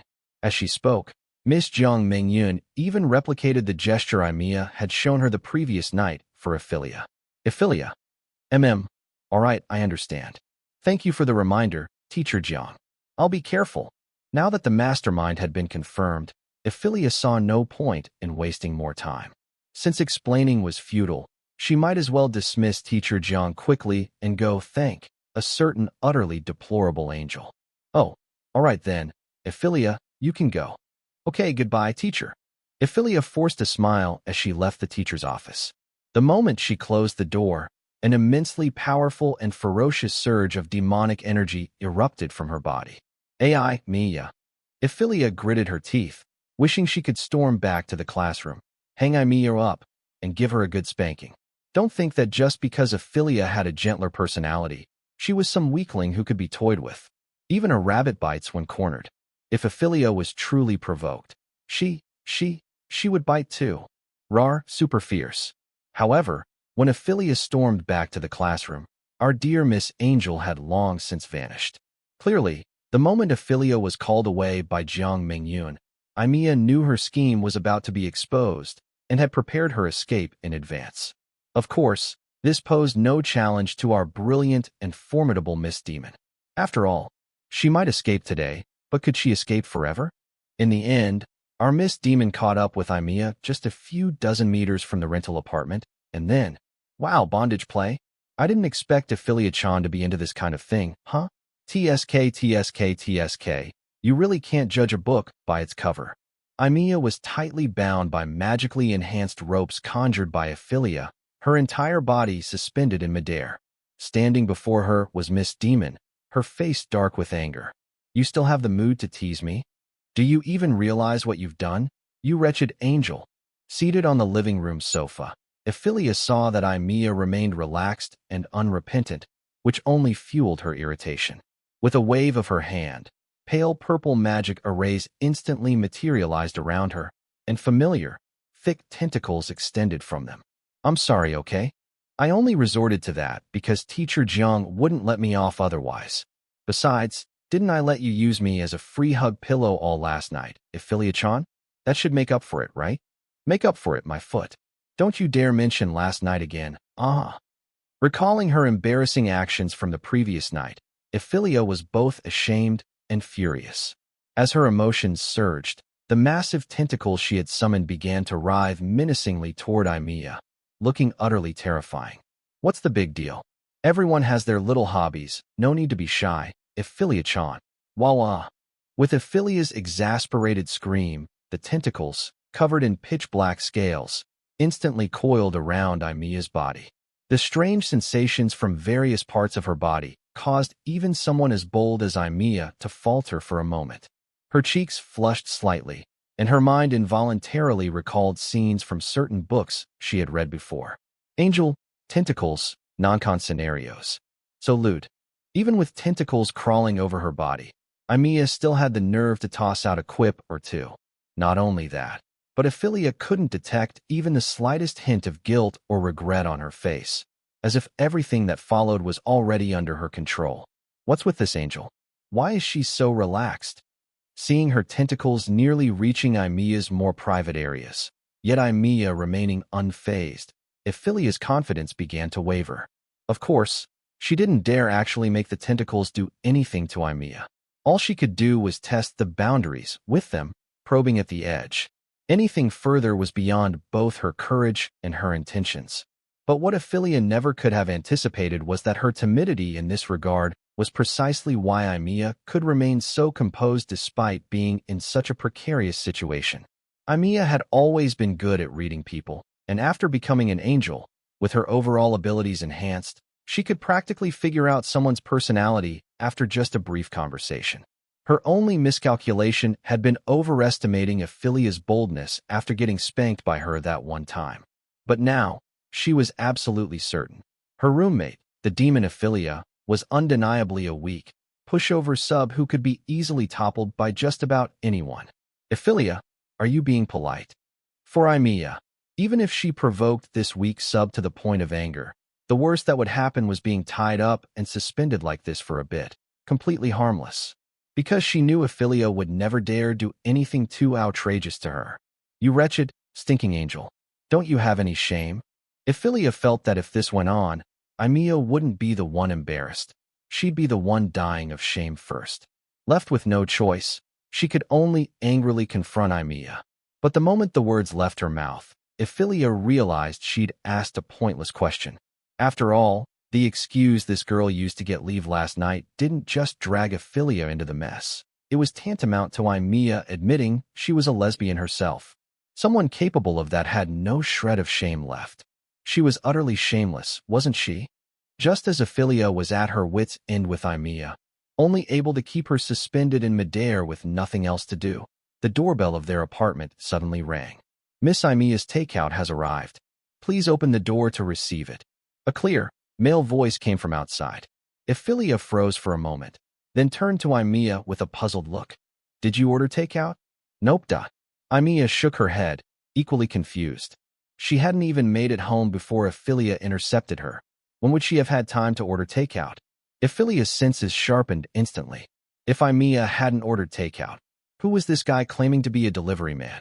She pulled her beloved shotgun from under her skirt, quickly loading it with magical bullets. Shielding the gun with her body, she cautiously prepared to open the door. At least let me down.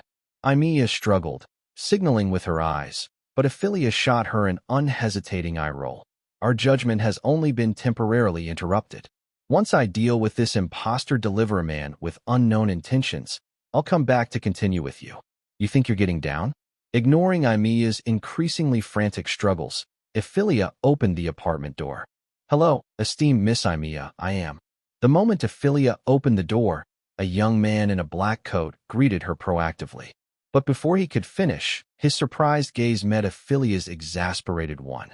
Clearly, he hadn't expected the door to be opened not by Evelia, but by another equally stunning girl. Delivery man? Evelia gave the man a cold glance. This guy was definitely no delivery man. He wasn't even wearing a delivery rider's uniform, not bothering to keep up the pretense. But when her eyes caught the owl-shaped badge on his chest, she understood his identity and why he had come for Evelia. This guy was a member of the Night Watch. The Night Watch was an organization established by humans after entering modern society, with its influence spanning the entire world. Its primary duty was to investigate and conceal the existence of the mysterious, that is, things like magic. Among humans, two organizations were responsible for this duty. Aside from the Night Watch, the other was the Holy Church. However, due to the rapid development of modern science and technology, the Church's influence had long since waned compared to its former glory. Even so, the Church remained the only organization operating openly in the human world, while the Night Watch, true to its name, silently protected humanity from the shadows of the world, a genuine secret organization. In terms of relations with other races, angels had a better relationship with the Church, as both shared the same faith. However, their relationship with the Night Watch was somewhat awkward. Most Night Watch members today were quite young and had little reverence for the deities angels believed in. It was said that this had even led to some blunders in the past, though as for what exactly, unfortunately, Evelia hadn't managed to find out. But it probably wasn't anything pleasant, that much was certain. Night Watch members had a variety of public identities, though most used confidential government roles as a cover. Identifying them was quite simple.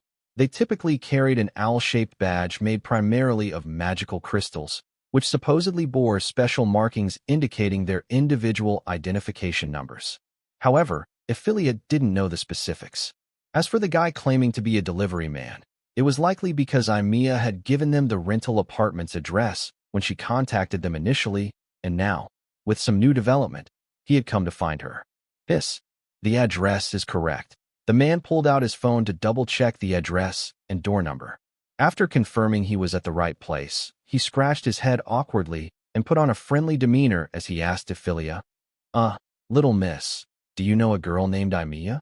I have some business with her. She. Evelia's expression stiffened instantly. Evelia was still suspended in the living room, and if anyone saw that scene, there'd be no washing away the misunderstanding even if she jumped into the Yellow River. What's wrong, Evelia-chan? Ugh, let me down already. Just as Evelia was about to make up an excuse to brush off the Night Watch member, Evelia, still suspended in the living room, grew impatient. She began struggling and shouting loudly, naturally drawing the attention of the Night Watch member outside. Is Miss Evelia inside? Huh. The Night Watch member, much taller than Evelia standing at the door, only needed to shift his angle slightly to see Evelia, tightly bound and suspended in the living room. He froze on the spot, as if petrified. Ahem, sorry for interrupting your fun. I think I'll come back later. Have a good time, you two. After a brief and awkward silence, the Night Watch member coughed awkwardly and turned to leave. Hey, wait. It's a misunderstanding. After expending tremendous effort, Evelia finally managed to invite the Night Watch member, who had been ready to flee, back inside. However, Big Brother, you have to believe me. We really weren't doing anything weird. Evelia looked like she was on the verge of tears.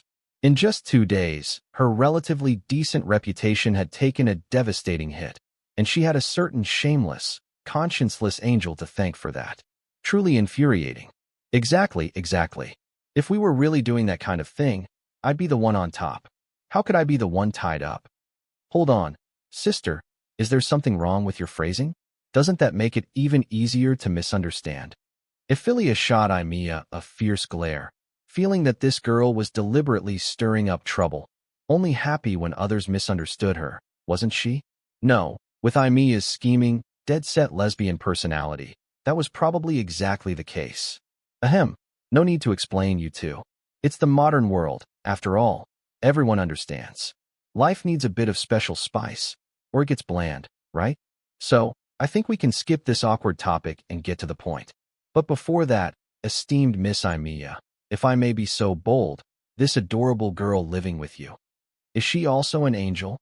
Seeing Evelia about to panic, the Night Watch member quickly changed the subject, turning to confirm Evelia's identity.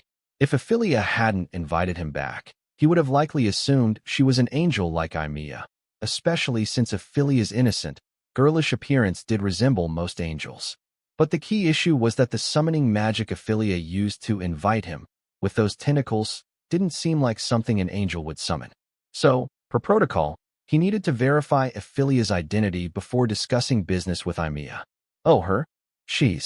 I'm not an angel. Before Evelia could respond, Evelia shook her head, preemptively denying the Night Watch member's assumption. As a demon, being mistaken for an angel was a grave insult, second only in severity to being mistaken for a succubus. I see, then you are just an ordinary mage, and also the tenant of this apartment. In this world, aside from the Night Watch and the Holy Church, there were a few independent magical organizations or lone wolf mages. Since magic relied heavily on talent and comprehension, it was possible for someone with exceptional talent to learn magic on their own without guidance, thus coming into contact with the mysterious. Evelia claimed to be this type. As a demon who often operated in the open, it was likely that both the Night Watch and the Holy Church had taken notice of her. However, since they could never catch her, they were powerless against her. Rashly revealing her demon identity could bring her considerable trouble. A mage of the mortal world, huh? That means your talent is quite impressive, little miss. Ever thought about joining our Night Watch?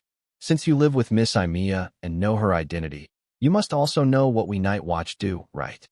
The Night Watchman's eyeballs Gulialu rolled twice, as if he had seen some rare treasure, smilingly tossing an olive branch to Evelia, looking just like a bad uncle trying to deceive a pure little girl. Night Watch. This profession itself could be considered one of the most manpower-demanding professions in the world. After all, among the human race, people with the talent to learn magic were already 1 in 100, and those with magic talent strong enough to self-teach magic without any guidance were truly as rare as phoenix feathers and unicorn horns. Even with the current global population base of nearly 8 billion, according to Evelia's estimation, those with this level of talent could probably be counted on 10 fingers. Therefore, whether it was the Night Watch or the Church, upon discovering someone with such talent, they would certainly eagerly extend an olive branch to them. But well, joining the Night Watch or something, for Evelia, was of course impossible. Which demon would join a human magic organization? Sorry, Mr. Night Watchman, I'm just an ordinary high school girl, only dabbling in magic out of interest, and I don't want to get too involved in your affairs. Evelia put on a professional smile, rejecting the Night Watchman's request with a very tactful tone. The Night Watchman, upon hearing this, awkwardly opened his mouth, seemingly wanting to say something more. No need to think too much. What this guy wanted to say was definitely various preferential conditions or special treatment projects. But to Evelia, these were all meaningless. If she really wanted to live a comfortable, godlike life, she only needed to return to hell. So why would she need to join them? However, joining the Night Watch did have some benefits for Evelia, namely that she could use the Night Watch's system to more conveniently and quickly lock onto the targets she wanted to execute justice upon later. But if one considered the risks of joining the Night Watch, then this benefit seemed quite insignificant. Therefore, no matter what preferential conditions or temptations this guy offered, Evelia's answer would only be one. That was nada. Mr. Night Watchman, aren't you getting a bit off topic? Since you already know my Fufu's identity, then I presume we can start now, right? Somewhat unexpectedly, just as the Night Watchman was about to say something more to tempt Evelia to join, Evelia, who was nearby, couldn't sit still anymore. She smiled and tapped the table, her sharp gaze as if warning the Night Watchman to stop, not to poach in her presence. Cough, cough. Yes, I did get a bit distracted. I apologize for my impulsive behavior to the two esteemed ladies. The Night Watchman coughed awkwardly twice, perhaps due to Evelia's slightly kind gaze. His demeanor seemed somewhat uneasy, looking very restrained, even specifically apologizing to Evelia and Evelia. But thinking about it, it made sense. After all, the Night Watch only knew that Evelia was a pure angel, and angels were impossible to age judge by appearance. So even they couldn't tell whether Evelia was a young juvenile angel or an old hag who had lived for who knows how many years. Being very restrained or respectful was quite normal. And with that, the little farce before the conversation came to an end, and what followed was the adults' business. Miss Evelia, last night, our patrolling colleagues discovered it should be said, a giant monster's remains made from multiple corpses in an old alleyway less than 20 kilometers from the residential area we're currently in. We found some bloodstains and traces of a fight nearby.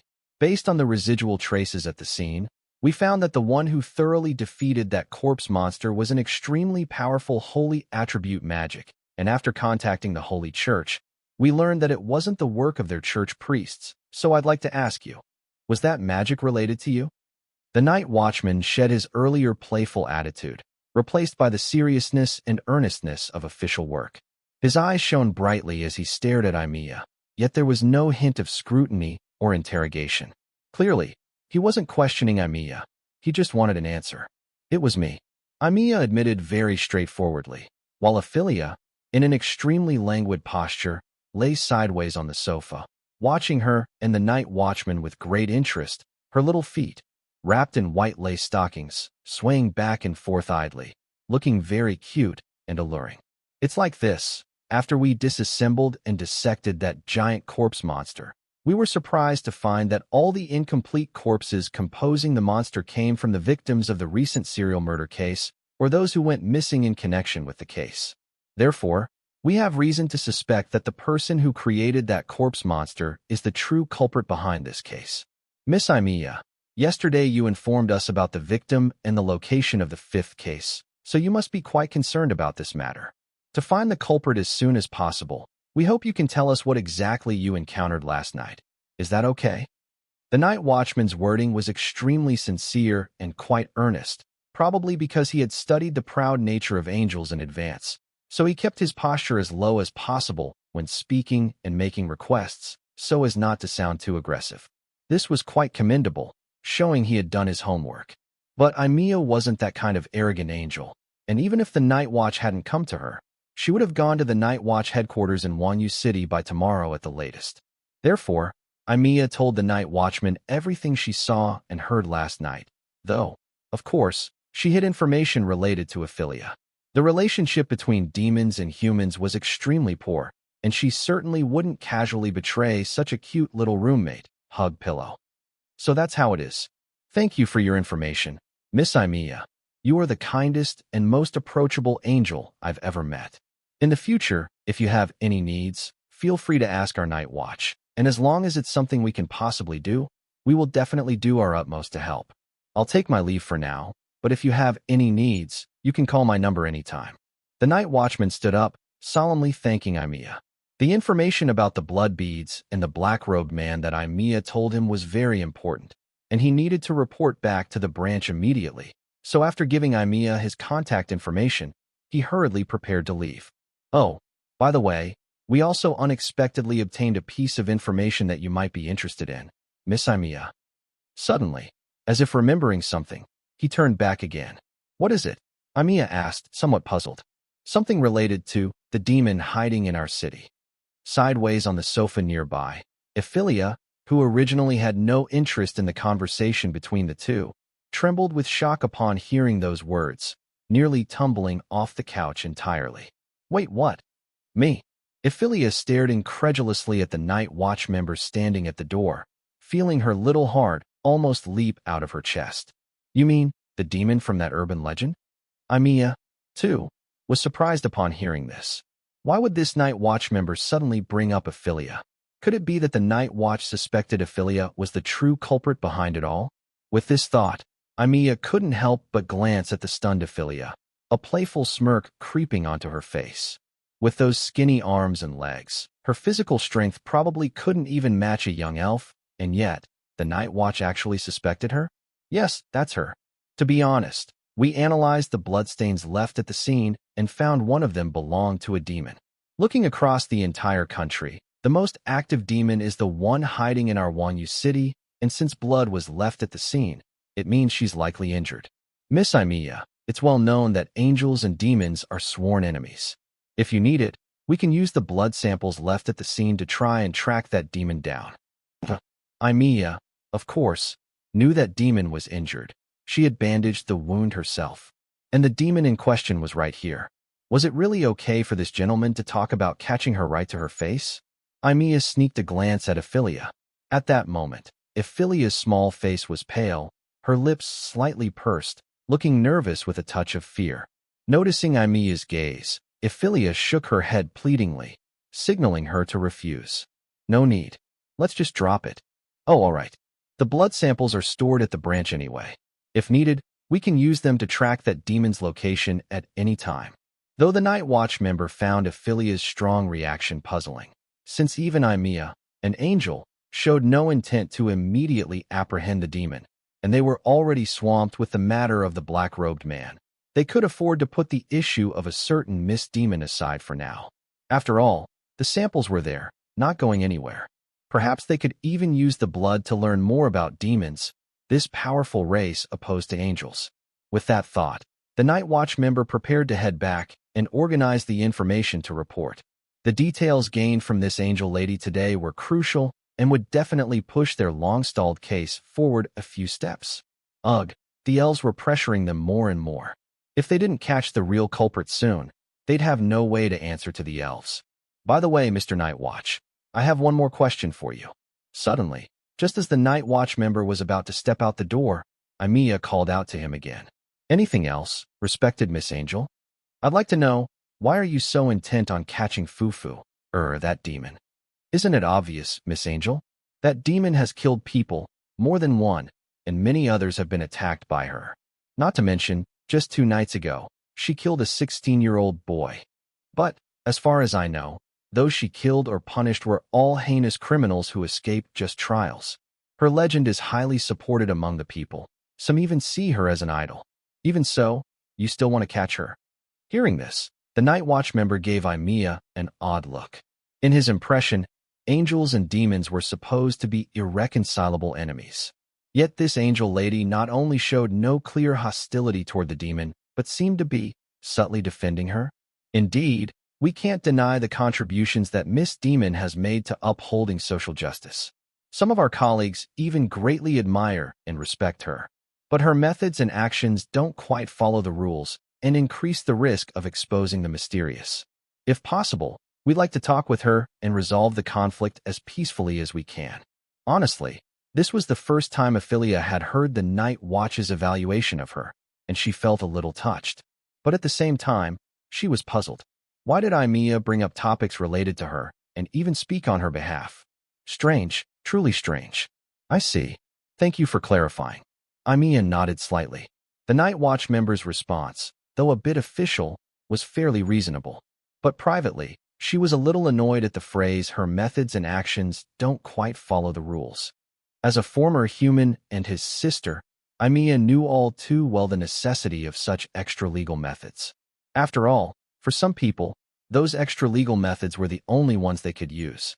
Watching the Night Watch member leave, Evelia shifted her mood slightly and sat next to Evelia with a teasing air, playfully poking her soft cheek.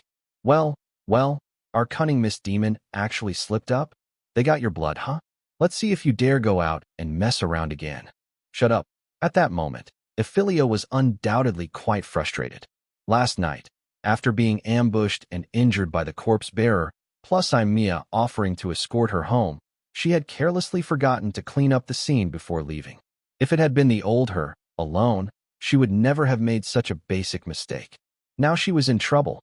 Her blood was in their hands. Magic was nearly omnipotent, and some highly skilled old monsters could pinpoint a target's general location with just a strand of hair, let alone blood. But luckily, she was close friends with Nolan, the Bloodkin High Princess, so the Night Watch couldn't use blood magic to curse her or apply some kind of debuff. That was a small mercy in this mess. Like hell it was. She couldn't just sit there. She had to destroy those blood samples in the Night Watch's possession as soon as possible. Otherwise, Evelia probably wouldn't even sleep well at night. She absolutely couldn't give anyone a chance to stir up trouble. With that thought, Evelia got up glumly, turned, and slipped into her room to call her uncle, the fallen angel Lucifer, to complain. Good, thanks Uncle Lucifer, that's it, bye-bye. After finishing the call for help to my uncle, Evelia, finally let out a sigh of relief. Lucifer had promised me that he would take care of this issue by tonight at the latest, which basically meant it was 100% in the bag, right? After all, this time Uncle Lucifer was preparing to personally make a trip to the human world. This was probably the first time the fallen angel had re-entered the fray since the decisive battle between hell and heaven, wasn't it? Let alone the Night Watch branch in Wanyu City, even the headquarters of the human Night Watch. Lucifer could come and go as freely as if it were his own home. That didn't sound quite right. Uncle Lucifer's old home was probably heaven. What? Still fretting over the blood issue? Evelia pushed open the door to my bedroom with a cheeky grin and walked in. The moment I saw her gloating expression, I felt a twinge of irritation. This is my room. Go back to your own room. But this is my house too. I'm a tenant. Go play in your own room. But my room isn't tidied up yet. Evelia put on a pitiful act, but I, who had just suffered a silent defeat at her hands last night, wasn't falling for it anymore. I snapped at her irritably.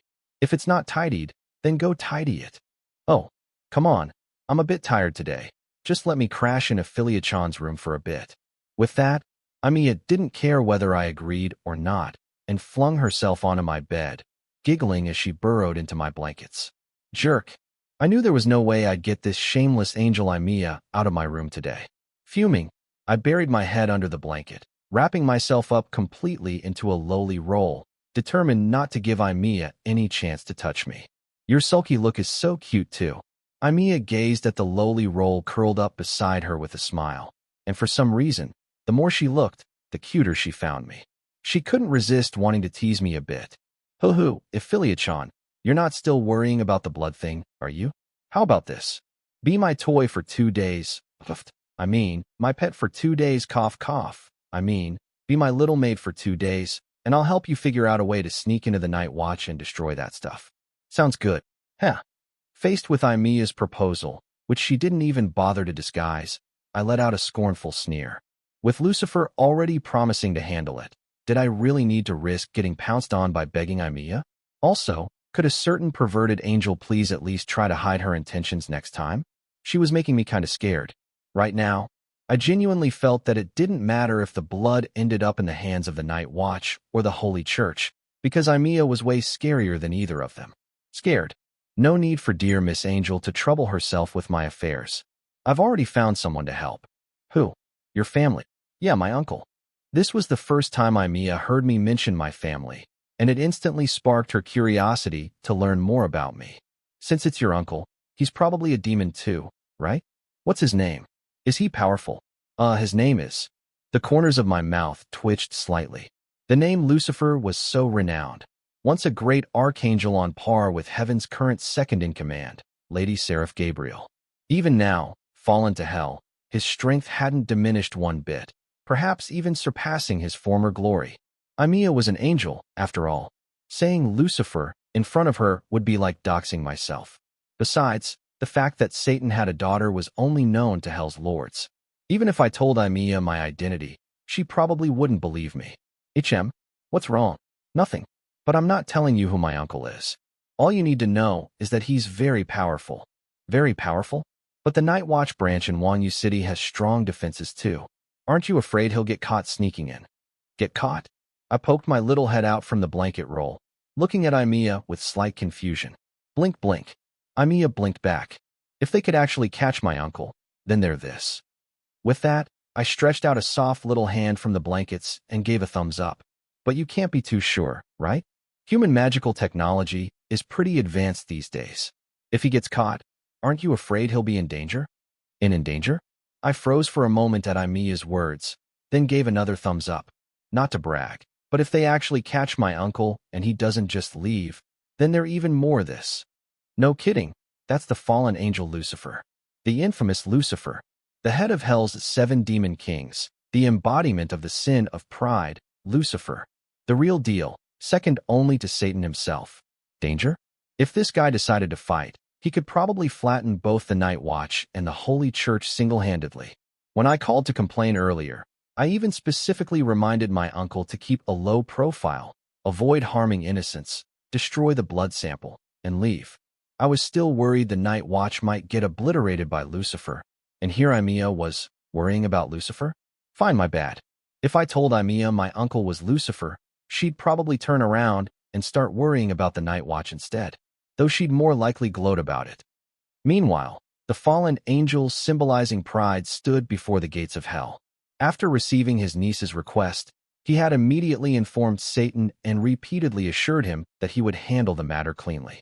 It took quite some effort to calm Satan down, who, upon hearing the news, was so worked up he nearly rushed to the human world to burn the Night Watch to ashes with a single breath. Sigh. Typhon, really, how old is she? Can't she be a bit more composed? Thinking back to the scene where he desperately held Satan back, Lucifer couldn't help but feel a wave of exhaustion. This hell would fall apart without him. In the end, I had to bring up Michaeli to calm him down. It seemed only Big Sister's name carried that kind of weight. Lucifer had only hinted that if Satan recklessly appeared in the human world, it might draw Michaeli's attention. That alone made a certain someone freeze in panic, cough awkwardly twice, and obediently return to her throne. The speed of that mood swing made Lucifer wonder if Satan had secretly studied face-changing techniques. After all, his face changes didn't cost any beans. I'm exhausted. I really don't get what's so special about guarding a blood sample.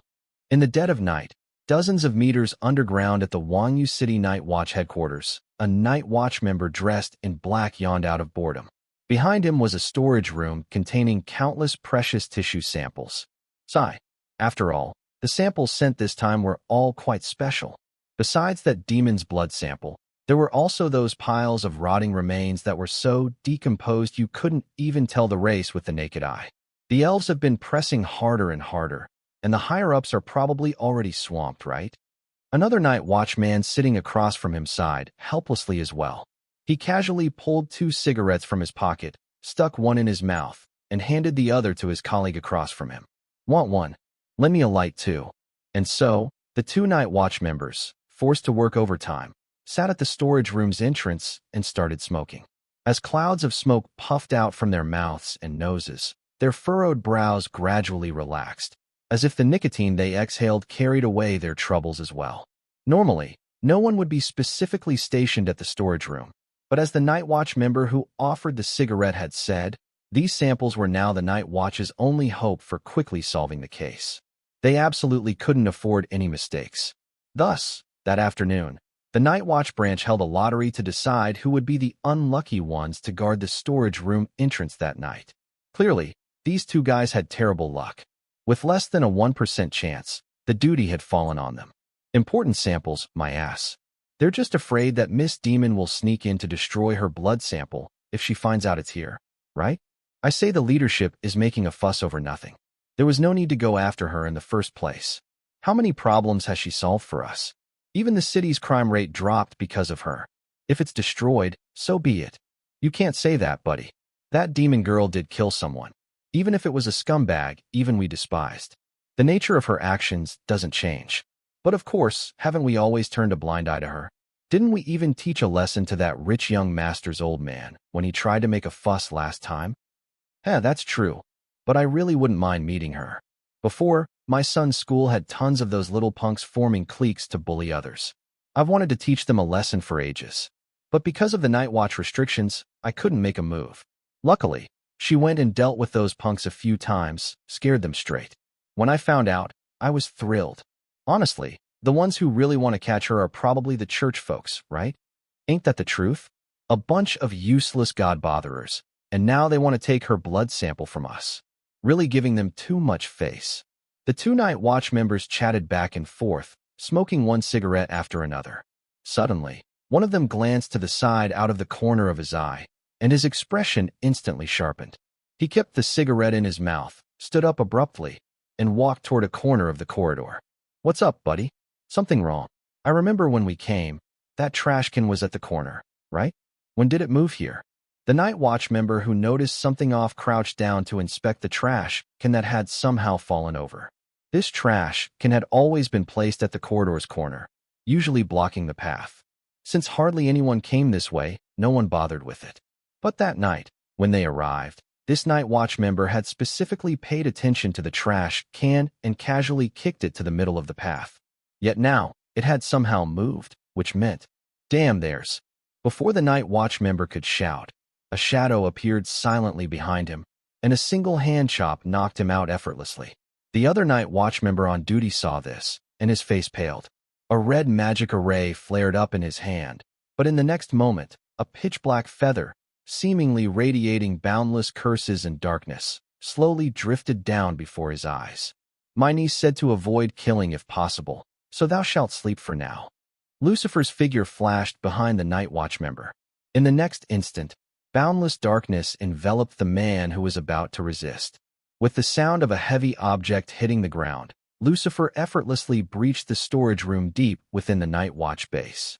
Blood sample found. As soon as Lucifer entered the storage room, his deep eyes glowed faintly, instantly locating the blood sample labeled Demon. He walked straight to the deepest part of the room, ignoring the rotting remains scattered on the floor, and precisely picked out the test tube he was looking for from a pile of others. This way, little Ivy should be at ease. But just as Lucifer was about to crush the blood sample along with the test tube, his brows suddenly twitched. He looked at the sample in his hand with some doubt. This is... Lucifer pulled out the stopper from the test tube and sniffed it lightly. His brows furrowed even more. Pig's blood. Lucifer snorted coldly, tossing the test tube to the ground like trash. The glass tube shattered instantly, and the demon's blood stored inside splattered everywhere. Seems someone beat me to it.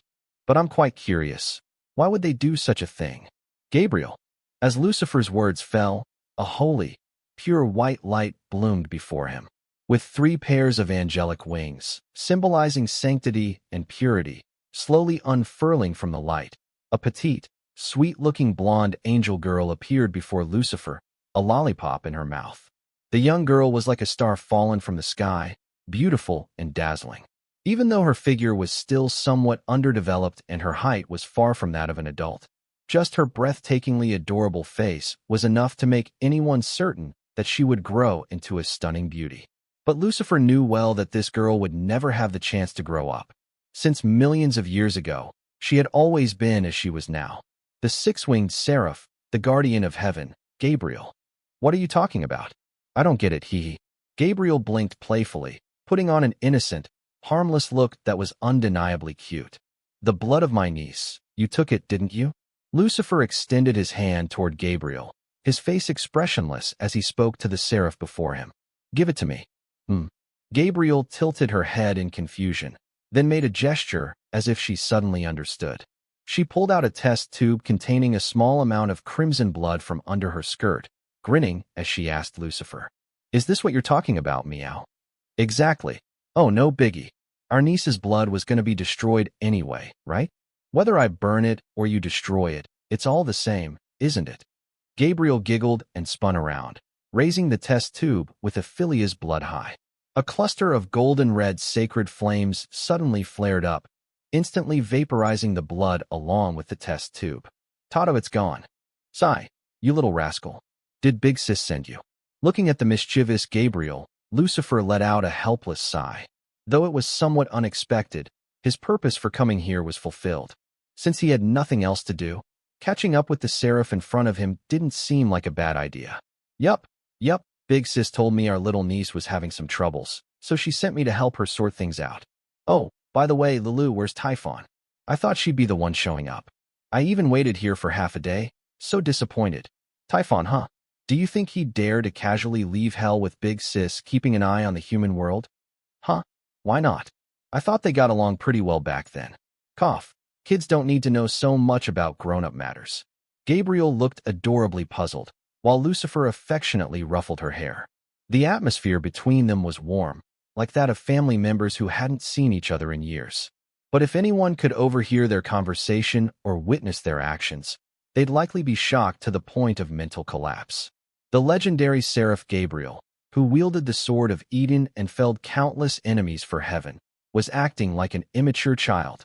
And Lucifer, the fallen angel who was supposed to be her adversary, was gently patting her head like a kind big brother. If this got out, even the simplest beastmen wouldn't believe it. In the legends passed down in the mortal world, Seraph Gabriel and fallen angel Lucifer were sworn enemies, their relationship akin to the irreconcilable feud between Satan and Michaeli. During the ancient war between hell and heaven, it was their battles that terrified all those secretly observing with ill intentions. While Satan and Michaeli, as the nuclear weapons of hell and heaven, were rarely deployed, these two could be considered the strongest forces of their respective realms. But judging from the current scene, the authenticity of those legends was questionable. After all, the vibe between these two didn't seem hostile in the slightest. Ugh, but I want to play with Typhon. Heaven's so boring. There's not even anyone worth fighting. Big Sis won't let me come down to play either. I'm so bored I could grow grass on my head. Gabriel squatted down, looking utterly dejected as she pitifully licked her lollipop. Suddenly, as if struck by a brilliant idea, the gloom on her face vanished, replaced by unprecedented excitement. She popped the lollipop into her mouth and clung to Lucifer's leg like an octopus, giving him a pitiful, pleading look. "Lulu, take me to hell to play, pretty please? When we were acting back then, I flew too fast and didn't even get a good look at what hell's like. Just take me for a quick tour. It won't take long. I beg you." "Huh? No way.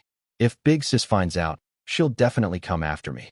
Besides, unlike me, who achieved fallen heaven by accepting part of Typhon's power, you're a pure seraph.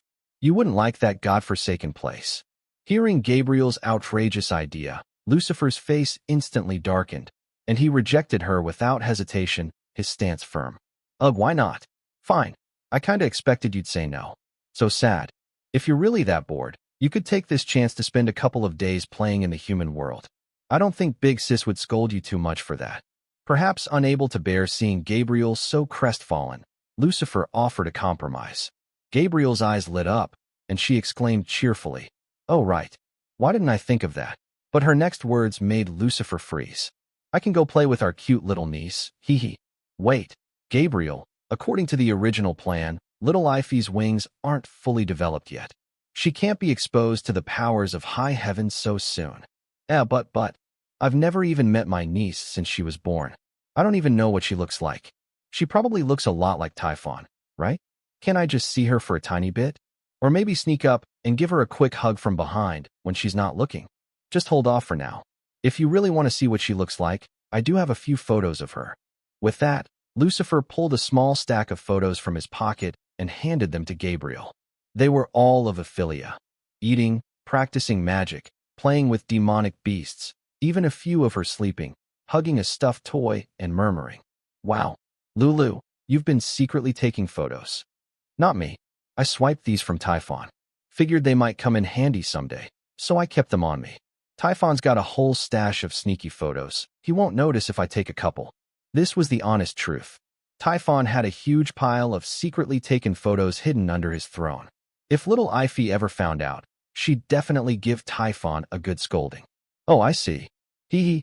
Thanks, Lulu. Wow, my niece is so adorable. I love her. Here, Lulu, have this. It's super yummy, as a thank you." With that, Gabriel stood on her tiptoes and stuffed the half-eaten lollipop into Lucifer's mouth. "Bye-bye, Lulu. I'm off to have some fun." Mia said, "There's tons of yummy stuff in the human world, and I want to try it all." Before Lucifer could react, Gabriel giggled and vanished into specks of light. Left alone, Lucifer stared at the spot where she disappeared, slightly dazed. That girl. At the other end of Wanyu City, in a desolate, uninhabited dark underground, a beautiful girl on the brink of death was chained with cold iron in a filthy, cramped dungeon. Her body was covered with wounds of all sizes, her fair, delicate skin marred with bloody gashes from knives and swords. Her once lustrous pale golden hair had become dull and lifeless, matted with filthy blood. It hurt so much. "Father, Mother." The girl's frail body trembled slightly. Her voice was hoarse and faint, as if she might perish at any moment. Her pitiable appearance would likely break the heart of anyone who witnessed this scene. Of course, one person would not feel such pity. That was the true culprit behind the girl's current state of torment. Bang, bang, bang. Suddenly, a piercing series of knocks echoed, and the girl's body shrank in fear, summoning the last of her strength to try to retreat into the corner of the dungeon. She was terrified of the demon outside her cell. No, perhaps in the girl's heart now, even a demon would be 10,000 times better than that man. What tenacious vitality. Should I say, as expected of a high-ranking elf. The black-robed man opened the slightly rusted iron door of the dungeon, muttering to himself as he stepped inside. Upon seeing him, the girl, bound by chains, began to tremble violently, her breathing growing even more rapid. The air was thick with the stench of fear and despair. "Are you afraid, elf?" The black-robed man slowly crouched down, one hand forcibly gripping the girl's throat, the other using a dagger to brush aside the hair covering her face, revealing her long, pointed ears. His eyes, hidden beneath the black robe, gazed with interest at the girl's fear-stricken face. He lightly pressed the dagger against the elf girl's tender cheek and spoke with a delighted tone. "No need to fear death. The cult leader has given orders. I won't kill you. You must know that, even for us, a living high-ranking elf is far more valuable than a corpse brimming with magical power. Please let me go. I won't say anything. I swear." The girl sobbed, pleading, but how could the black-robed man agree?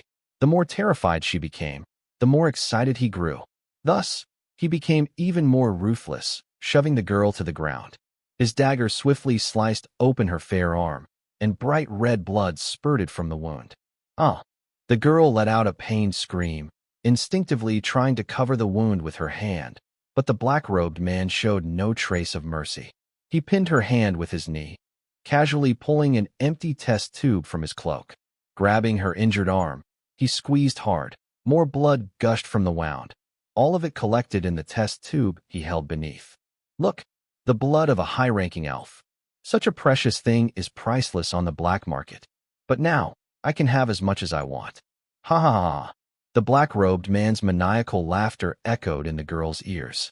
At this moment, her magic was depleted, her body weak, leaving her no chance to resist. She could only let him draw her blood at will, her heart consumed by endless despair. With this high-ranking elf's blood, combined with the blessings of the great god, I can create even more advanced, more powerful corpse-bearers. When that time comes, whether it's that damned demon or that meddlesome angel, I'll make them realize how foolish it is to oppose the Advent faction. The black-robed man raised the test tube filled with elves' blood, laughing hysterically in his excitement. his eyes brimming with worship and fanaticism for his god. Look at this beautiful color. What noble blood. How foolish were those human nobles back then, selling elves just to satisfy their base desires. Something so valuable, and they used it only for their own needs? Should I call them vulgar or extravagant? But I must admit, I'm quite jealous of those nobles. Elves today are increasingly cunning. Catching even an ordinary elf is harder than ascending to the heavens. Fortunately, the heavens, no, not the heavens, the god. This must be the god's response to our faction, granting us such a perfect opportunity, gifting us this priceless treasure. Whether it's the angels who betrayed the great god or that deceitful, hypocritical holy church, they will all become stepping stones for the great god's return to this world. Feel honored, elf, for you are the greatest catalyst for our cult to achieve its long-cherished wish and welcome our god's return. Looking at the frenzied man pressing down on her, continuously drawing her blood, the elf girl's eyes were filled with countless fears. But at this moment, she was a caged canary, utterly at his mercy, with no possibility of resistance. Oh right, let's start with that meddlesome angel. If it weren't for her, I'd already have that demon's corpse and soul. Once I capture that angel, I'll break her wings with my own hands. I'll make her wail beneath me like a stray dog. And in the end, while she's still alive, I'll rip her soul from her body in the most painful way possible. I'll make her regret ever coming into this world. The black-robed man fantasized about the ways he'd torment Evelia while speeding up the blood-drawing process. Whenever the elf girl's wound showed the slightest sign of clotting, he'd cut her skin open again with his knife. The girl, under this intense bloodletting and torment, was in such agony she nearly fainted, but each time the black-robed man sliced her body, the pain jolted her back to consciousness. What inhumane torture! The elf girl was ravaged by this suffering, her wails and sobs filling the entire dungeon. This amount should be enough. After all, I need to be careful not to let you die. Look forward to it, elf. Soon, you'll have a new friend. The black-robed man looked at the box full of test tubes brimming with blood, nodded in satisfaction, and, caring not whether the girl lived or died, viciously kicked her before turning and striding out of the dungeon.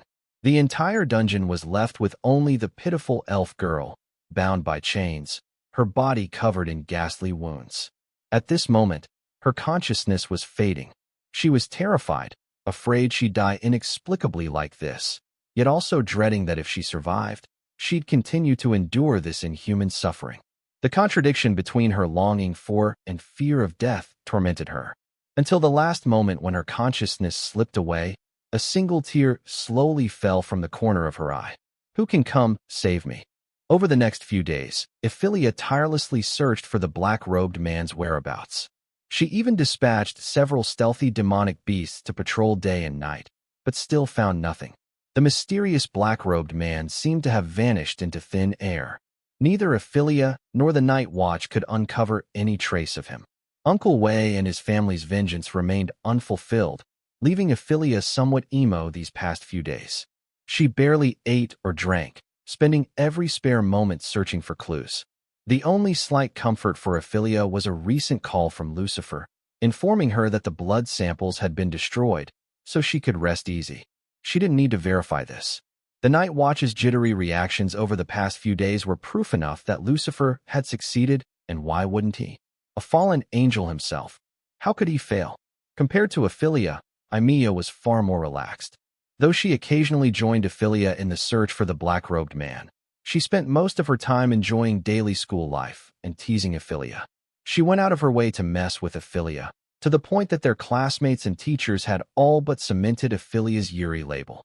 Evelia had protested to Evelia about this, but, unsurprisingly, every time she did, Evelia would turn the tables, leaving Evelia on the verge of a mental breakdown.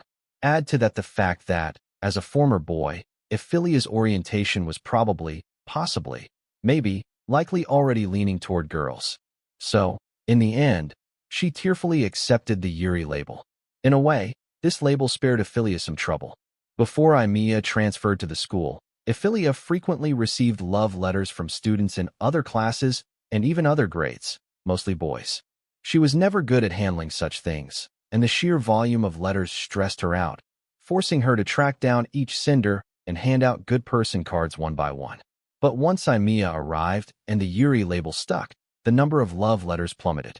The boys were thrilled to see two beautiful girls together, and the girls who'd previously sent Evelia love letters, Yuri enthusiasts themselves, were outshone by Evelia's overwhelming beauty and reluctantly backed off. After all, as an angel, Evelia's looks were undeniably striking. As for why the love letters came only from other classes or grades and not her own class, well, her classmates, being so close, would likely gang up on anyone who dared confess to Evelia. The only thing that made Evelia feel a bit wronged was that, nowadays, whenever she walked around, people nearby would point and whisper. They weren't bad-mouthing her, but their discussions about her being Yuri easily left her flushed with embarrassment.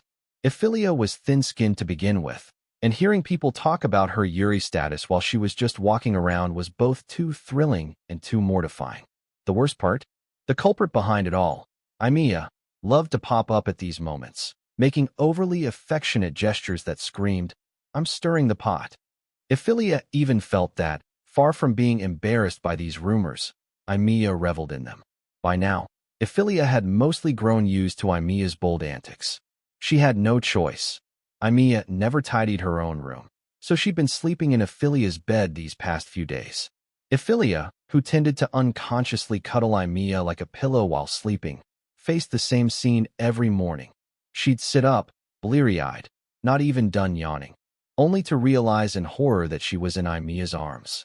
Then that infuriating Evelia would seize the chance to either pin down the brain-dead Evelia or tease her relentlessly, leaving Evelia red-faced every morning. Absolutely infuriating. All in all, these were some of the most exasperating days Evelia had ever endured. Mornings started with being pinned and teased by a certain Yuri-obsessed angel. At school, she was mortified by her classmates' knowing smirks. After school, she scoured the city for the black-robed man, and even when she finally dragged herself back to her rented apartment after a grueling day, she still had to face another round of teasing from that Yuri angel. Was this any way to live? So, when the rare weekend arrived, Evelia wasted no time fleeing to her best friend's house. Her sole purpose? To avoid further teasing from Evelia. After these past few days, even Evelia noticed she was growing accustomed to Evelia's teasing and provocations. The shame and anger she used to feel waking up in Evelia's arms were fading, as if her subconscious had accepted it. Most terrifyingly, her reactions after being teased to the breaking point were starting to feel like the playful bickering of a couple. No way had she actually been won over by that rotten angel. Evelia was panicking. She had to stop this from happening. An angel and a demon? Absolutely impossible. It would never be accepted by either race. Even if she could use her status as Satan's daughter to strong-arm the demons, the angels would never agree. It could even spark another conflict between demons and angels. To prevent such a catastrophe, Evelia had to snuff out any spark that could lead to this dangerous outcome. She even considered staying at Nolan's place for a couple of days. After all, Nolan was the Bloodkin High Princess. Her mansion was so secure that even the night watch wouldn't dare intrude. Staying there would be absolutely safe. But the thought of accidentally interrupting Nolan and her partner's intimate moments, as she had last time, made Evelia scrap the idea. She also didn't mention this to Nolan and the others, fearing Lena's teasing. "Hey, Sister Evelia, your tea's gone cold." "Huh? Oh, sorry, I was lost in thought." In the back garden of Nolan's mansion, Evelia was having a tea party with Lena and Nolan, while Miss Lola, the maid, diligently trimmed the flowers and plants nearby. "Sister Ephelia's got something on her mind. What's up? Finally fallen in love? Quick, tell us who the lucky one is that's caught the eye of the noble Hell Princess. We'll give you some advice." Noticing Ephelia's distracted state, Lena leaned in with a teasing smile, her suggestive gaze making Evelia break out in a cold sweat. She tried to stay calm, forcibly averting her eyes to avoid Lena's stare. "Ahem. Lena, what are you talking about? How could I possibly have someone I like? I'm a staunch believer in staying single." "You are lying, my dear Sister Evelia. Your eyes have completely betrayed you, haven't they?" Lena nudged Evelia with her elbow, her lovely face brimming with smugness. "Wow, what eyes? I just suddenly remembered some troublesome stuff. That's all." Her thoughts exposed, Evelia panicked. She coughed dryly, trying to mask her fluster, but her acting was frankly terrible. The more she tried to cover it up, the wider Lena's grin grew. Clearly, this was a case of no silver here, 300 taels. No way. Ivy, you don't actually. Nolan, seated across from them, covered her mouth in surprise, her words dealing Evelia a fatal blow. Was my performance really that bad? How did even the ever-adorable, airhead Nolan Chan notice? Hee, even my mistress can tell. Sister Evelia, stop pretending. My love expertise is pretty impressive. You know, quick, tell us who it is, and I'll be your love advisor. Lena leaned close to Evelia's ear, deliberately emphasizing each word. A wave of intense shame flooded Evelia's mind. Her face flushed bright red, tears welled in her eyes, and her ears felt hot. All right, Lena, stop teasing Ivy. You're about to make her cry, whispers. Seeing Evelia on the verge of bursting into tears, Nolan stepped in to smooth things over. Meanwhile, our dear maid, Miss Lola, had been quietly observing from the side. Noticing Evelia's ear-reddening embarrassment and her princess's timely rescue, Lola's myriad thoughts coalesced into a single sentence. Miss Evelia and Her Highness the Princess are so alike. Be it their weak, receptive nature or their tsundere personalities, they truly lived up to their bestie status. But thinking about it, could the person Evelia likes be a sly fox like Miss Lena? But for someone to catch the eye of Evelia, the Hell Princess herself, they must be an incredibly adorable girl, right? As for Evelia liking a boy, Lola didn't even consider the possibility. After all, as the saying goes, Yuri attracts Yuri. No. If it were a boy, Evelia's father would likely never approve, right? Just like how His Majesty unhesitatingly rejected all the Duke's marriage proposals for the princess, yet greatly approved of her relationship with Miss Lena after Lola's report. Though His Majesty was quite displeased that the princess was the bottom in the relationship.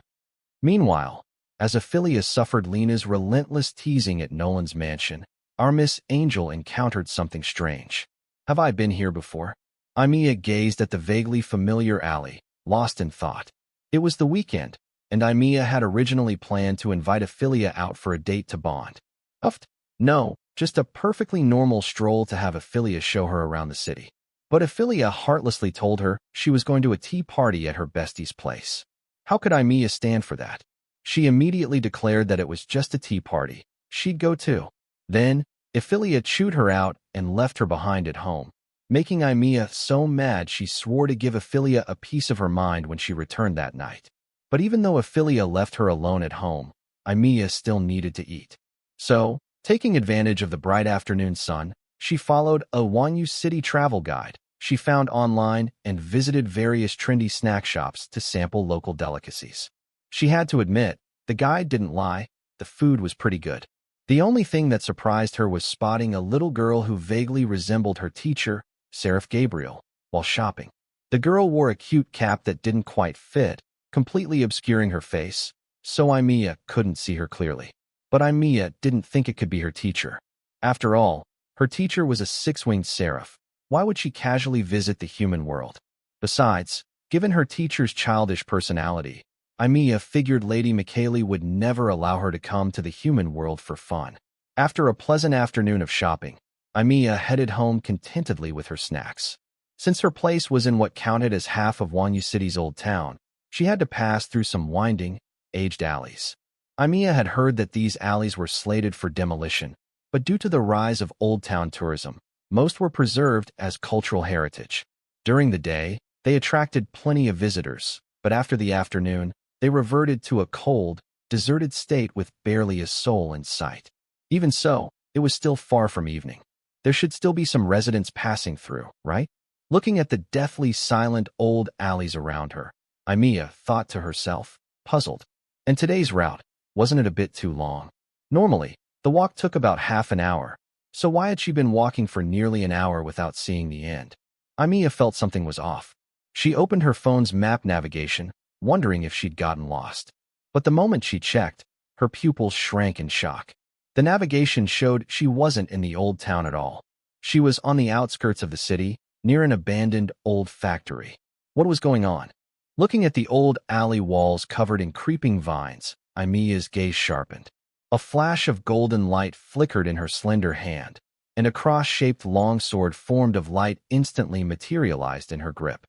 The navigation showed she was nearly 100 kilometers from her home in the old town, far too distant to be a simple case of getting lost. Who gets lost 100 kilometers away? She wasn't some ultimate directionless idiot. Oh, looks like you figured it out, noble Miss Angel. Suddenly, a vaguely familiar voice sounded from above and to the side. Eevelia's eyes narrowed, and she swung her longsword toward the source. A crescent-shaped golden sword aura burst forth, instantly carving a meter-wide gash in the alley. Damn, looks like you're even more impatient than I am, Miss Angel. Well, that's perfect. I can't wait to claim your corpse and soul. The black-robed man's slightly disheveled figure appeared before Evelia. A portion of his cloak on his right arm had been sliced off by some sharp object. Clearly, he'd been perched on the alley wall, preparing his opening speech, only to nearly lose his arm to Eevelia's lightning-fast strike. Come forth, corpse-bearer blessed by the god. The time to serve the great god has come. Defeat this vile traitor, Angel, before you. Offer her body and soul entirely to him. With the black-robed man's fervent gesture, a giant hand, formed of countless biological remains and covered in eerie blood runes, burst from the ground beneath Eevelia's feet. The severed limbs on the hand writhed grotesquely, and decayed arms, some reduced to mere bones, reached for Eevelia's ankles. A defeated foe resorting to sneak attacks. Evelia had once been injured by a corpse-bearer hidden in a wall, so Evelia was already prepared for attacks from all directions the moment she saw the black-robed man. Her angelic wings unfurled instantly, their pure white feathers flapping swiftly, lifting her into the air just before the disgusting limbs could grab her. Roar! The corpse-bearer's full body emerged from the ground. Evelia keenly noticed this one differed slightly from the one she'd slain before. It was covered in strange red runes and noticeably larger. But since it was a corpse-bearer, its magic immunity trait should still apply. Like last time, close-quarters combat to find an opening with her counter-gauntlet should do the trick. Just as Evelia prepared to dive toward the corpse-bearer, a fierce red light flared. Roiling flames shot straight at her. Caught off guard, Evelia couldn't dodge in time and shielded herself with her wings and longsword, taking the scorching flames head-on. Ugh! The burning pain in her wings sapped her strength, forcing her to plummet from the air. But her exceptional reflexes kicked in. She adjusted her position mid-fall, rolling to cushion the impact and create distance from the corpse-bearer. Even so, she sustained some scrapes. How magic! Evelia looked up, her eyes filled with disbelief. There was no mistake. The flames that had just struck her were a third-tier fire spell, Crimson Flame, capable of instant casting. Though its damage was low, its range and impact were formidable, typically used by mages to repel assassins in close-quarters ambushes. But even so, it was undeniably magic. Casting magic required not only mana but also the construction of mana circuits and magic arrays, meaning the caster needed at least basic intelligence. Yet the corpse-bearer before her, a puppet stitched together from human remains, lacked even the rudimentary intelligence or mana found in ordinary human corpses. Surprised, Miss Angel? That's right. This corpse-bearer is different from the one you killed before. It contains noble blood. So, Miss Angel, surrender now, and I might let you keep a whole corpse to meet the great god. Otherwise, I can't guarantee that pretty little face of yours won't get hurt in the fight. The black-robed man's voice dripped with smugness as he feigned regret, extending a hand toward Evelia. She scoffed disdainfully, using her longsword to prop herself up. Pointing the blade at the nearly 7-meter-tall corpse-bearer, she spoke calmly. Just basic magic. You think a surprise attack is enough to defeat an angel? That trick might work on my dim-witted kin, but against me, True. How could a single magic-wielding corpse-bearer defeat you? With Gabriel's counter-miracle? But sorry, I'm a simple man. In situations like this, I just add a bit more. Add a bit more? What did that mean? A sense of unease stirred in Eevelia's heart, and she instinctively stepped back. The next moment, as the ground shook violently, her foreboding became reality. Boom, boom, boom, boom, boom, boom, boom, boom. 8 more colossal corpse-bearers adorned with blood runes burst from the ground, their massive forms instantly shattering the alley walls. Pairs of blood-red, menacing eyes locked onto the stunned Evelia, the air filled with the rotting stench unique to their decaying bodies. I made 9 of these corpse-bearers. How's that, Miss Angel? A grand gift prepared just for you. The black-robed man stood on one of the corpse-bearer's shoulders, laughing maniacally. Even Evelia, a combat-proficient angel, tensed up. Her counter-miracle wasn't something she could use recklessly. Against this number of corpse-bearers, even she could only flee. But at the same time, she felt rage at their numbers. The ordinary corpse-bearer from before had been made from the remains of at least 10 different people. And now, with so many larger corpse-bearers, how many people had this bastard killed to create them? Damn scum. At the dining table in Nolan's mansion, Evelia, who was enjoying dinner with her best friend, suddenly shuddered, as if struck by lightning. She looked up in confusion, gazing through the mansion's window at the distant, somewhat illusory city. What's wrong, Ivy? You seem restless. Noticing Evelia's unnatural reaction, Nolan set down her knife and fork, asking with a hint of concern. It's not. I just suddenly felt uneasy. Evelia furrowed her brow slightly. The feeling came out of nowhere, and even she didn't know why she was struck by this inexplicable sensation. Oh, I bet. Sister Evelia's missing her wife, huh? TSK tisk. Who'd have thought the Grand Hell Princess would have a day where her heart flutters? Lena suddenly popped up beside her, leaning in with a mischievous tease. Our poor demon miss could only flush red and instinctively deny it. But Lena's words did hit a nerve. Evelia suddenly worried. Could Evelia, left alone at home, be in danger? Like, say, being targeted by that black-robed man for revenge. No way. Why am I overthinking this? Evelia's got that Seraph's miracle, after all. How could that black-robed man possibly be her match? I must have spent too much time obsessing over catching him these past few days, and now I'm seeing everything through that lens. Evelia reassured herself inwardly. The black-robed man would avoid Evelia at all costs. Why would he seek her out? Right, that must be it. Besides, with Evelia's strength, what was there to worry about? What was there to? Sigh. Sorry, Nolan-chan, I'll have to end the tea party here. Thanks for your hospitality, but I've got some urgent business and need to leave first. Evelia let out a soft sigh, then stood abruptly, offering Nolan an apologetic farewell. What's the matter, Ivy? Need my help? No need, Nolan-chan. I can handle it alone. With that, Evelia turned and left, moving so hurriedly it seemed she was eager to confirm something. Lena, what could make Ivy so anxious? After Evelia left, Nolan leaned toward Lena, looking worriedly in the direction Evelia had gone. Well, maybe I guessed right. Hee, but, wife, your face is practically screaming, I want to go after Ivy. I'm jealous. I'm not. And who's your wife? I'm clearly the master here, whispers. Wow, as expected of my wife. Puffed, master, you're too cute. This blushing, ear-reddening, shy, coy, bashful, fidgety look is just too exciting. Master Chan, do you know how tempting you look right now? Shrinking back like a little lamb, trembling all over? Come on, let's go to the bedroom and play a little game. How about it? Yeah? Lola, save me. Watching her princess, ears red with embarrassment, being dragged toward the bedroom by Lena, our maid smiled and nodded, as if to say, don't back down, princess. Face her head on. Show Miss Lena the might of the Bloodkin royal family to Rijuo. Nolan. Seriously, are you for real? Lola save. Bang. As Lena slammed the bedroom door shut, Nolan's figure vanished from Lola's sight. Instantly, Lola's expression shifted from indulgence to concern. Thinking of her princess's weak, receptive nature, Lola felt a headache coming on. Princess, please, show some spirit.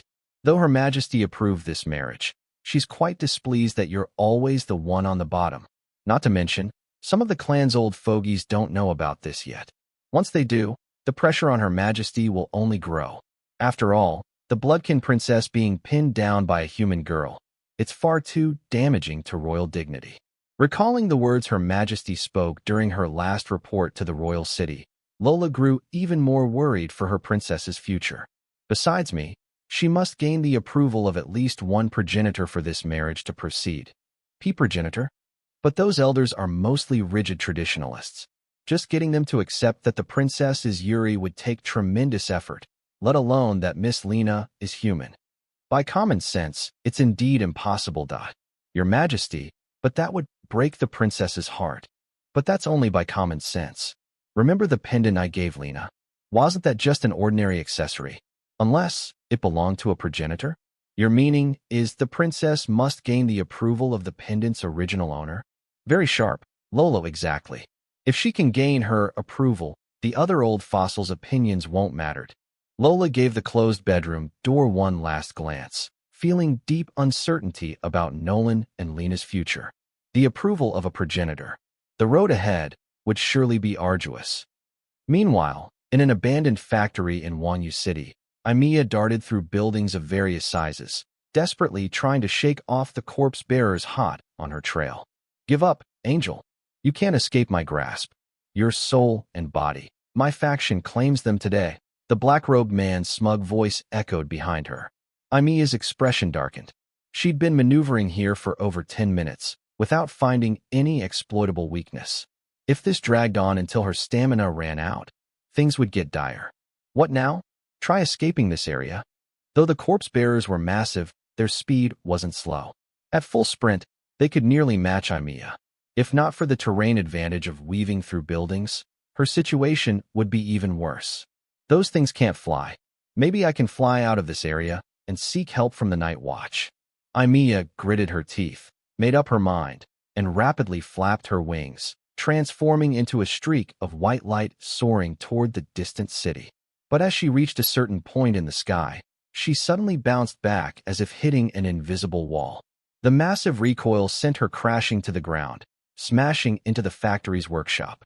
Useless. I set up a barrier around this place long ago, at the cost of plenty of souls. Sigh, though I'll need time to replenish those souls, the barrier's effect is top-notch. One way in, no way out. How's that? Ha ha ha. Now neither that demon nor the night watch will notice what's happening here. You're mine. This is bad. Really bad. Evelia struggled to crawl out from the ruins of the brick house, pressing her hand against her faintly aching wings. To be honest, her constitution was indeed far superior to Evelia's by more than just a little. Back then, Evelia had been gravely injured just from being ambushed and knocked away, whereas Evelia, caught off guard and crashing into the barrier's edge at full speed, only suffered minor surface scratches. The difference between them was obvious, but the situation now was undeniably as bad as it could get. The black-robed man had created a barrier using souls as its material, souls that had belonged to people tortured to death, brimming with resentment. Crafting a barrier from such souls would inevitably subject them to even more unimaginable suffering, amplifying their resentment further. The resulting barrier's strength was undoubtedly far beyond what a young two-winged angel like Evelia could shatter. Even using the counterattack gauntlet, it was unlikely to break through. A turtle trapped in a jar. This phrase perfectly described Evelia's current predicament. How about it, Angel? Just surrender obediently, and you'll suffer less. Evelia turned her head. The black-robed man had already arrived beside her with his corpse bearers. The 9 massive corpse bearers blocked out the sky, their bodies emanating a thick stench of rot and death that made Evelia frown involuntarily. Angels were symbols of the sacred, and puppets like the corpse bearers, made from corpses, were the things they despised most. If possible, Evelia truly wanted to slice each of these disgusting corpse chunks apart with a single swing of her sword. But unfortunately, right now, she was no match for them. Uncle, if I behave and listen, could you let me go? I'm very obedient, really. Evelia raised her hands, putting on a pitiful, submissive look as if ready to be slaughtered. If someone familiar with her, like Evelia, were present, they would instantly see through it. This scheming girl was about to pull a trick. But the black-robed man had only met Evelia once. Recalling the naive nature of angels, who could be swindled out of everything just by strolling through the human world, even his usual caution was slightly dulled by the emotion called arrogance. That didn't mean he was as foolish as the dim-witted villains in most anime, blindly approaching her. Instead, standing atop the towering shoulder of a corpse-bearer, he looked down and tossed a silver-white handcuff to the ground. Put on the magic sealing handcuffs. Evelia was somewhat surprised. This guy actually had some brains, knowing to restrict her magic. She pouted discontentedly, but still obediently picked up the handcuffs from the ground, putting them on as the black-robed man instructed. In the process of picking up the handcuffs, Evelia was shocked to notice that their design and emblem belonged to the Holy Church. Why would something from the church be in this guy's hands? For the first time, a look of uncertainty flashed in Emilia's eyes. The Holy Church had always been on good terms with angels. Even Evelia, who typically scoffed at the church, found it hard to believe that this scum, who had killed countless people, condemned victims' souls to eternal torment, and turned their remains into monsters, could have any connection to the church. Humph, judging by your expression, you've misunderstood something, haven't you? Miss Angel, you're quite sensible, but I warn you, don't associate our great fraction with those deceitful traitors of the Holy Church. What we uphold is the true truth of the world. Seeming to notice the surprise in Emilia's eyes, the black-robed man warned her in a harsh tone. From his indignant words, it was clear that his so-called fraction likely had significant conflicts with the Holy Church. But these handcuffs, enough. You don't need to know the rest. Beautiful angel, do you know how much loss your meddling has caused me? I went to great lengths to injure that demon while its back was turned, and I was this close to succeeding. But your actions let the duck I had in my grasp fly away. The black-robed man stepped down from the corpse-bearer, approaching Evelia slowly with a menacing tone. Though his face was still partially obscured by his cloak, Evelia, ever the cunning one, could tell from his voice exactly what he intended to do next. As the saying goes, fortune favors the bold. To seize that sliver of a chance for victory, Evelia knew she had to act as naturally as possible, ensuring this guy didn't sense anything amiss. What do you want? Didn't we agree that if I surrendered obediently, you'd let me go? Evelia put on a pitiful, terrified act, plopping down on the ground. Her eyes glistened with faint tears, her vulnerable appearance incredibly alluring. The black-robed man let out two sinister chuckles and crouched in front of her.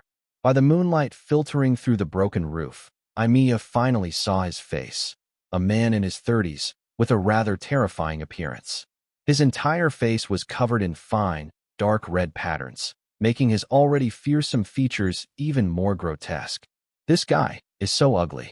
Evelia silently mocked in her heart, continuing to play the part of a frightened girl about to cry. Please, I'm scared. Don't worry, it'll only hurt a little at first. It'll stop hurting soon. The black-robed man grinned wickedly, reaching toward Evelia. But the moment he raised his hand, Emilia's fear-filled expression instantly changed. The distance was close enough.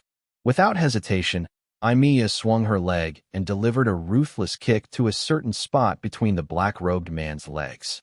His already grotesque face contorted further as veins bulged, and a shrill, agonized scream pierced the night sky. Wawa! Now, Evelia sprang to her feet, following up with a spinning kick that landed squarely on the black-robed man's face. In the midst of her turn, she steeled herself and, with a fierce tug, snapped her wrists, still bound by the magic sealing handcuffs, with a sharp crack. Though she had broken her own wrists, she was now free from the handcuffs' restraint. Bastard! The black-robed man reacted instantly, realizing this angel had been playing him. Clutching his groin, he shakily stood, spitting out a bloodied tooth with a tui, and roaring in frenzied rage. It's over. Evelia spun, snatching up the long sword that had fallen nearby, and charged toward the black-robed man with a swift lunge. No way! Corpse-bearers, tear her apart.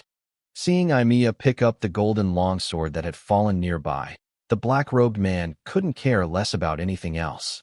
A complete angel's corpse might be valuable, but it wasn't worth his life. Besides, even if he let the corpse-bearers smash Evelia into a pulp, it wouldn't affect his ability to capture her soul. After all, the soul was the key to the sacrifice. As long as the soul remained, nothing else mattered. Thus, he didn't hesitate to order the corpse-bearers to attack. Roar, roar, roar, roar, roar. The corpse-bearers, which had been standing still like giant statues in a circle, instantly sprang into action. The one closest to Evelia leaped high into the air, descending like a launched missile precisely toward her. Its arm, formed from countless corpse fragments, smashed down on Evelia like a mountain.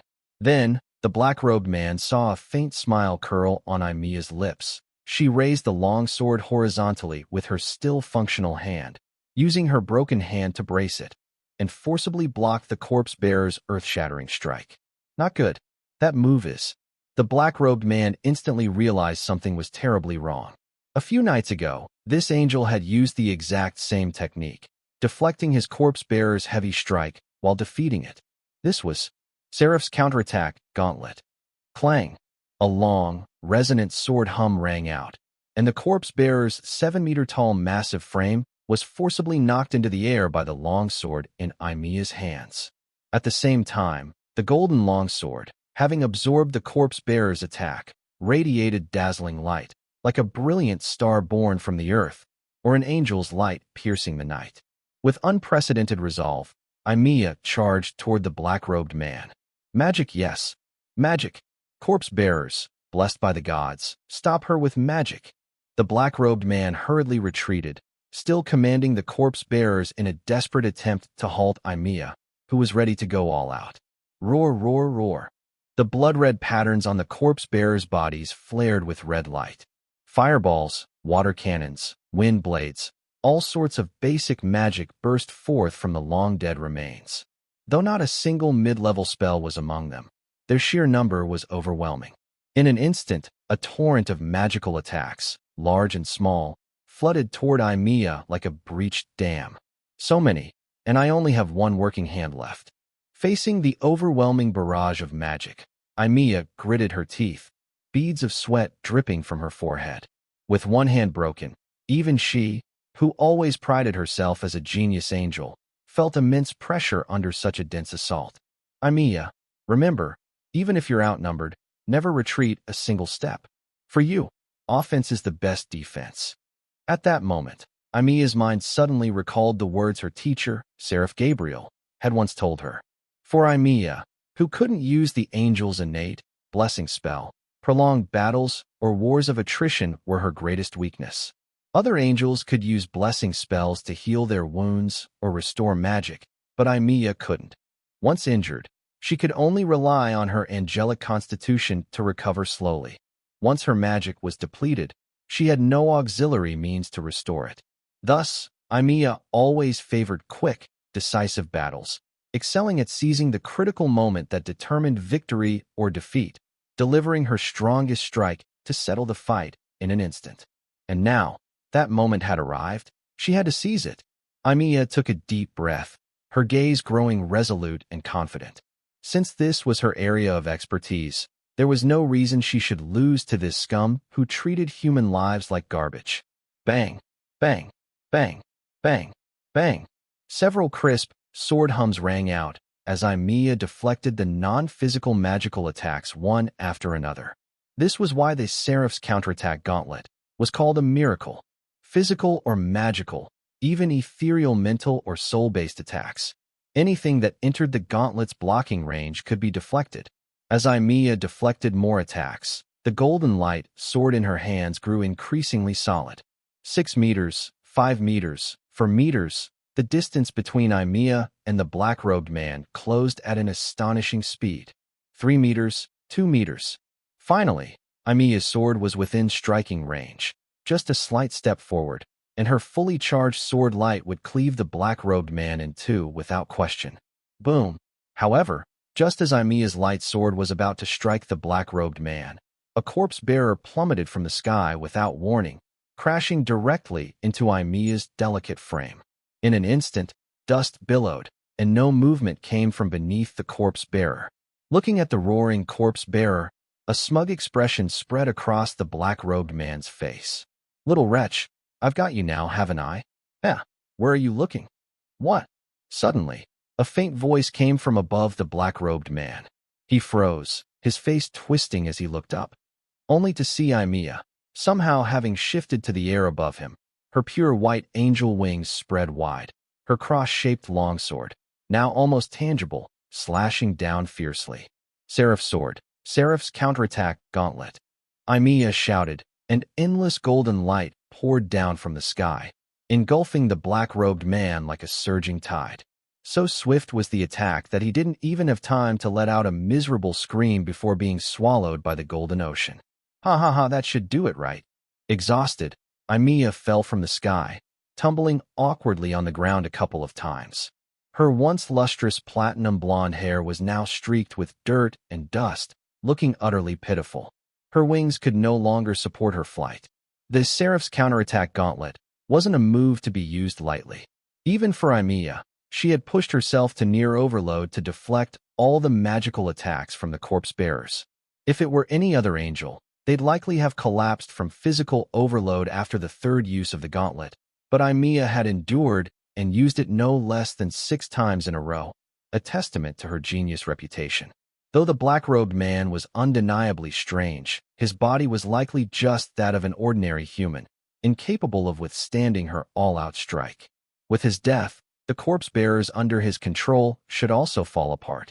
Panting heavily, Evelia stared into the thick smoke, her heart, which had been in her throat, finally easing slightly. But the next moment, it leaped back up, because, to her shock, a tattered figure slowly emerged from the smoke. Well done, Angel. The black-robed man's cloak was now utterly ragged, riddled with holes and tears. In his right palm floated a blood-red orb emitting an eerie glow. You've successfully enraged me. Whether she'd enraged him or not, Evelia didn't know. But what she did know was this. Today, she was truly in trouble. Ugh, poor little Evelia, so harsh on herself, even breaking her own hand. On the factory rooftop not far from Evelia, Gabriel, dressed in a cute dress, was leisurely savoring a burger larger than her palm. While eating, she didn't forget to comment on Emilia's desperation. Is that your apprentice? Aren't you going to save her? Given her physical condition, she should be nearing her limit. Lucifer, clad in black, suddenly flashed behind Gabriel, his gaze toward the distant corpse bearers filled with disdain and disgust. Oh, it's fine, little Evelia is very strong besides. She's probably my niece's friend, right? At times like this, shouldn't my niece swoop in and save the day to make it look cool? Ugh, Fufu, look at this. Super tasty, want some? Gabriel took a big, awoo bite, chomping down half the patty, and chewed elegantly twice. Her face instantly radiated happiness. Excitedly, she held up the half-eaten burger to Lucifer, gesturing for him to take a bite. No need, you eat it. Lucifer shook his head indulgently, and Gabriel, hearing this, didn't hold back. In a few bites, she finished off the remaining burger. Ugh, wow, little Evelia didn't lie to me. Human food is so yummy. But if I recall correctly, the delicacies in heaven should be far more abundant than in the human world, no? Besides, the ingredients for a burger are quite ordinary. There's no reason heaven's cuisine would be inferior to this. But even the tastiest food gets boring after eating it for hundreds or thousands of years, okay? Human ingredients may be ordinary, but they win with variety. Look, just this afternoon, I ate several kinds of snacks made from potatoes alone. Gabriel stood up from the eaves, brushing the dust off her skirt. At that moment, she didn't look the least bit like a seraph, more like a cute little girl clinging to the big brother next door. Still, the Advent faction is really bold, huh? Not only daring to target my apprentice, but even scheming against my niece. Good thing neither Typhon nor Big Sis know about this yet. Or else, there'd be quite a show. Typhon might not know, but as for Michaeli, don't jump to conclusions. After all, she often gazes down at the human world. But even if Big Sis knew, she probably wouldn't do anything, right? Last time, she told me she wanted to let what was it? Oh, right. Let the short line catch small fish. That's called letting the long line catch big fish. Anyway, since we don't need to intervene, I'll head back to hell. By the way, Little Glass, you should return to heaven soon too. You've been playing in the human world all day without reporting to Big Sis in advance. Got it. Fufu, even if Big Sis finds out, she won't do anything to me. She adores me. Thanks for keeping me company all day, Fufu. That must have taken up a lot of your time, huh? Typhon never bothers with managing things, so you probably handle most of hell's affairs, right? After a whole day, who knows how much work has piled up? Go work overtime, bye-bye. Gabriel giggled and waved goodbye to Lucifer, teasing him about work before leaving. But to her surprise, Lucifer didn't show any embarrassment at her words. Instead, A faint smile appeared on his face, as if holding back laughter. "What's up, Fufu?" "Uft, nothing. Just suddenly remembered, when I left hell, I dumped all the day's paperwork and tasks onto Mephistopheles' desk." Mephistopheles? That red-skinned hell lord? Ugh. Fufu, you've changed. You've gone dark. Next time we meet, I'll have to be wary of you. Big Sis said we must guard against sly bad guys, or it's easy to get our lollipops stolen. Too many things to nitpick, I don't even know where to start. Big Sis is the last person qualified to say that, isn't she? And what's with getting lollipops stolen? Lucifer's mouth twitched slightly, but seeing Gabriel's innocent, adorable face, he smiled faintly, stepped forward, and patted her head. "See you, little glass. Who knows when we'll meet again? Bye, Fufu." The next moment, with 2 flashes of light, the two vanished completely from this world, though their destinations were polar opposites. One to the high heavens above, the other to the scorching hell below. Meanwhile, in hell, in a mansion made of obsidian, Mephistopheles sat at his desk, hands clasped, silently staring at the mountain of documents before him. After a long while, the myriad emotions in his heart finally condensed into a single, curt sentence. "Lucifer, I, hellish profanity." Evelia hurriedly dashed home, her cute little face full of anxiety. "Stupid angel, don't let anything happen to you." Just moments ago, on the path she always took home, she had found faint traces of magic, seemingly the remnants of a secret magic array that had already been used. Since the residual magic was sparse, even Evelia couldn't discern the array's purpose. Most crucially, beside the magic array lay a single, pristine white feather, faintly glowing. This confirmed the unease in Evelia's heart. Perhaps Evelia had really run into trouble. It's almost 9 at night. With that angel's routine, there's no way she'd still be out wandering this late. If I hurry home and check if she's there, I can confirm whether she's in danger. Evelia's lips pressed together tightly. Even she wasn't sure why she suddenly cared so much about that angel's safety. Clearly all her troubles were caused by her. Clearly, just this morning, she was teased and bullied by her. So why was she so inexplicably worried about her? Rushing into the neighborhood, Evelia didn't pause to catch her breath and hurriedly climbed to the floor of their rented apartment. Then, trembling slightly, she pulled the key from her skirt pocket, her shaking hands struggling to align it with the lock. Her hands wouldn't stop shaking. Evelia tried several times, but failed to insert the key. Finally, on her 5th attempt, she succeeded. Twist, unlock. Evelia opened the apartment door with trembling hands, and what greeted her was a pitch-black, deathly silent room. Moonlight spilled from behind Evelia, casting her shadow into the room, lonely and forlorn. "Not here, woo." Evelia walked into the house, utterly dejected. She turned on the light and returned to her room alone, flopping onto the bed in frustration. She grabbed a cloth doll from the bedside and hugged it tightly. Don't think too much. Maybe she just stayed out late and forgot the time. That angel isn't weak. How could she easily capsize in the gutter? Yeah, I'm just overthinking. That feather might just be something she left behind unintentionally, and that magic array was probably just a coincidence. Evelia tried her hardest to convince herself that all her worries were just her imagination, but deep down, she knew that Evelia had likely truly run into trouble. For a moment, her heart ached unbearably due to the conflict within. What am I even thinking? She's just an angel. I'm a demon. We should be mortal enemies, fighting to the death. Why am I worrying about her life and safety? In frustration, Evelia pulled the blanket over her head. This was the greatest challenge she had faced since becoming a demon. Her heart had never been so tangled and pained. Demons and angels are impossible. It's the most basic racial hatred. The others, old dad in them, would never accept it. As the noblest girl among demons and the princess of hell, Evelia was acutely aware of the demons' hatred for angels. Whether it was the disgust other demon nobles expressed when mentioning angels or the silence of Uncle Lucifer when she asked him about angel-related matters, it all confirmed the irreconcilable enmity between the demon and angel races. Not to mention, her stinky old dad, Satan, had spoken with such indignation when he inadvertently mentioned Archangel Michaeli, revealing the intense hostility of all of hell toward angels. And heaven. Presumably, The angels felt the same way about demons, didn't they? But of course, even in the legends about demons and angels circulated among humans in the mortal world, the two races were always depicted as opposing each other, fighting to the death. Demons and angels were imposed Cybele. The fact that she and Evelia could live peacefully under the same roof was already a miracle. Even this most ordinary friendship would surely cause an uproar if it reached heaven or hell. So why? Why her of all people? Evelia, you idiot. Why did you have to stir up such a huge mess? Evelia broke down, emerging from the blanket. Sobbing, she grabbed the doll beside her and threw it at the wall, looking every bit like a little girl crying and venting her grievances on a toy. This blanket is.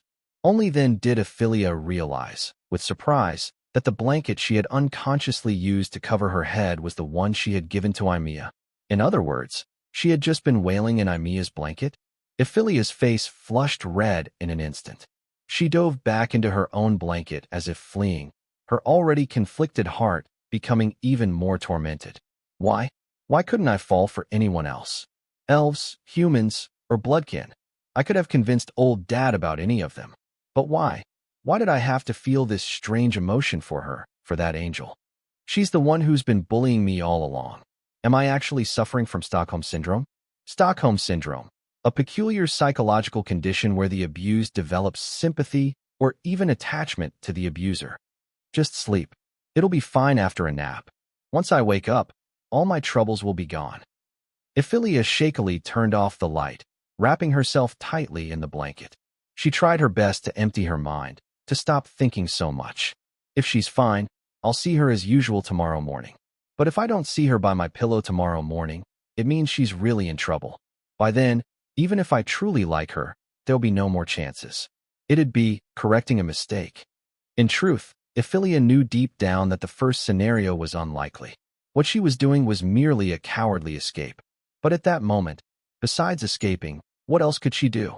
If she really went to save Evelia, even Evelia herself couldn't guarantee whether that erroneous seedling in her heart would take root and grow into a twisted, uncontrollable tree. Thus, at this moment, Evelia chose to leave the future to fate. If Evelia could come back alive, then fine, Evelia would accept her fate. Even if she did or was made to do something wrong, she would take responsibility. But if Evelia didn't come back, then Evelia could only leave everything to time. Time will heal all wounds.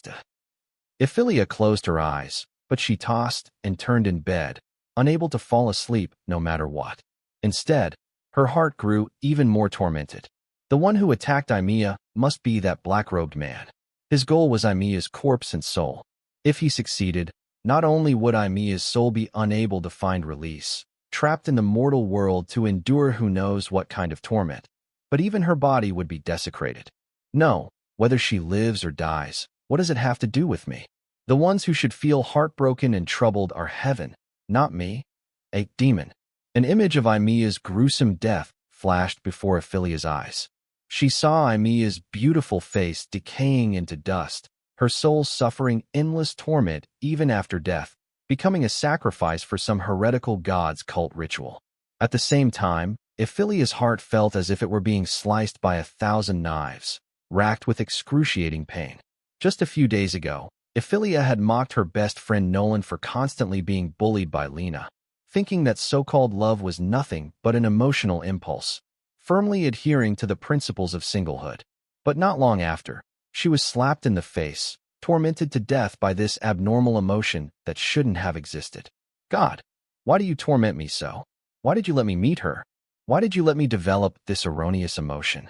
Evelia despairingly poked her head out from the blanket, her tearful eyes gazing at the bright moon outside the window. If that night, I hadn't taken that road home, hadn't met her, hadn't formed this cursed bond with her, how much better would it have been? Time passed minute by minute, and Evelia only felt the unease and anguish in her heart growing clearer. She couldn't sleep at all. With no other choice, Evelia turned the light back on, hugging the oversized teddy bear on her bed and staring blankly. Memories of the past few days with Evelia flooded her mind. The prank loving her, the one who teased me first thing in the morning, the one who pulled me away from the black-robed man. the one who took the initiative to escort me home. Countless memories of Evelia gradually surged up, tilting her already struggling heart toward the side she deemed wrong. Should I go save her? This might be my only chance to be free of her, even if the method is so cruel. A choice, a difficult choice. She desperately wanted to rush out and find Evelia, but she also knew deep down that in just a few short days, Evelia had already occupied so much space in her heart. She didn't dare imagine what would happen if, in the future, what would she do then? Evelia gazed wistfully at the moon. If Evelia weren't an angel, or if she weren't a demon, she wouldn't be trapped in such painful conflict at this moment. But it just had to be. Sigh, who could tell her what she should do? Angels and demons. What a hassle. Looking at the bright, round moon outside the window, for some reason, Evelia suddenly recalled the time when she had just become a demon. No, just a little before she became a demon. After she had made that plea for power to her now-old stinky dad, the Lord of Hell, Satan, seated arrogantly on his throne, a faint, almost imperceptible smile appeared on Satan's face. He slowly descended from the throne, approached Evelia, who was still a boy at the time, and confirmed with her, word by word. Are you certain you want to trade your soul with me for the power to uphold justice? Even if it means falling to become a demon? Even if it means you can never return to the peaceful, warm life you once had? Even if it will bring you endless pain in the future? At that time, Evelia didn't fully understand what Satan's words meant, but perhaps driven by a thirst for power or by an obsession with revenge and justice, Evelia nodded without hesitation. Then, she saw Satan smile and extend his hand toward her. A surge of scorching yet gentle power enveloped Evelia. She felt something dormant within her body suddenly burst forth, and then her vision was engulfed by endless crimson light. At that moment, just before her consciousness faded, she heard a somewhat childish, soft voice. When you have the chance to make a choice, don't let yourself regret it. Though Evelia still didn't know who had spoken to her back then, the words had stayed with her ever since. And now, those words had become the crucial force that helped Evelia break through her inner demons and take a step forward. Yeah, when I have the chance to make a choice, I shouldn't let myself regret it. I'm such an idiot, a super big idiot. To think I'd be troubled over whether to save someone or not. Like this, how can I call myself a partner of justice? Evelia gave a bitter smile, rubbing her eyes to wipe away the tears in them. Her gaze gradually grew resolute. She was no longer confused, no longer struggling, because at this moment, she had made her decision. Future problems can be dealt with later. I don't know if I'll regret saving her, but I do know that if I don't go save her now, I'll regret it for the rest of my life. Besides, I'm not going to save her because I like her. How could I possibly like an angel? Ahem. That's right. I just can't stand seeing someone else lose their life because of that black-robed jerk stalker. A heartless bastard who treats lives like grass deserves to be sent to the 18th layer of hell, never to be redeemed. Evelia gave a smug laugh or two. Though the details were a bit odd, she had finally found an excuse to convince herself. Even she knew the excuse was fake, but who cared? As long as she had a reason to go save Evelia, that was enough, right? As for liking that scheming, perverted Yuri angel, Evelia wasn't going to admit that for now. Future matters could be dealt with step by step. What if she fell for someone else later? Like Nolan Sean, for example? It wasn't impossible. Lena. Evelia pulled her beloved shotgun from under the hem of her nightgown and pushed open the door of the rental apartment without hesitation, stepping out. Moonlight streamed in through the stairwell window, casting Evelia's shadow onto the apartment behind her. Unlike last time, this time Evelia was filled with confidence and pride. At this moment, she finally looked a bit like the Princess of Hell. But in the next moment, a gust of cold wind blew, and the bone-chilling cold made Evelia shiver. Only then did she realize she was wearing only a thin nightgown, with large patches of skin exposed. Ahem, better put on some clothes before heading out. And so, our beautiful, charming, supremely intelligent, peerlessly wise, breathtakingly gorgeous Hell Princess, Miss Demon, turned back, closed the door, and pattered back to her room. She pulled a very cool trench coat from the wardrobe and slipped it on. Don't ask why a girl like Evelia had such a masculine coat. The answer is, it's cool. Evelia stepped out of the room again. The night's cold wind lifted the hem of her trench coat, the wide fabric billowing behind her. Her light purple hair flowed freely in the wind, framing her figure with both coolness and beauty. Now is the time to execute justice. Evelia flipped out of the stairwell window, her vibrant demon wings unfurling in the air. With a light flap, Miss Demon transformed into a streak of light purple light, shooting into the sky, heedless of whether anyone might see her. Even now, Evelia remembered that night when Evelia had reached out to her, injured. After a brief moment of tsundere pride, Evelia had taken her hand, and the warmth from Evelia's palm had etched itself deeply into Evelia's heart. This time, it was Evelia's turn to reach out to Evelia. "You idiot angel, you better hold on. Wait for me." Amid the ruins of an abandoned factory, Evelia, covered in wounds, was curled up beneath a massive piece of rubble. The spirited demeanor she once had was gone. Her limbs and wings were marred with burns and gashes, traces of magical attacks. Evelia wrapped her wings around herself, trying to shrink into a ball, hiding under the debris to evade her pursuers. Damn it! If only I could use a blessing spell. The pain coursing through her body made her tremble slightly.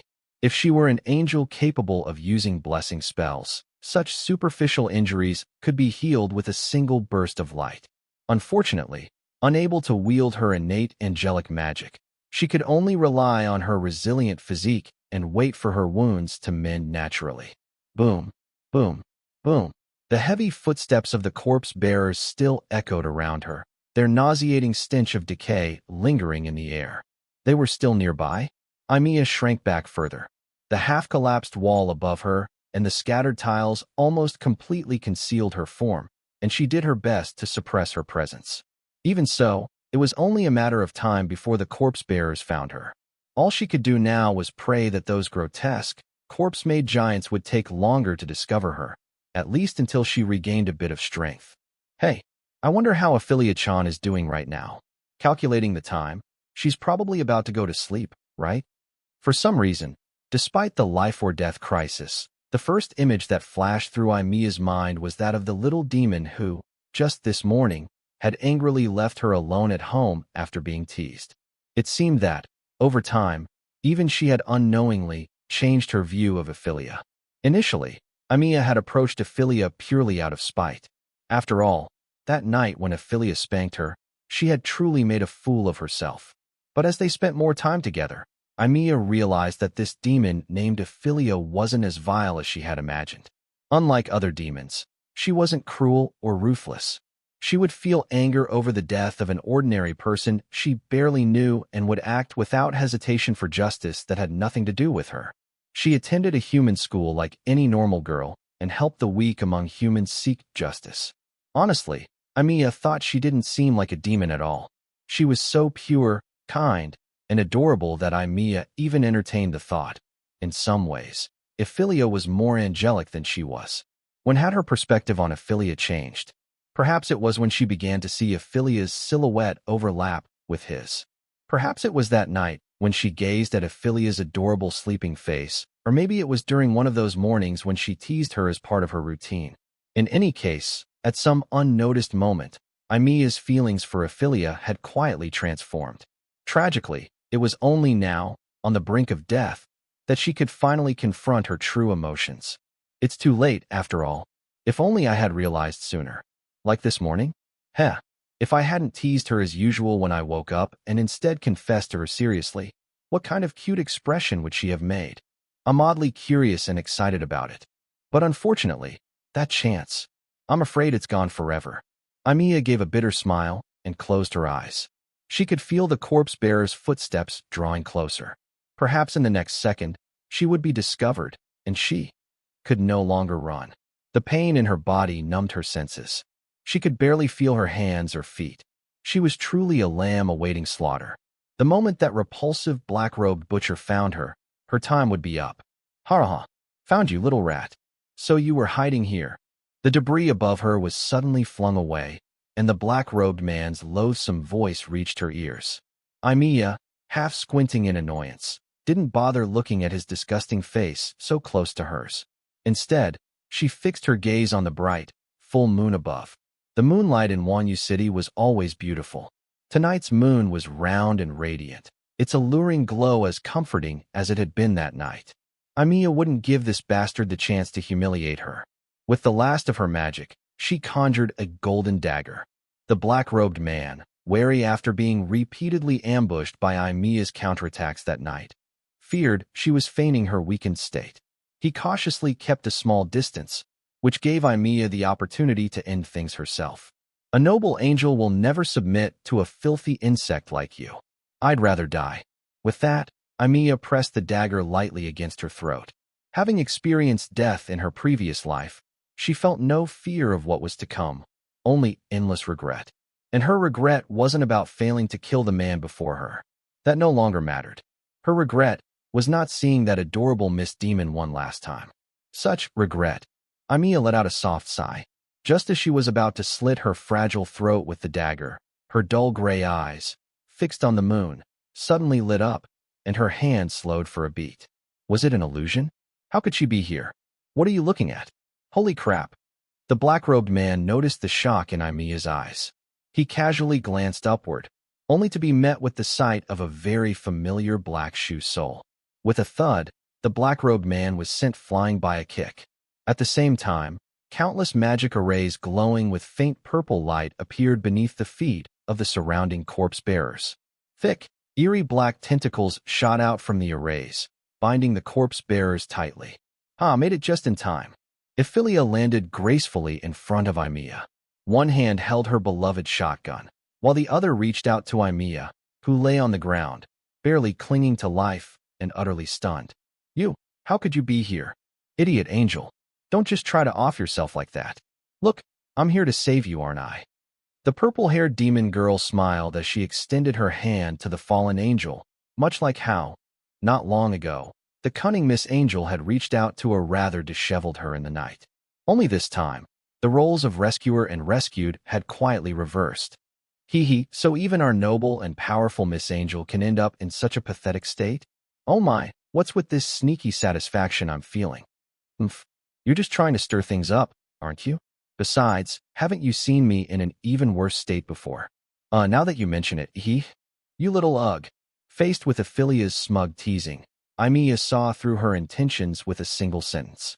In response, Evelia playfully stuck out her tongue, trying to cut her way out of it. Evelia raised her hand, intending to pinch Evelia's soft cheeks as a lesson, but she overestimated her current condition. The simple act of lifting her hand tore open a wound that had just begun to heal. How did you get hurt this badly? Only then did Evelia notice the gruesome wounds covering Evelia's body. She crouched down, her heart aching, and carefully inspected Evelia's injuries. Every subtle expression on her face was fully observed by Evelia. Why are you suddenly so concerned about me? Something was off, very off. Just this morning, Evelia had acted like she wouldn't care if Evelia dropped dead. Yet now, seeing her injuries, she was panicking like this. Well, isn't it obvious? You're my roommate, after all. I'm not some heartless, stone-cold demon. Of course I'd worry when I see you hurt. Is that so? Despite her severe injuries, Evelia's love for teasing Evelia remained unchanged. Having confronted her true feelings while on the brink of death, her tone, when speaking to Evelia, now carried a hint of flirtation. Of course, our Miss Demon wasn't some seasoned player like Evelia. She was as pure and defenseless as a certain bloodkin high princess. Well, not quite. Naturally, she failed to pick up on the subtle shift in Evelia's tone. Damn it, secret profanity. You two bastards. Don't act like I'm already dead. Just as the atmosphere grew peculiar, a furious voice rang out from nearby. Evelia and Evelia's expressions darkened, and they turned in unison to glare at the shadowy black-robed man who had just clambered out of the rubble. He clutched the eerie, glowing blood-red orb, glaring viciously at Evelia, who had arrived to save the day. You bastard. Do you have to ruin my plans every time I'm about to succeed? Last time it was that angel, and now it's you. I was going to let you live a few more days before coming for you. Since you're so eager to die, I'll grant your wish. Corpse bearers, tear her apart. With the black-robed man's frenzied roar, the eyes of the corpse bearers, previously bound by tentacles, flared with blood-red light. Their once dormant bodies began to thrash wildly, their severed limbs and flesh chunks writhing in a desperate attempt to break free from the tentacle's grip. Yet, minutes passed, and though their limbs and arms continued to struggle, the black-scaled tentacles remained immovable, firmly restraining the corpse-bearer's massive forms. This is impossible. You cunning demon, what did you do? I didn't do anything. Just some ordinary summoning magic. Faced with the black-robed man's enraged questioning, Evelia awkwardly scratched her head. She had merely used her go-to summoning magic to call forth a few tentacles to bind those hulking creatures.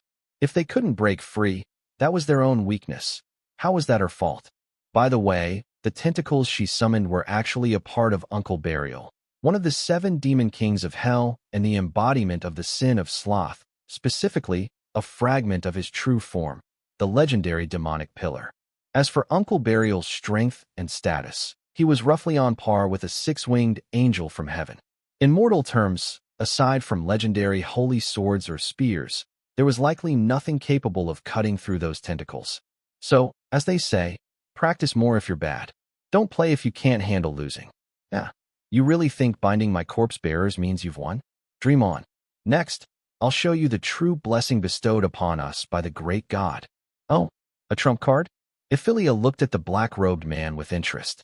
His face was alight with fanaticism as he raised the blood-red orb above his head, muttering incantations. The next moment, the corpse-bearers, previously bound by tentacles, disintegrated instantly. The fragments of corpses that made up their forms all surged toward the black-robed man, or rather, the blood-red orb in his hand. What was this? Countless corpse fragments crawled over the black-robed man's body, but instead of fear, the fanaticism in his eyes only grew more intense. Soon, a colossal corpse-bearer, over 20 meters tall with the blood-red orb embedded in its chest, stood before Evelia and Evelia. The black-robed man had replaced the corpse-bearer's original head, with only his upper body protruding. The cloak that once hid his face was gone, revealing a twisted visage beneath.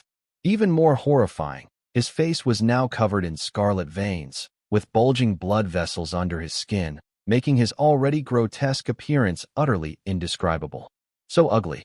That was Evelia's first thought upon seeing it. And why did it feel like the absurd design of a classic villain from some tokusatsu show? This thing wouldn't turn out to be a sitting duck like the villains in that show, would it? For some reason, Evelia's mind wandered to such a ridiculous thought.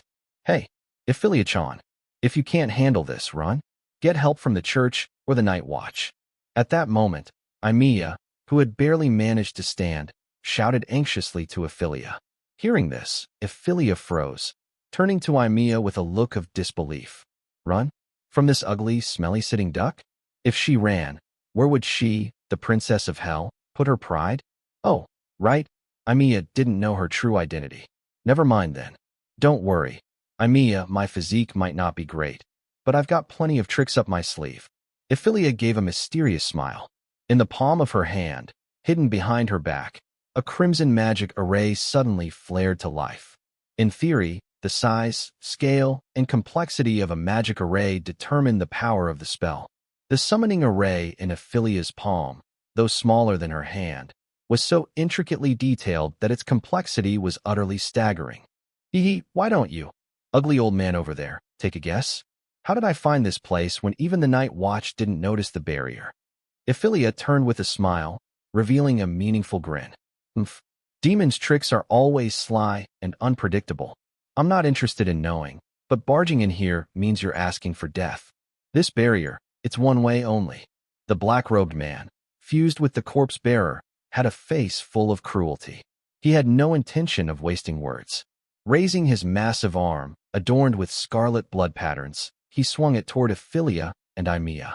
But in the next moment, an indescribable fear enveloped him. His raised arm froze in place. What is this feeling? The black-robed man's eyes widened, his upper body trembling uncontrollably. The primal instincts he thought he'd long abandoned halted his actions and delivered a message he could not accept. If his hand moved even a fraction further, he would instantly be reduced to nothing. What kind of joke is this? Just a mere demon. How could it possibly exert such terrifying pressure on him, blessed by the Mother Goddess? At the same time, A bone-chilling sense of being watched surged within him. He saw Evelia, grinning, point a finger upward. Instinct screamed not to look. Something utterly terrifying lurked above, but reason told him it was impossible. Nothing short of a hell's 7 demon kings or a heaven's 6-winged archangel could make the mother goddess's blessing tremble with such fear. Yet, curiosity overpowered his dread. Trembling, he raised his head. His blood-red eyes widened, pupils dilating. He saw that thing. It was an enormous eye, its vertical pupil like a gateway to the abyss, its darkness striking terror into all who gazed upon it. The black-robed man could feel that thing staring at him. Even fused with the colossal corpse-bearer, standing dozens of meters tall, he was as insignificant as a firefly before the moon in the presence of that horrific eye. A rough estimate suggested the eye's diameter was likely larger than Wanyu City, a nationally renowned metropolis. What in the world is that thing? Didn't I just ask you to guess how I found this place? Tada, here's the answer. Evelia's face beamed with pride. Meanwhile, Miss Evelia, limp and leaning on Evelia, instinctively tried to look up at the mention. Before she could see anything, Evelia swiftly covered her eyes. Hey, you can't look at that. The Eye of Leviathan. That was the true name of the massive eyeball in the sky. Indeed, it was the Eye of Leviathan, one of Hell's 7 demon kings, the embodiment of envy. Or rather, a projection of her eye. In legends, Big Sis Leviathan often appeared as a giant whale or crocodile. The first time Evelia met her, she saw a whale so enormous it defied description, swimming through Hell's molten lava seas. Initially, Evelia was a bit scared of such a massive creature. But when her old man, Satan, noticed her take a step back and her slightly pale face, he immediately had Big Sis Leviathan transform into her humanoid form to meet her. Then, Evelia watched as that massive whale suddenly vanished with a pop. In its place stood a blue-haired lowly, about Evelia's height, with sleepy eyes and a dissatisfied expression. Evelia's fears vanished instantly. When she had nothing to do, Evelia loved sneaking a couple of books from Uncle Mephistopheles' collection and scampering over to lie on Big Sis Leviathan while reading. No particular reason, just pure comfort. Among Hell's 7 demon kings, Big Sis Leviathan was the one most fond of appearing in her true form. She'd sleep 25 hours a day if she could, making Evelia wonder why Uncle Burial, the great demon pillar, represented the sin of sloth instead of Big Sis Leviathan, who lounged in Hell's lava like it was a hot spring. Whenever Evelia asked her this, Big Sis Leviathan, in a half-asleep tone, told her to ask Burial, claiming she didn't know herself. By the way, technically, Evelia should have called her Aunt Leviathan, but calling a lowly her own height, Aunt, felt too awkward. So Evelia stuck with Big Sis instead. Earlier, when Evelia resolved to rescue Evelia, she immediately thought of using Big Sis Leviathan's special eye to locate her. So, she used her summoning magic to conjure the giant eyeball now in the sky, the projection of the Eye of Leviathan. Even as a mere projection, the Eye of Leviathan's effect was nearly identical to Big Sis Leviathan looking in person. Within its indescribably vast field of vision, all illusions were laid bare. The black-robed man's petty barrier was nothing. Evelia could even see every detail of the Night Watch's deepest underground storage in Wanyu City, down to the number of specimen vials and the words on their labels. Since it was a projection, summoning it didn't cause the terrifying commotion of opening a hell gate. Plus, with some clever tricks, Evelia ensured the Eye of Leviathan, though appearing massive, was confined to the barrier's range. She didn't have to worry about scaring the Night Watch or the human church's priests with the spectacle. Of course, whether anyone accidentally glimpsed something they shouldn't have and got half killed by the eye's pressure during the initial summoning wasn't her concern. Her current goal in revealing the Eye of Leviathan was simple: to scare the heck out of that nasty black-robed man. Even as a projection, the eye's majesty was undiminished. This was the soul-piercing gaze of Big Sis Leviathan, one of Hell's 7 demon kings. If it didn't scare him to death. But speaking of the flaw of Leviathan's gaze, there was indeed one more. It could only be used to intimidate, without the slightest bit of offensive power. Of course, if it was Sister Leviathan herself personally casting the gaze, that would be a different story. Well, I've had my fun anyway, the rest I'll leave to it." As she spoke, Evelia lightly snapped her fingers, and the projection mapped onto the night sky vanished instantly. The moment Leviathan's gaze disappeared, the black-robed man felt the tension in his nerves suddenly ease. He lowered his head to look at Evelia on the ground. The overwhelming pressure of Leviathan's gaze still lingered vividly in his mind, making him hesitant to launch another attack on her recklessly. That oppressive sensation just now? Could it have been one of the 7 demon kings of hell, or a hell lord? This demon, just what kind of identity does she have? The black-robed man, who had always considered himself fearless, even daring to abduct high-ranking elves, felt for the first time that he had kicked an iron plate. But then, he saw Evelia's cheerful, mischievous smile. "Stalker uncle, you said earlier that this barrier is very sturdy, and no aura can leak out, right?" The black-robed man was slightly taken aback, nodding subconsciously. Evelia clapped her hands happily, giggling as she said, "Perfect. That saves me the effort of setting up a barrier myself. Now, I can summon it without any worries." For some reason, an ominous premonition rose in the black-robed man's heart. After the gaze of Leviathan's gaze, he was already sweating profusely. "Gates of hell, open." Evelia crouched slightly, pressing her right hand, which had been hidden behind her back, onto the ground. The next moment, a magic array with a diameter of 100 meters began to form, centered on Evelia. Unlike the magic arrays Evelia had created before, this one was a molten black-red, like flowing lava. Lines of magical energy intertwined in an extremely complex pattern, creating a magnificent and awe-inspiring sight. It was hard to imagine that such magic could be unleashed by a demon with such a frail physique. The sense of impending crisis in the black-robed man's heart grew heavier as the magic array neared completion. The eerie giant eye was gone, and logically, he could crush both the demon and the angel with a single step. Yet, he stood frozen, not daring to move. He had a premonition that if he acted, he would inevitably face a devastating blow from some unknown entity. Boom, boom, boom. The instant the magic array was complete, countless streams of lava erupted from the ground, completely destroying the remaining intact parts of the abandoned factory. The scorching aura of hell filled the air within the barrier, causing even Evelia, an angel, to frown. At that moment, both Evelia and the black-robed man realized the purpose of the magic array Evelia had just created. She had opened the gate connecting hell to the human world. Evelia instinctively swallowed hard. Opening the gates of hell was not something just anyone could do. Once opened, it meant that demons on the level of the 7 demon kings could pass through to the human world, potentially triggering a new war between heaven and hell. But that wasn't the most critical issue. The most critical issue was that the gates of hell had their own guardian. If someone opened it recklessly, roar, roar, roar. The next moment, a single, no, multiple bestial roars echoed from the gates of hell. An enormous claw reached out from within. Seeing this, a faint smile curled on Evelia's lips. It had arrived. The guardian of the gates of hell, the divine beast of hell, Cerberus, the 3-headed dog. A colossal 3-headed dog, its body as massive as a mountain, leaped out from the gates of hell. Its entire body was covered in hardened, armor-like skin, with a snake-like tail. The 3 heads differed slightly in minor details, exuding an imposing and majestic aura. However, in contrast to the joy in Evelia's eyes, Evelia's small face had turned deathly pale.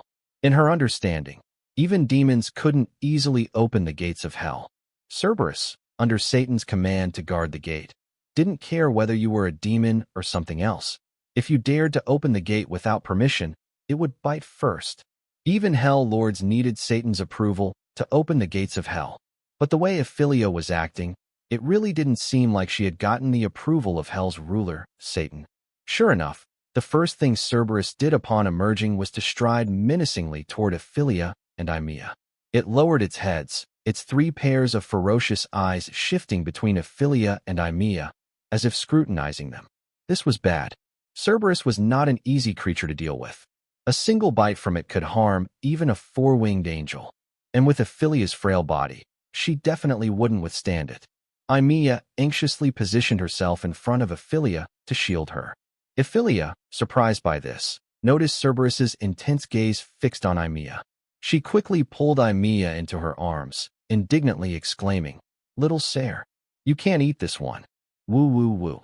The once majestic and fearsome Cerberus let out a pitiful whimper, like a domesticated dog. Evelia, prepared for this, smiled slightly and pointed at the black-robed man, who was merged with the corpse-bearer in the distance. "Little Sare, that bad guy bullied me. Help me take him down, okay?" Roar, roar, roar. Upon hearing that someone dared to bully Evelia, Cerberus immediately turned toward the black-robed man, letting out a series of furious roars. Then, the middle head lowered slightly, gently nudging Evelia with its warm, wet nose, signaling her to climb onto its head. Hee, little Sare agrees, come on, Evelia, let's go up. With that, Evelia scooped up the already stunned Evelia in a princess carry, flapping her wings at her waist and flying towards Cerberus's middle head. Then, unsurprisingly, her strength gave out, unable to bear the weight of an extra person, and she fell from the sky. Fortunately, our considerate doggo quickly extended a paw to catch Evelia, then lowered its middle head again, placing both Evelia and Evelia on top of its head. Roar, roar, roar. With that done, it was time to settle the score with a certain black-robed man. Cerberus, as massive as a mountain, stood tall once more. Its 3 pairs of crimson eyes blazed with tangible fury. Even the usually composed black-robed man couldn't help but feel a chill of fear at the sight. Oh no, they're definitely coming for me. To be honest, the corpse-bearer was already considered among the larger types of corpse puppets. On average, each one stood 3 to 4 meters tall, requiring the limbs and remains of dozens of people to be stitched together. And the large-scale corpse-bearers specialized with blood patterns, capable of using magic, were even more so. Their nearly 7-meter height marked the upper limit of conventional puppet sizes. Then there was the true, ultra-large corpse-bearer controlled by the black-robed man, born from fusing all the large-scale corpse-bearers with the blood-red orb. Its dozens of meters height even surpassed a certain Gundam from anime. A thing like that would be incredibly troublesome even for the Night Watch to handle, possibly requiring the assistance of the church to defeat it. So when he assembled this thing, the black-robed man thought he had it in the bag. A half-breed demon, reduced to skulking in human cities with a pathetically weak physique, even paired with a slightly, okay, maybe a teensy bit, troublesome genius angel, had no chance of defeating him. For a moment, the black-robed man even felt that his faction leader, having lingered too long in a position of power, had been corrupted by worldly authority, unable to hear the voice of Mother Goddess. That was why he'd ordered him to only keep tabs on that demon and not act unless absolutely necessary. Yes, in truth, the black-robed man's mission had always been to discreetly collect human corpses and souls.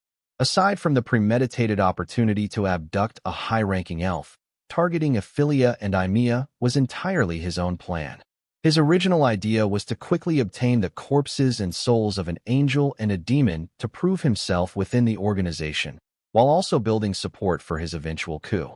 Thus, until the eye of Leviathan descended, he had always been brimming with confidence. But now, watching a 100-meter-tall, mountain-like Cerberus, wreathed in magma and flames, charging toward him with ferocious momentum, the black-robed man realized for the first time that he was wrong. Horribly, laughably wrong. What kind of joke is this? How could that demon possibly command Cerberus? Isn't that beast supposed to obey only Satan, the Lord of Hell? Seeing Cerberus leap effortlessly to his front with a single bound, feeling the near-tangible killing intent washing over him, the black-robed man felt his head was about to explode. He screamed hoarsely, voicing the shared question in the minds of everyone present except Evelia. To this, Evelia could only helplessly explain, "Kids, your intel is way outdated.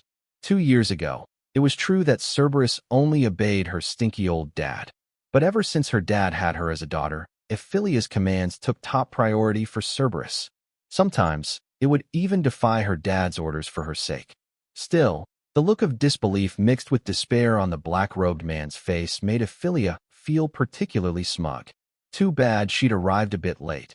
Had Evelia not saved her back in that alley, Evelia would have made the black-robed man feel the pressure of Cerberus right then and there. Damn it, damn it, damn it. I haven't witnessed Mother Goddess's descent, How can I die here? The black-robed man manipulated the giant corpse-bearer, swinging its arms towards Cerberus in a desperate final stand. But such feeble resistance was, to Cerberus, well, about as threatening as tossing it a couple of bones. Cerberus's three massive heads reared high, tearing the giant corpse-bearer's arms to shreds in a few swift bites. The already fragmented remains became even more brittle after being ripped apart by Cerberus, countless human fragments scattering through the air. Watching this eerie scene, Evelia couldn't help but wonder if this counted as desecrating the dead and whether she should grab a couple of wooden fish to knock for penance. Oh, whatever. I'm already a demon. What do I care about merit? While Evelia was mulling over this utterly shameless thought, Evelia, held in her arms, silently stared at Evelia's adorable, pensive face. Naturally, Evelia wasn't thinking about merit or lack thereof. She was just a bit shocked to realize she didn't actually know Evelia at all. No, more accurately, she didn't know anything about Evelia's background as a demon. She had assumed Evelia came to the human world because she had no friends in hell, inheriting just some ordinary demon blood. But now, it seemed her identity was far more intriguing. Able to freely command Cerberus, a beast only Satan, the Lord of Hell, could control, a half-breed of demon and some other race. And she'd mentioned her uncle was pretty impressive. Could she be the daughter of some Hell Lord? And not just any Hell Lord, but a seriously powerful one. Otherwise, she couldn't possibly command Cerberus. Thinking about it, a plain old two-winged angel like herself really didn't match up. After all, a Hell Lord status in Hell was roughly equivalent to a six-winged archangel in heaven. Such a massive gap in status. Just thinking about it was thrilling. A reverse conquest, huh? A lower status, relatively speaking, pursuing a higher status figure. Just the thought was thrilling for an angel. Right. Unbeknownst to her, Evelia's thoughts began veering off into increasingly bizarre territory, the curve of her lips growing ever more mischievous. She, Evelia, loved nothing more than a reverse conquest. Back when she was human, she'd read plenty of romance novels like this. She just never imagined she'd get the chance to put it into practice herself. Yup, Evelia-chan, she was set on chasing her. As for Brother-chan, who's that? Boys, she wasn't familiar with. Cough, that was just a joke, of course. Her love for a certain someone hadn't faded. But compared to chasing vague fantasies or unclear fates, Evelia preferred seizing the moment. After all, her brother had once told her that present happiness mattered more than anything. What? What if she actually caught Evelia and then reunited with Brother-chan? No big deal, let's talk about future matters in the future, right? Meanwhile, Evelia, sitting atop Cerberus, what's going on? Why do I keep feeling a chill down my spine? Why do I keep feeling a chill down my spine? Is someone talking about me? Our dear Miss Demon, of course, had no idea that she was being doubly gossiped about by her angelic little sister at that moment. She had to focus on the battle at hand, or it would have been all too easy to get carelessly flung off by little Sarah. No way around it. Despite Doggo-chan's massive, mountain-like size, its movements were anything but sluggish. It raised one paw high, and with a whoosh, it tore the giant corpse-bearer diagonally from the waist into two halves. The lower half, detached from the control of the main blood-red orb, was instantly crushed under Doggo-chan's paw. The corpse-bearer's boasted regeneration ability didn't help in the slightest. The severed limbs didn't even have time to sprout flesh buds before they were thoroughly obliterated by Cerberus. And now, the giant corpse-bearer, stripped of its mobility, was nothing more than a lamb awaiting slaughter. Cerberus pinned its upper half firmly with one forepaw, its three massive heads rearing high. Blazing hellfire surged instantly from Cerberus's mouths, and then magic immunity. Effect was utterly useless against the soul-burning hellfire. After all, magic immunity resisted magic released through constructed magical pathways, whereas Cerberus's hellfire was a trait, or rather a talent, somewhat akin to the sacred fire of heaven's guardian beast, the immortal phoenix. This is impossible. I'm not reconciled. The black-robed man, his soul scorched, let out agonized wails, but his voice was soon drowned out by the whooshing sound of the flames. The entire giant corpse-bearer gradually turned to charcoal under Cerberus's hellfire, and the air filled with a strange scent of burnt protein. and the charred smell of overcooked meat. Woof woof. Having ended the battle with the corpse-bearer in an almost crushing manner, Cerberus lowered its heads and gently set Evelia and Evelia back down. It affectionately nuzzled Evelia with its 3 enormous heads, each dozens of meters tall, letting out happy whimpers. Hey, wait, wah. But Cerberus overlooked Evelia's frail little arms and legs. Though I could tell Cerberus was holding back, it still managed to knock our Miss Demon flat on the ground. By sheer coincidence, Evelia was right behind Evelia, so she inevitably fell straight into Emilia's arms. MMPH. A fragrance of lilies hit my nose, and Evelia's face went whoosh red. She hurriedly tried to push Emilia away, but the other had already taken advantage of her distraction to wrap her in an embrace.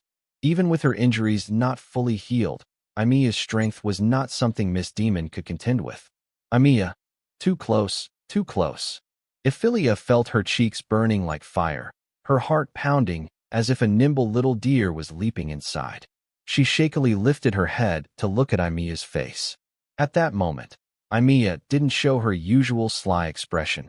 Instead, there was an unprecedented gentleness, paired with that pure angelic aura unique to her. Evelia felt that if this went on, her nose might start bleeding. Evelia-chan, thank you for coming to save me. And no need to thank me.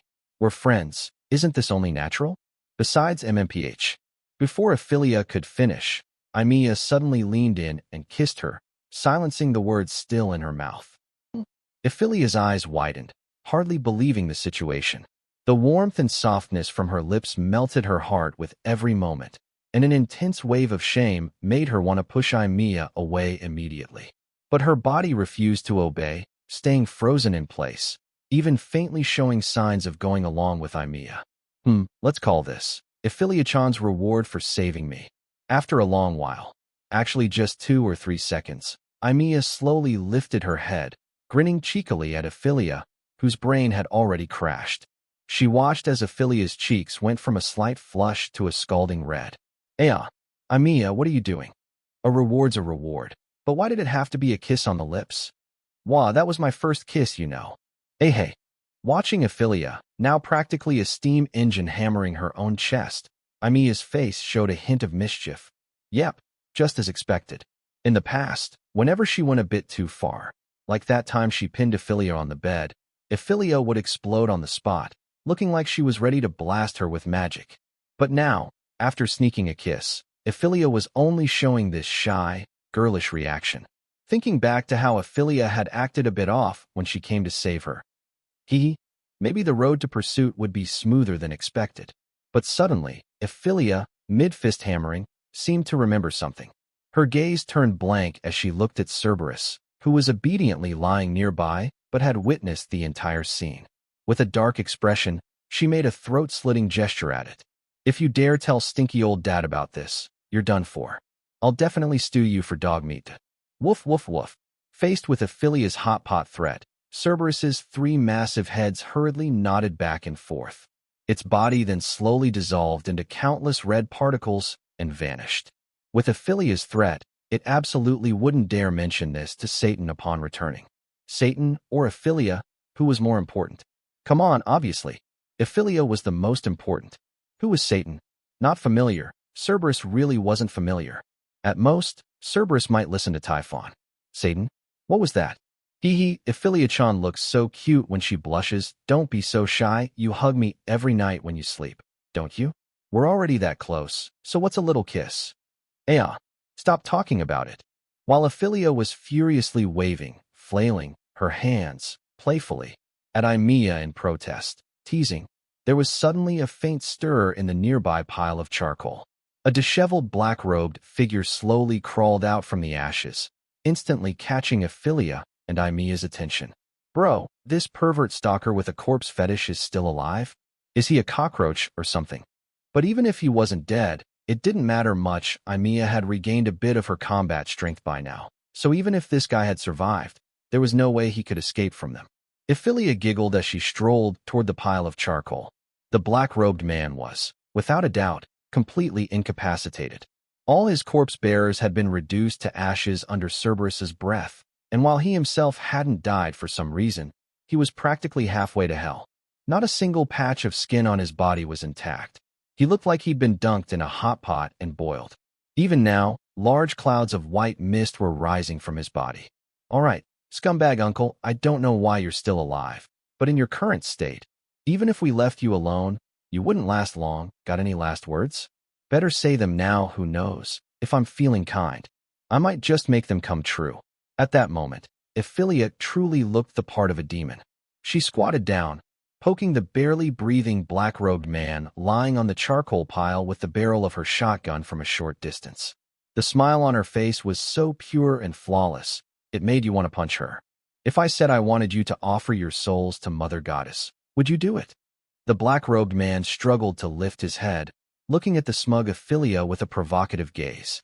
Hey, you, watched too much Cthulhu mythology, or what? Going on about Mother Goddess this, Mother Goddess that. What? You really think some ancient god is whispering in your ear? If you've got a mental illness, go get it treated. It's not like human medical tech is underdeveloped these days. Why do such heinous things? Perhaps because she figured this guy wasn't long for this world anyway. Evelia wasn't in a rush to kill him. She thought that rather than finishing him off with one shot, it'd be more fun to pry some info out of him.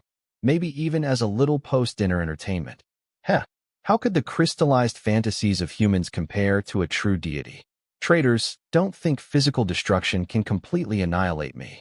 My soul will return to Mother Goddess's embrace. My kin will avenge me. You lot, just wait to fall into the invisible abyss. Yo, still throwing out threats with his dying breath. Such a classic villain death, huh? The Advent faction won't let you off. Huh. The only pity is I won't get to see the day you regret everything. But before I returned to Mother Goddess's embrace, I did get to witness something quite interesting. An angel and a demon. This guy, he actually saw it?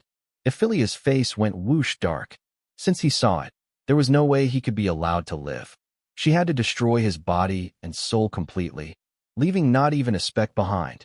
But just as Evelia raised her gun to act, the black-robed man, who should have been powerless, suddenly moved, startling our poor Miss Demon.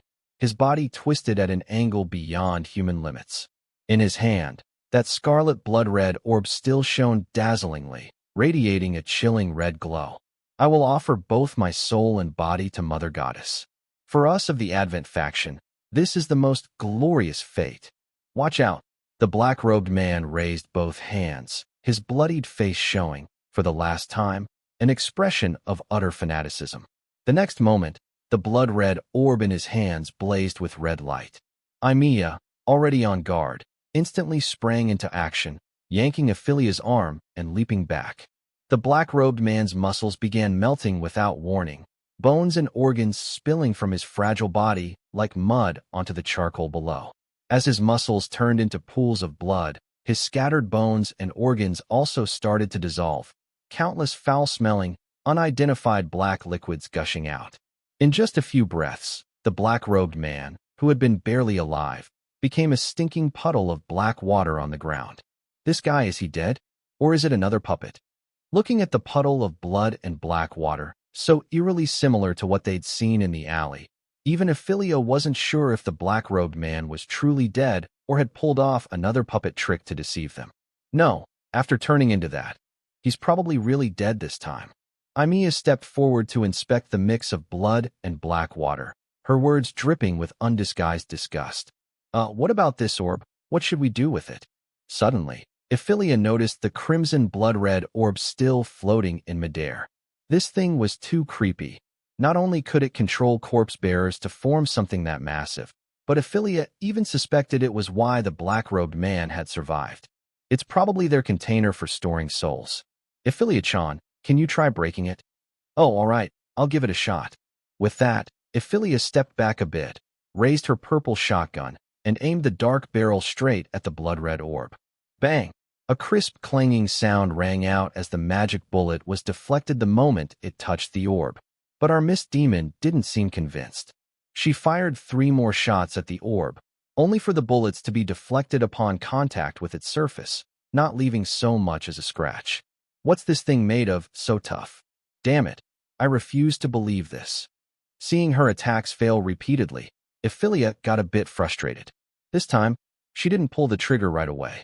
Instead, she aimed at the orb, muttering under her breath as a rather intricate magic array appeared at the barrel's tip. Go! The next moment, Evelia fiercely pulled the trigger. The magic array at the barrel suddenly expanded several times, and a familiar claw reached out, slashing the blood-red orb clean in half. Humph. This was a move Evelia had specially developed. When Doggo-chan couldn't show up in person, she could summon its remote support through a magic array linked to hell. A mere little orb. How could it not shatter under an attack from Cerberus, the three-headed dog of hell? Evelia, standing nearby, quietly watched Evelia get into a spat with a bead, feeling more and more confident in her chances. Evelia-chan's personality seemed a bit too childish, and that was exactly the type Evelia was best at handling.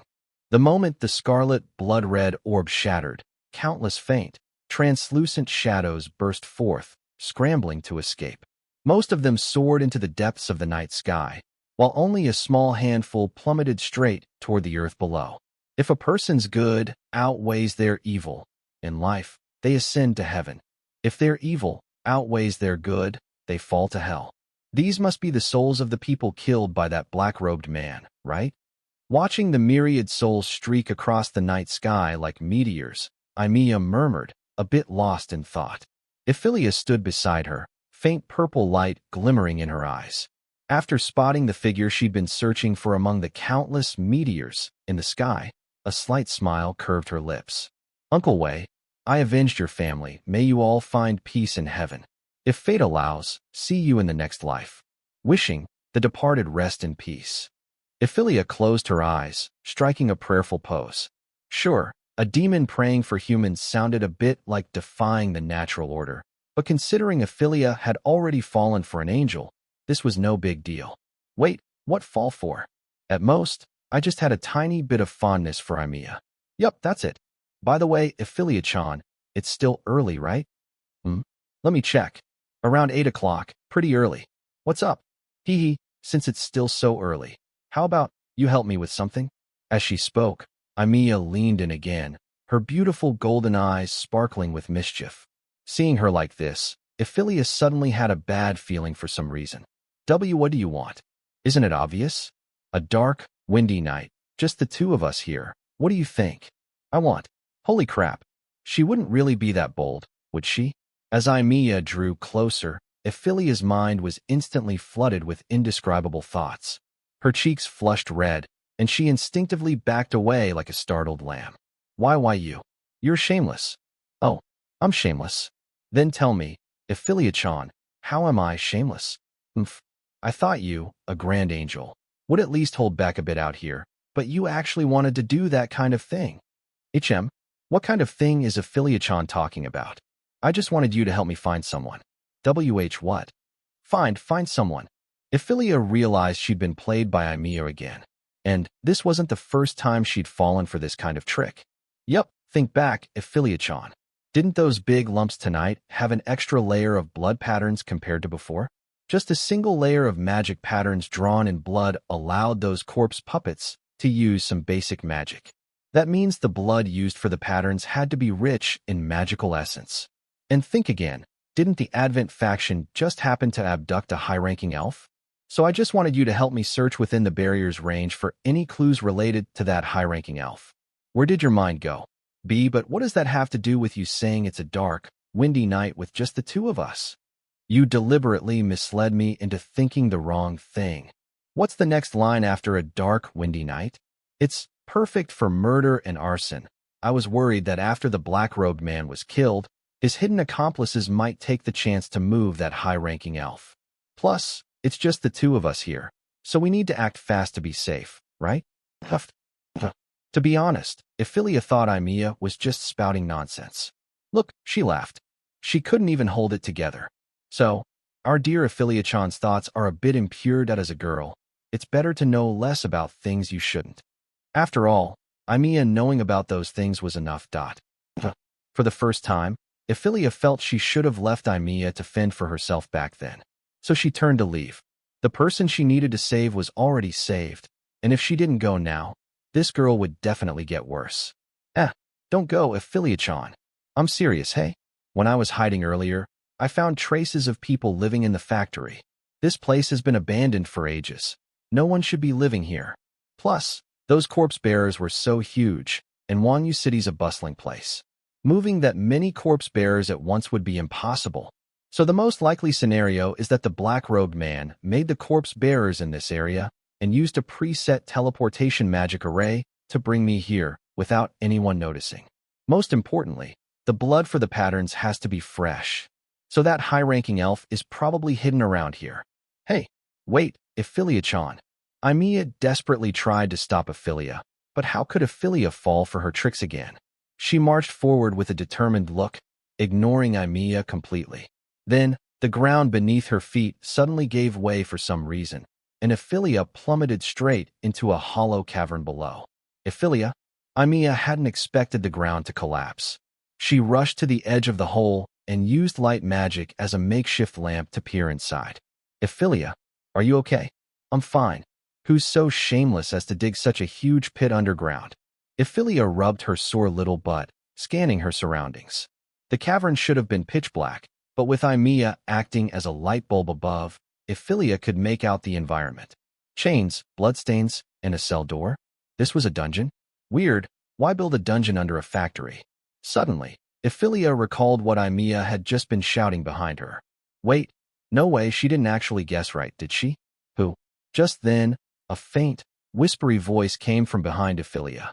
She quickly turned to look, spotting a blonde girl lying in the corner of the dungeon, covered in wounds, her breath weak and barely clinging to life. Her body was filthy with blood, looking utterly pitiful, as if she'd endured endless abuse and torment. But what stood out most were the girl's long, pointed ears. Pointed ears. An elf. Are you okay? Evelia didn't know where she pulled out a thin, straight wooden stick from, and she tentatively poked the elf girl's face. The dying elf girl had already reached her limit just squeezing out that one sentence. So how could she have the strength to answer her question? The girl's small mouth opened slightly, as if she wanted to say something. But before she could utter even a single note, she collapsed to the ground with a thud, completely unconscious. Ya dead? Idiot. Hurry up and save her. Evelia jumped down from the broken hole above, landing a fist on the back of Evelia's head. Evelia gave her a wronged glance, but reluctantly went to check the girl's injuries. One piece of good news and one piece of bad news. Which one does Evelia want to hear first? Good news. The good news is that this elf girl only has external injuries. They just look a bit scary, but as long as she gets to a hospital, she can be treated quickly. Then the bad news? The bad news is she won't make it to the hospital. Evelia spread her hands, saying with some regret, Don't look at how she only has external injuries, and her internal organs aren't too damaged. She's lost too much blood, probably more than half her body's blood already. Plus, her magic is restricted, so she's basically hanging on by a thread, let alone making it to the hospital. You believe me. If you move her twice right now, she'll go straight back to the elf race's sacred tree to report. Then, what do we do? I don't know any blessing spells. Just let her cool off. That haven't people always said elves are children of the forest?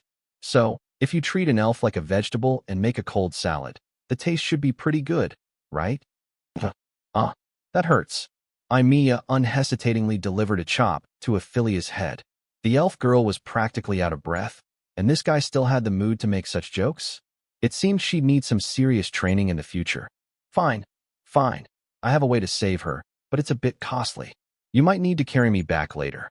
Evelia sighed, dropping her playful grin and starting to cast magic with a serious expression. She crouched down, pressed her open palm against the elf girl's chest, and a faint purple magic array immediately lit up. Golden threads shot out from the array, gradually wrapping around the girl's body like silkworm silk, forming a cocoon. A sacred aura, completely unlike that of a demon, spread from the cocoon woven by the golden threads. In an area Evelia couldn't see, a strand of Evelia's hair shifted from its usual faint purple to a faint gold. But Evelia, at that moment, was already too shocked by the scene before her to think straight. Could that be a blessing spell? Evelia felt her brain short-circuiting. From both the aura and the phenomenon, the magic Evelia was using seemed strikingly similar to the angel's innate magic, blessing spell.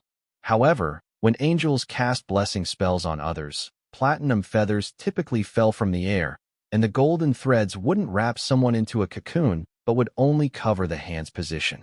Even if the manifestation was slightly different, the magic Evelia was using really seemed like a blessing spell. Heavens! A demon using an angel's innate magic? Was I crazy, or was the world crazy? Innate magic was different from ordinary magic. For example, if you told a group of angels that a demon used holy attribute magic, they'd at most think you were mistaken or had slept yourself silly. But if you told them a demon used a blessing spell, they'd definitely think your brain had gone haywire. Innate magic, and race-restricted innate magic at that. Did you know what race-restricted meant? Let alone a demon. Even a holy attribute elf could never use a blessing spell. I must have made a mistake, definitely a mistake. Ivy was probably just using a magic with effects similar to a blessing spell. Besides, blessing spells had low consumption, but Ivy's magic clearly consumed a lot. Yes, that's right. That's it. I definitely got it wrong. Evelia-chan, what magic are you using? I don't know the official name of this magic. It's something my uncle taught me, saying it could be used to save lives in critical moments. The healing effect is strong, but the consumption is a bit high. Hearing this, Evelia let out a slight sigh of relief. Evelia was a demon, so her uncle should be a demon too. Since it was a magic taught by a demon, it definitely wasn't a blessing spell. After all, it's not like a demon's uncle could be an angel, right? How could that be possible? Ugh, I'm exhausted. But good thing this elf's life is saved. Damn it. The elf race owes me a huge favor. After confirming once more that the unconscious elf girl was completely out of danger, Evelia collapsed onto the ground with a thud, looking like a wilted violet flower. Even the strand of hair on her head drooped listlessly. Our Ivy-chan is amazing. Want to lean on me for a bit? Evelia crouched down and hugged Evelia, their position looking quite intimate. Normally, Evelia would have sternly refused, but now, exhausted in both body and mind, she had no energy to fuss with Evelia. Plus, lying in her arms was indeed pretty comfortable, so she let her have her way. As for the elf girl who had just received treatment, her breathing had stabilized. Not only was she out of danger, but even the gruesome wounds on her body had vanished completely. Seeing this, even Evelia couldn't help but marvel at the power of Evelia's magic. Its healing effect was almost on par with an angel's blessing spell. She wondered if she could learn it. If she could, it might make up for her lack of recovery abilities to some extent. At that moment, the elf girl, who had been unconscious for so long, stirred. Her beautiful eyelashes fluttered slightly, and she slowly sat up like a child just waking up, looking at the two in front of her with sleepy eyes. Yeah, she's awake. The elf girl rubbed her eyes, looking at Evelia with a gaze full of confusion, as if wondering why she was here. However, her next words nearly made our dear Miss Evelia faint from anger. Succubus. You're the succubus. Your whole family are succubi. Ivy, calm down. Calm down. Seeing the furious Evelia charge forward, ready to teach the elf girl a lesson, Evelia hurriedly grabbed her from behind. The elf girl had just recovered. If Evelia went and beat her up now, wouldn't all the previous treatment have been for nothing? Evelia, let me go? I'm going to make this dim-wit elf know what a demon's cruelty is. Evelia was practically fuming. Who would call someone a succubus the moment they met? Sure, she knew her highly misleading appearance did bear a teensy bit of resemblance to a succubus, but being called a succubus was still her, Evelia's, sore spot. Miss Succubus, what's wrong with you? The elf girl, who had just woken up, seemed to have neither her intelligence nor emotional quotient online yet. Seeing the clearly enraged Evelia, she actually tilted her head and, oblivious to the situation, called her a succubus again. Well, that was it. Even Evelia couldn't hold Evelia back anymore. I'm your grandma's succubus. Wah. There, Ivy, be good, don't be mad, it's just being mistaken for a succubus, right? It's no big deal, is it? Besides, isn't it kind of a roundabout way of saying you're cute? Faced with Evelia, who was sulking like a child, Evelia naturally started coaxing her, as if she were a kid. But the slight smirk quietly forming at the corner of Emilia's mouth showed she was actually quite amused by this. As for our elf girl, she was crouching on the ground, clutching the swollen red bump on her head, looking pitifully at the still pouting Evelia. I'm very sorry, Miss Evelia. I didn't mean to call you a demon. It's just that your appearance is really very much like a succo. No, I mean, it's really very misleading. Uff. You were just about to say I really look like a succubus, weren't you? And Evelia, did you just laugh? Sigh, fine. I, Evelia, am not an unreasonable person. I'll let it slide this time. But if you dare call me a succubus again, I won't be so polite. As she spoke, Evelia bared her teeth at the elf girl, seemingly menacingly. Unfortunately, Evelia wasn't a bloodkin and didn't have their sharp fangs, so her baring of teeth looked more like she was being adorable, super cute. I, Alice, will always remember your life-saving kindness. But, actually, I have one more thing I'd like to ask for your help with. Alice adopted a shy, hesitant posture, looking very embarrassed. Could you take me back to the elf forest? Hearing Alice's request, 3 giant question marks popped up above Evelia's head. Weren't there the night watch and the church? Why did she need her to escort her? To be honest, during the time I was imprisoned by that bad person, I once saw someone wearing the robes of the Holy Church chatting with that bad person. I'm worried. You mean, the Holy Church might be in cahoots with that Advent faction? Evelia frowned. If that were the case, the problem would be huge. Although the church didn't have much influence in the atheist China, it wielded immense power in other countries and even continents. Otherwise, it couldn't have stood toe-to-toe with the Night Watch as a religious organization. Not to mention, the church had always been closely tied to the angels. If such a colossal entity was truly connected to the Advent faction, it was a chilling thought. I don't think it's very likely. When that black-robed man was chasing me, he mentioned the church. The disgust and disdain in his eyes couldn't have been faked. So, rather than the church being in league with the Advent faction, I think it's more likely that someone from the Advent faction infiltrated the church as a mole. Evelia knew there was likely some connection between the Advent faction and the church. After all, the magic restricting handcuffs the black-robed man used to control her were of the church's design. As for what the black-robed man said later, Evelia was practically doomed at that point, so she didn't think he had any reason to lie. Actually, I also think it's probably a mole. But that's the key issue. There's a mole from that group of bad guys in the church, so I don't dare trust them for now. And since the Night Watch shares some information with the church, I'm worried that if the mole in the church finds out my location, they'll come after me again. So please, my 2 benefactors, help me out again. Take me back to the elf forest. The people of the holy city will always remember your kindness. With that, Alice bowed deeply to Evelia and Evelia, her attitude utterly sincere. I can't help you. I don't even know how to get to the elf forest, let alone take you there. But I have a friend who should be able to help. The friend Evelia referred to was naturally Nolan, the Bloodkin High Princess. Compared to the demon race, which was practically a universal enemy, the Bloodkin, despite their less than stellar reputation, at least had normal diplomatic relations with other races. Having her help send Alice back was simply perfect. Oh, a friend? Evelia-chan has a friend with such connections? How come? I've never heard about this. Evelia leaned close to Evelia's ear, her voice dripping with resentment. Evelia felt a chill down her spine, a sense of impending doom washing over her. It seems we need to have a good, long talk about our feelings, don't we? Why you stay back? Alice stared blankly at the flirting Evelia and Evelia, her little head filled with giant question marks. If she didn't know better, could demons and angels really get along so well?